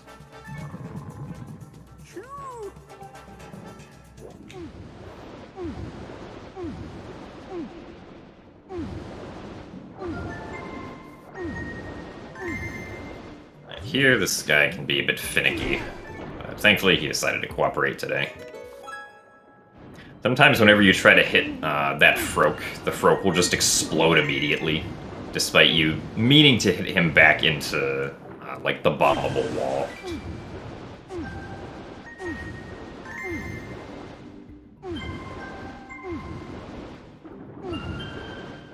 I've also heard that the notation for these notes are very bad.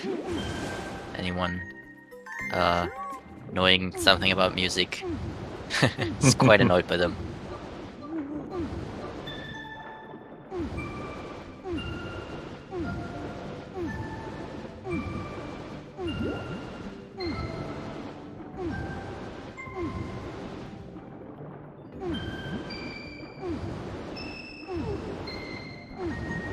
So these pink ones should be, yep, right over here.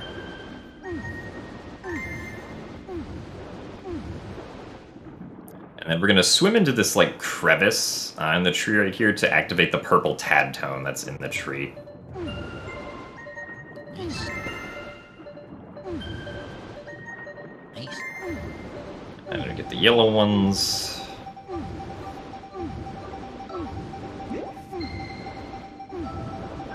Probably didn't need that air, but safer to collect it than to potentially drown. We don't want to. Especially right at the end. Alright, so pretty nice Tad Tones, not a whole lot of Yeah. mistakes there.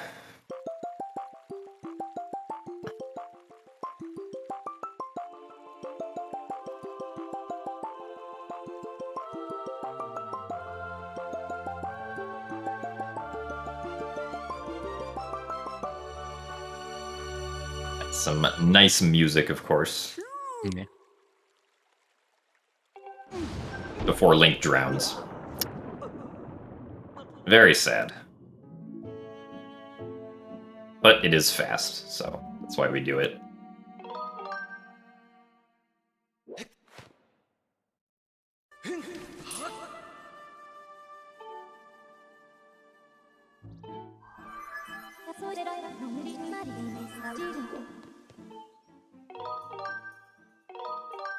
That's for Farron, Son of the Hero. Yep, much shorter and also much more exciting than Yeah. the Nehru one. Now we'll go on a stealth mission. Or hopefully we will not get trolled by Moldworms. Yeah.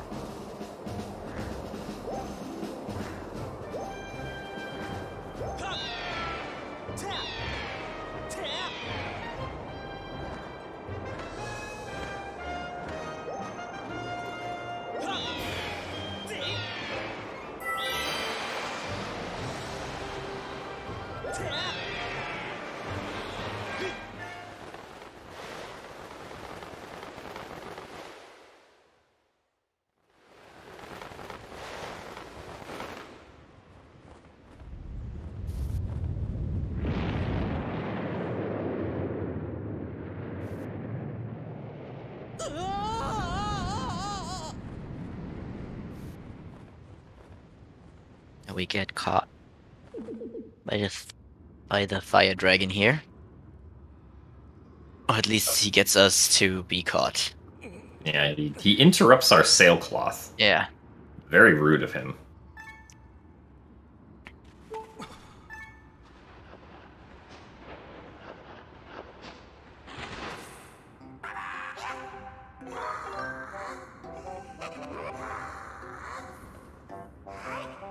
We get our magma mitts back.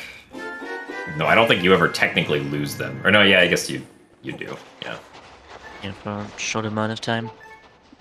Very But I mean, you briefly. never really lose them, you just have like a restriction put on them. Yeah. Technically still have them.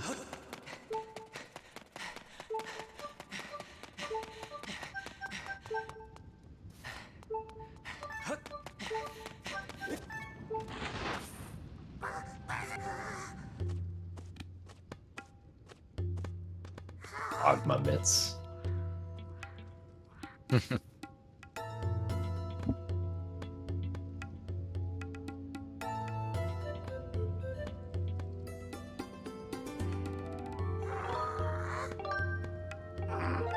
Alright, so there's another cycle that's happening in the background here with lava platforms that are moving around, which we want to try and make the cycle for. I can get an additional early cycle if I manage to move in this area correctly. Okay, looks good. Yeah, so we were able to turn around and hit that bomb in the other direction to skip having to wait a while to hit it up there. Or skip waiting for another one to respawn, so...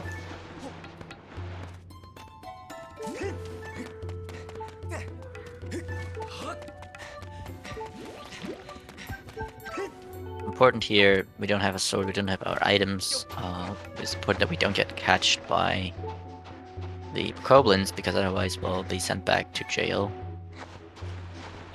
Yeah, getting caught by the goblins does 4 hearts of damage, so would not be very good.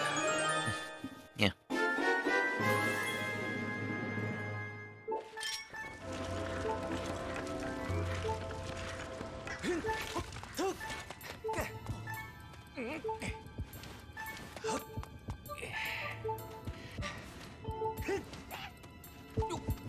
Okay, that was Very scary, yeah.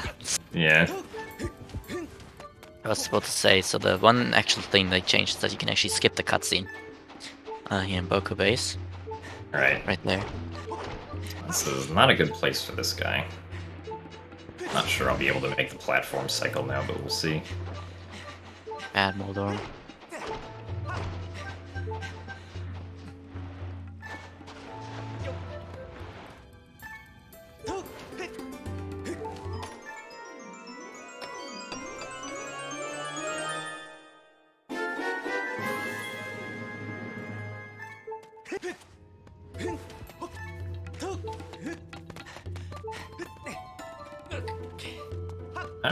Okay, yeah, looks like we're able to make it. Nice. Yep. Very good. And we can play some nice music, because they didn't take our harp.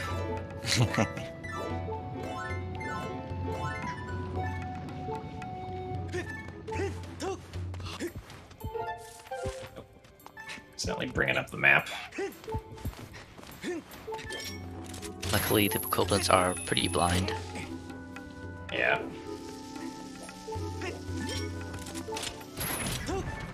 Use the claw shots to blow up that bomb flower quicker. You can get the whip.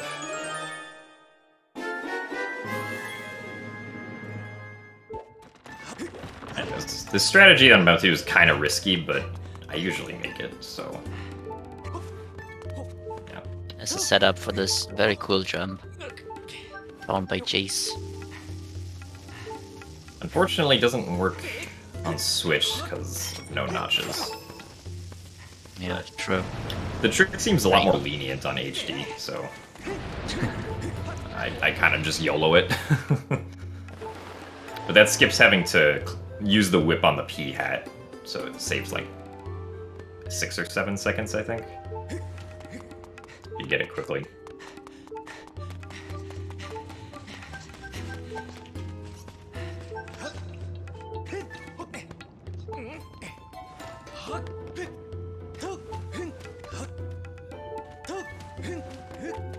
Another cutscene that was not skippable on the original game. There are a few other cutscenes that they made skippable in HD. There's a bunch of cutscenes in Ancient Cistern that weren't skippable in the original but are in HD. So it's nice that they gave us a few more of them, but would have been nice to have ones for, like, you know, boss deaths. Yeah. Or something, or like the shipyard, or like all the Sam Sea intro cutscenes. Yeah. I got the slingshot back.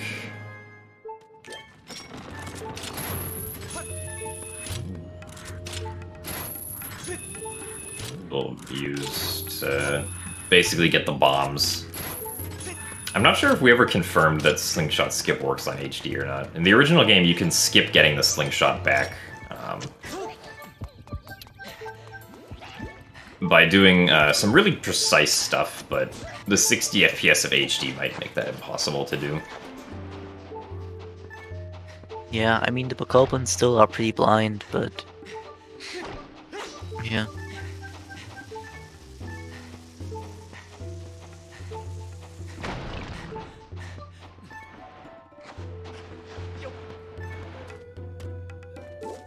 I'm gonna dig up the dig spot first and then open the chest so that the air vent has time to, like, I guess, warm up while we're opening the chest so we don't have to wait for it.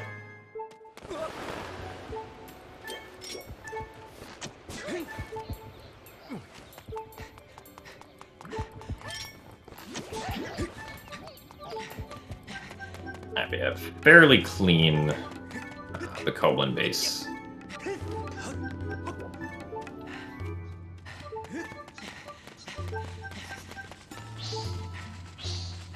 As long as we don't get wrecked by the keys. That would make it a very bad Koblin base. Yeah, dying at the end is always a little bit annoying.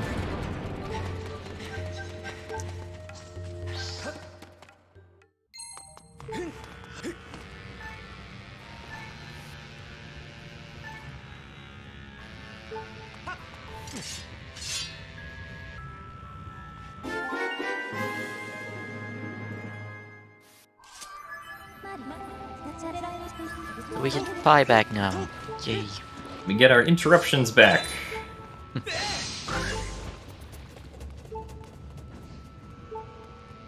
Now we just basically gotta wait for these platforms, or this one platform.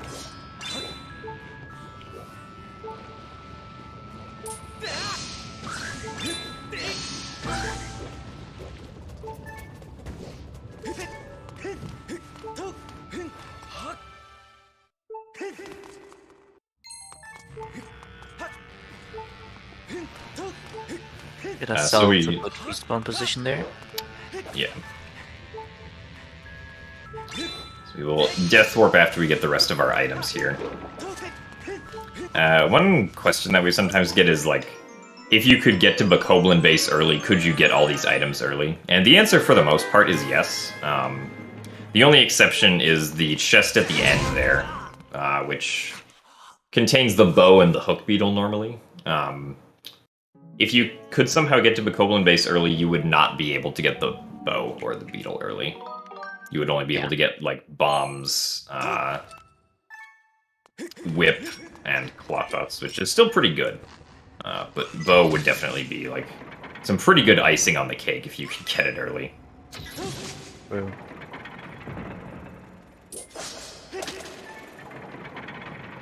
So now we're gonna see the fire dragon. Finally, for like 5 seconds. Yep. There he is. And he's gone. Bye. Bye-bye. Now it is time for a really good use of the amiibo, which saves, I believe, 1/3 of a second if you use it here to leave instead of going to the statue over there. Nice.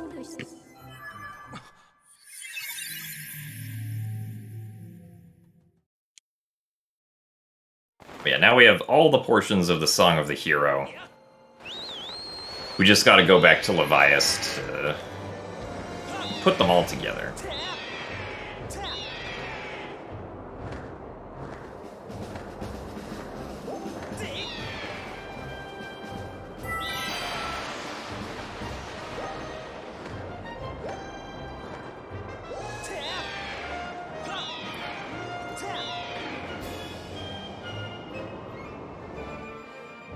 That song we can do our final trial, our final harp cancel.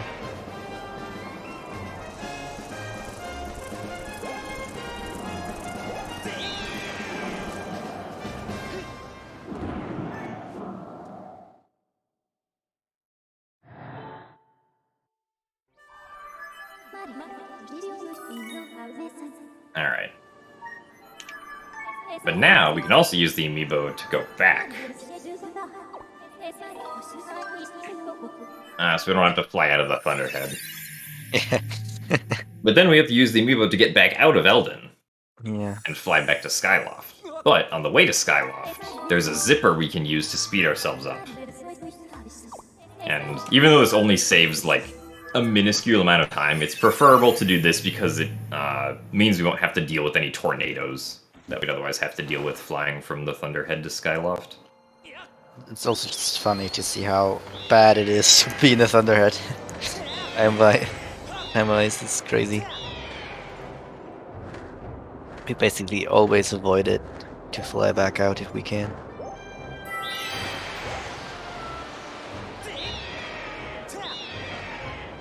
Yep, it is now time for the final Silent Realm and Skykeep and the end. And this is, in my opinion, the best part of the entire run from here to the end. Yeah. The Skykeep is a very cool dungeon, and the ending fights are all pretty intense. Yeah.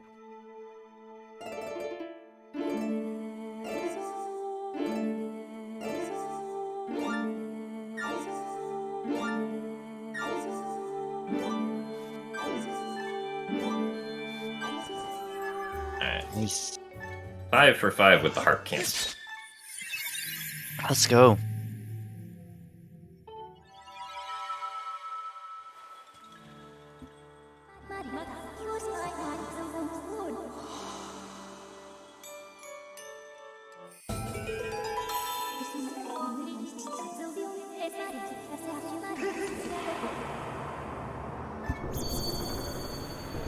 So we got some pretty neat strats in this Silent Realm. This Silent Realm was actually one of the shortest ones because Skyloft is not as big a region as like most of the overworld regions are. So the tiers are closer together.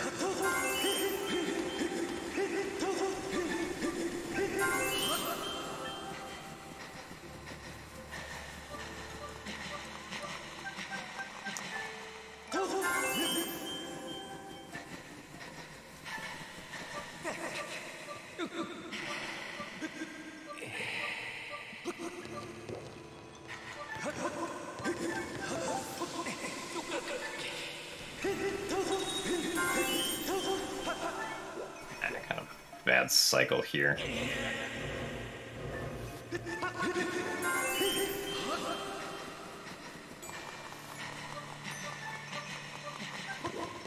And we can drop down here for this tier.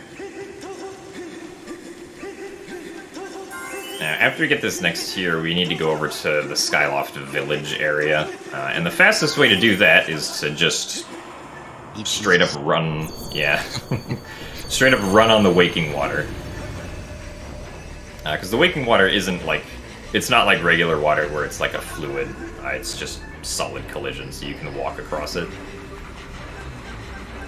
They're a little bit Monka-esque, but Jim knows what he's doing. Oops. That's fine. Yeah. Collect another tier right now, anyway.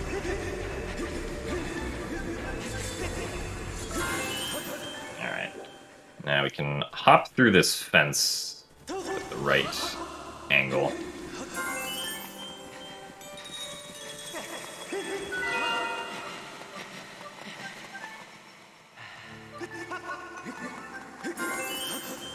And get around here for the final tier.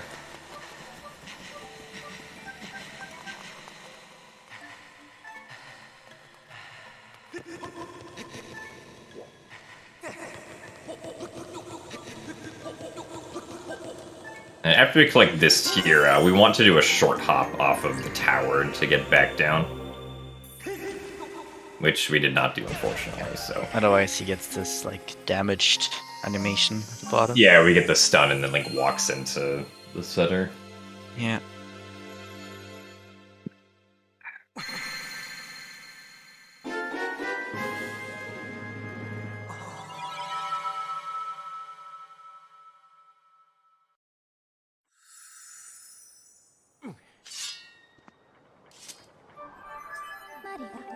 Now with the Stone of Trials, we can finally access the Skykeep dungeon.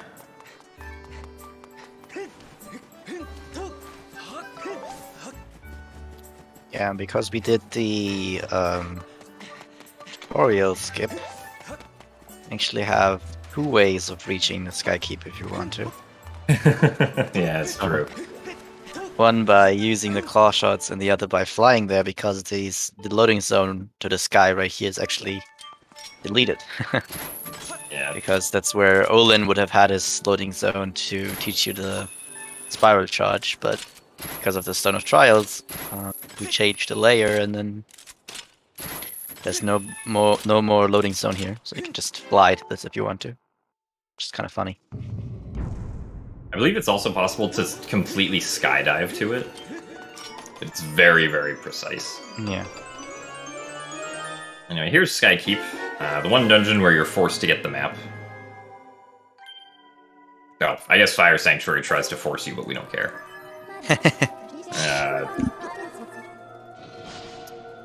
But yeah, we kind of have to open up the map to unbar those gates, and then we can begin doing the slidey puzzle.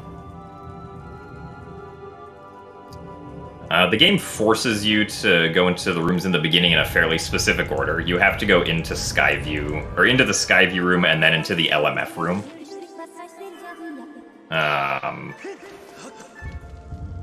So that's just kind of what we have to do.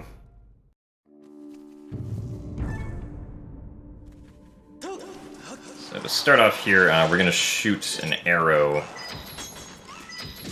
at that rope at the end to free it, so we can use the whip to cross over the gap.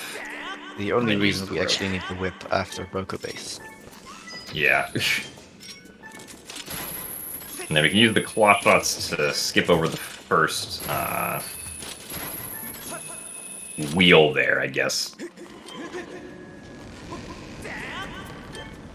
Gust Billows.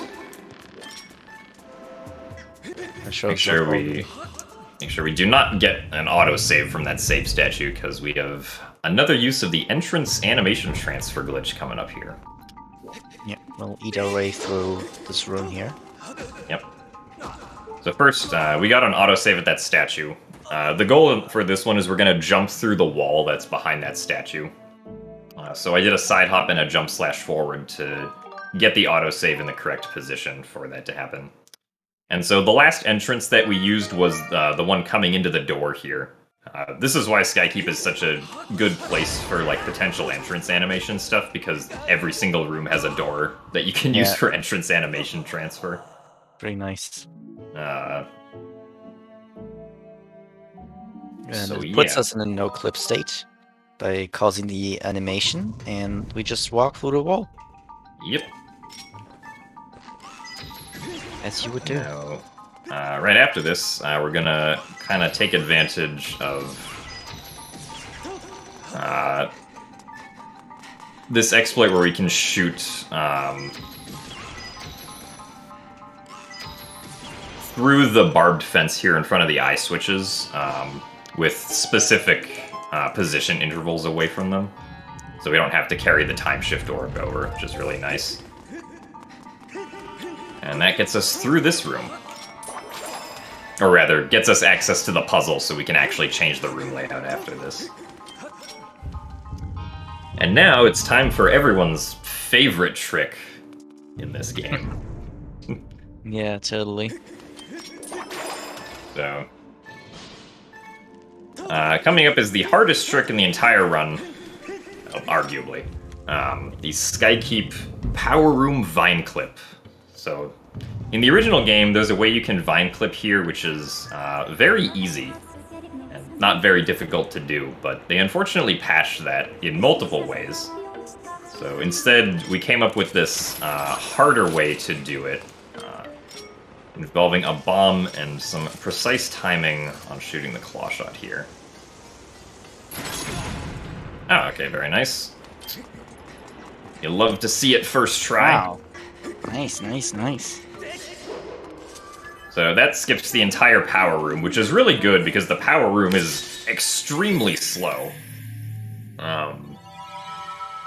It's basically a lot of really long, slow platform moving that you have to do. It feels more like a test of patience, honestly. But perhaps the metaphor is that there is power in patience.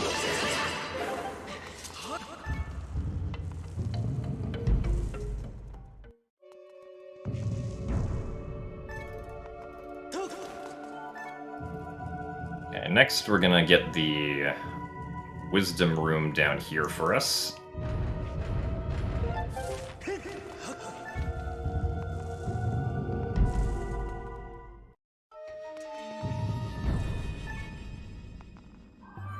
This one, another one that deals with time shift orbs. It's pretty quick though. Yeah.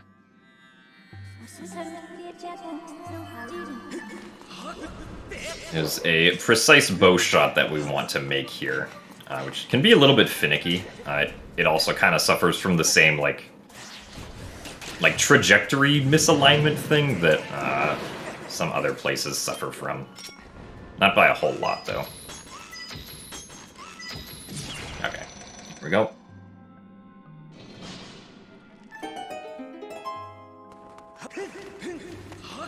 It only saves a few seconds if you get it first try, but it's still something that like everybody just goes for. And we got more brake slides coming up here. If I could brake slide, but I guess not. Oh, yeah. Well, Link also didn't want to climb up. Yeah, this is one place on the side where he's like, nah, I'm not climbing today. Oh my goodness. I will make it. Okay, there we go, that's better. Wow. He really is not in the mood.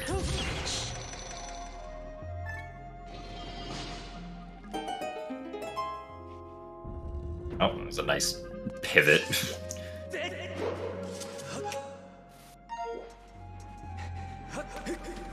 I guess I could have probably walked a bit farther forward. The reason that we dropped the orb there is because otherwise some really aggressive Deku Babas spawn and like try to do a lot of damage to you, which we don't like. We can just throw down the time shift orb and it actually will open up the gate here. Don't have to like place it beforehand or something.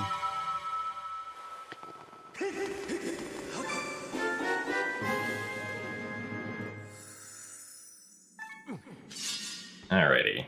Now we got the Triforce of Wisdom and the Triforce of Power. Which means that just the Triforce of Courage is left.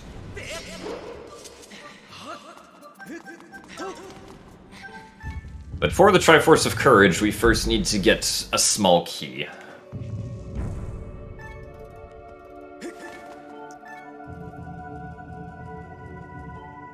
So we can now rearrange the room so that we can chain the small key room directly into the Triforce of Power room, after first going through the Skyview room one more time, just due to how the connections in the dungeon work.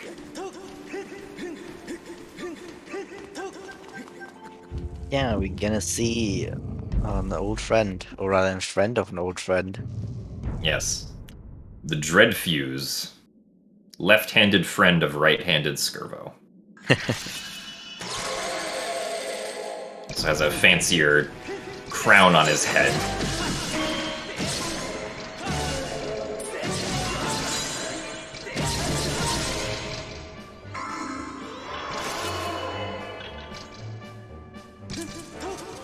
We got a shield bash there.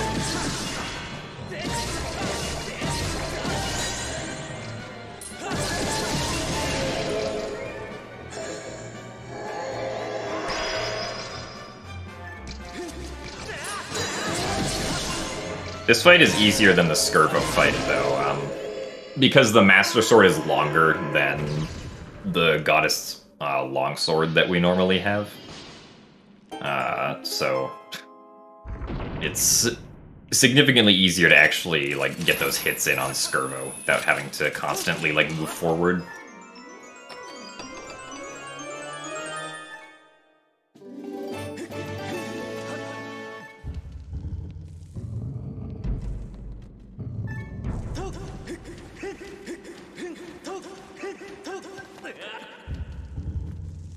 final Triforce piece is in this room.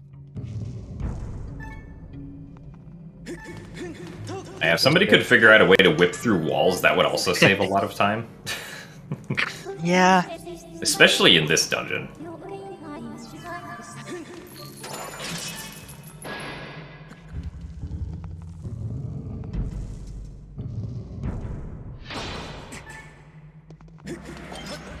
Then we didn't prove our courage here by fighting enemies.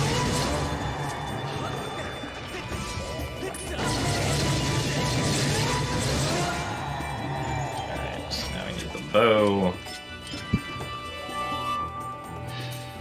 So strategy in this next room is we're going to shoot all the archers. And then while we form up the Stalfos, we're going to try and get the blue bokoblins to gather around us.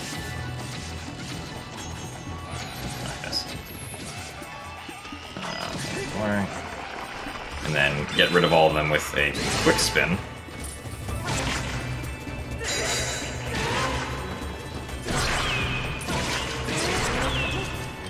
Not particularly great with that Stalfos, but it's fine.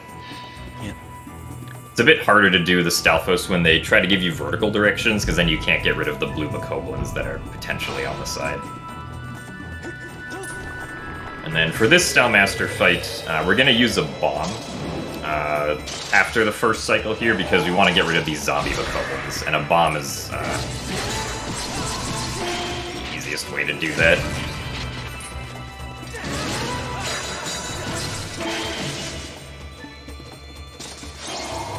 Now time for phase 2.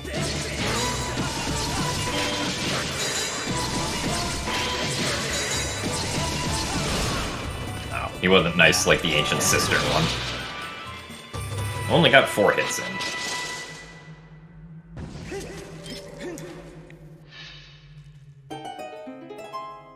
And that is it for the Courage Trial, and now it's time to face the final boss gauntlet.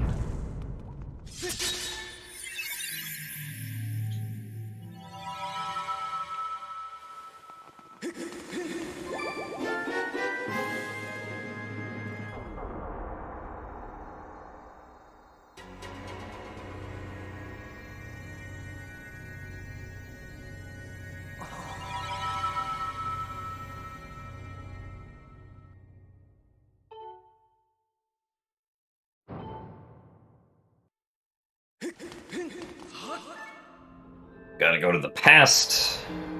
Thankfully, the Triforce refills our health to full, so we don't have to worry about, like, refilling it, like, on a stool or something. Yeah.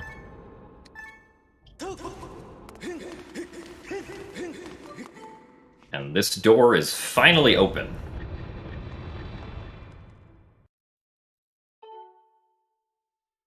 Alright, so starting off we have the Horde. Most of the enemies in the Horde we're just gonna run past because they don't matter.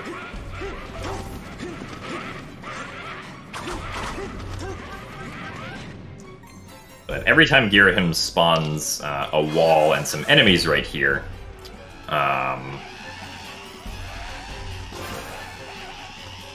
we have to get rid of all the enemies that he spawns. Because not targeting the right enemies.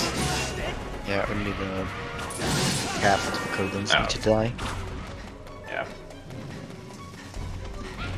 Alright, and then coming up on this next wall, Girahim is going to spawn 3 moblins near where we are, and what we're going to try and do is we're going to try to run up the shield of the moblin on the left, and jump over the wall to skip, like, a revolution of the Horde, just like this. It's what we call the Horde skip. And brings us directly to the last wall, which has 2 Stalfos that we have to fight.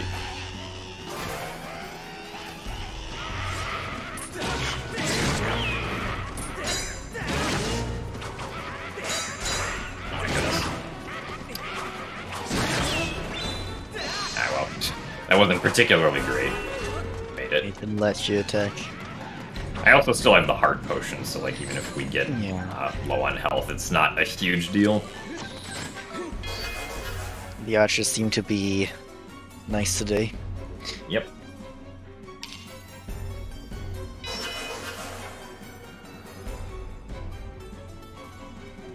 But yeah, dying before this, or dying here, is pretty bad.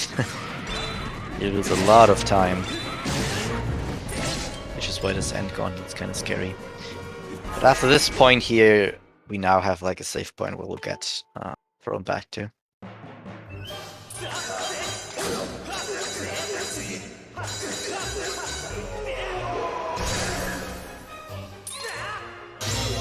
So, for the first phase of Ghirahim 3 here, the general goal is to just jump down with him whenever we knock him off the edge.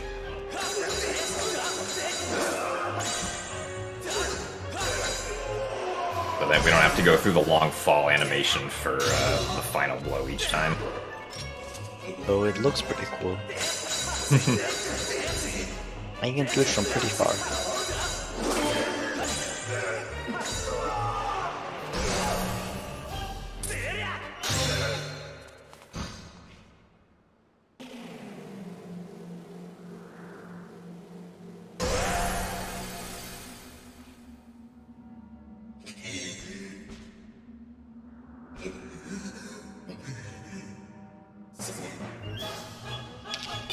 Alright, now for this phase, we're going to utilize the power of the Skyward Stab to both stun and deal lots of damage to Ghirahim.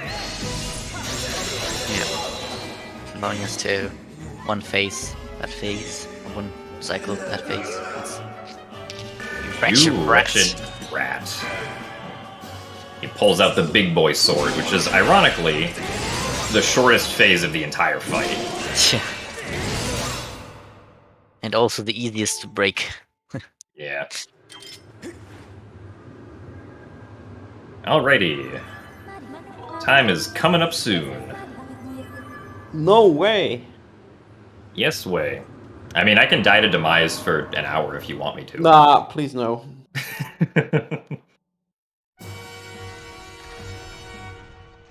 Yeah, so I prefer doing Demise without a shield. Interestingly, Demise is hit-based and not, like, health point-based, so it doesn't matter what sword you use to fight Demise, it'll always, like, be the same fight. Start off the second phase, we're gonna backflip twice so that Demise charges at us. And then we backflip to avoid the attack. And then just quick spin him, knock him down, get the lightning strike on our sword, quick spin the lightning on him, do some more hits, and Hi. GG, Jim. Yeah, GG. at least on my timer I had 446.25. I actually have a 446.23, so that's about right. GG. Close enough. Nice. But yeah, that was Skyward Sword HD any %, with a lot of mistakes in the beginning, but after we got Harp, there were things were pretty good. Yeah, for sure. Good run. Awesome Yeah, job, Jim. Thank you so much for powering through. I know this started at pretty much bad Midnight. things o'clock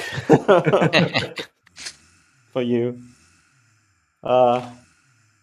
By the way, I tried to get some sleep in, and they started to drill right as I left, so I got 45 minutes. Oh man. Alright, well, Didn't work, but oh well. This woke me up again. Thank you so much to both of you, Gymnast and to Papernicus, for comms. Anything you want to say? Any final words? Trez needs to sleep, so let's continue the marathon. Let's go fast. Let's go fast, indeed. Thank you so much, you two. We're gonna go back to the break screen and then be back in just a few short minutes with The Legend of Zelda Resurrection of Ganon, a Zelda 2 fan mod by Aaron to you two.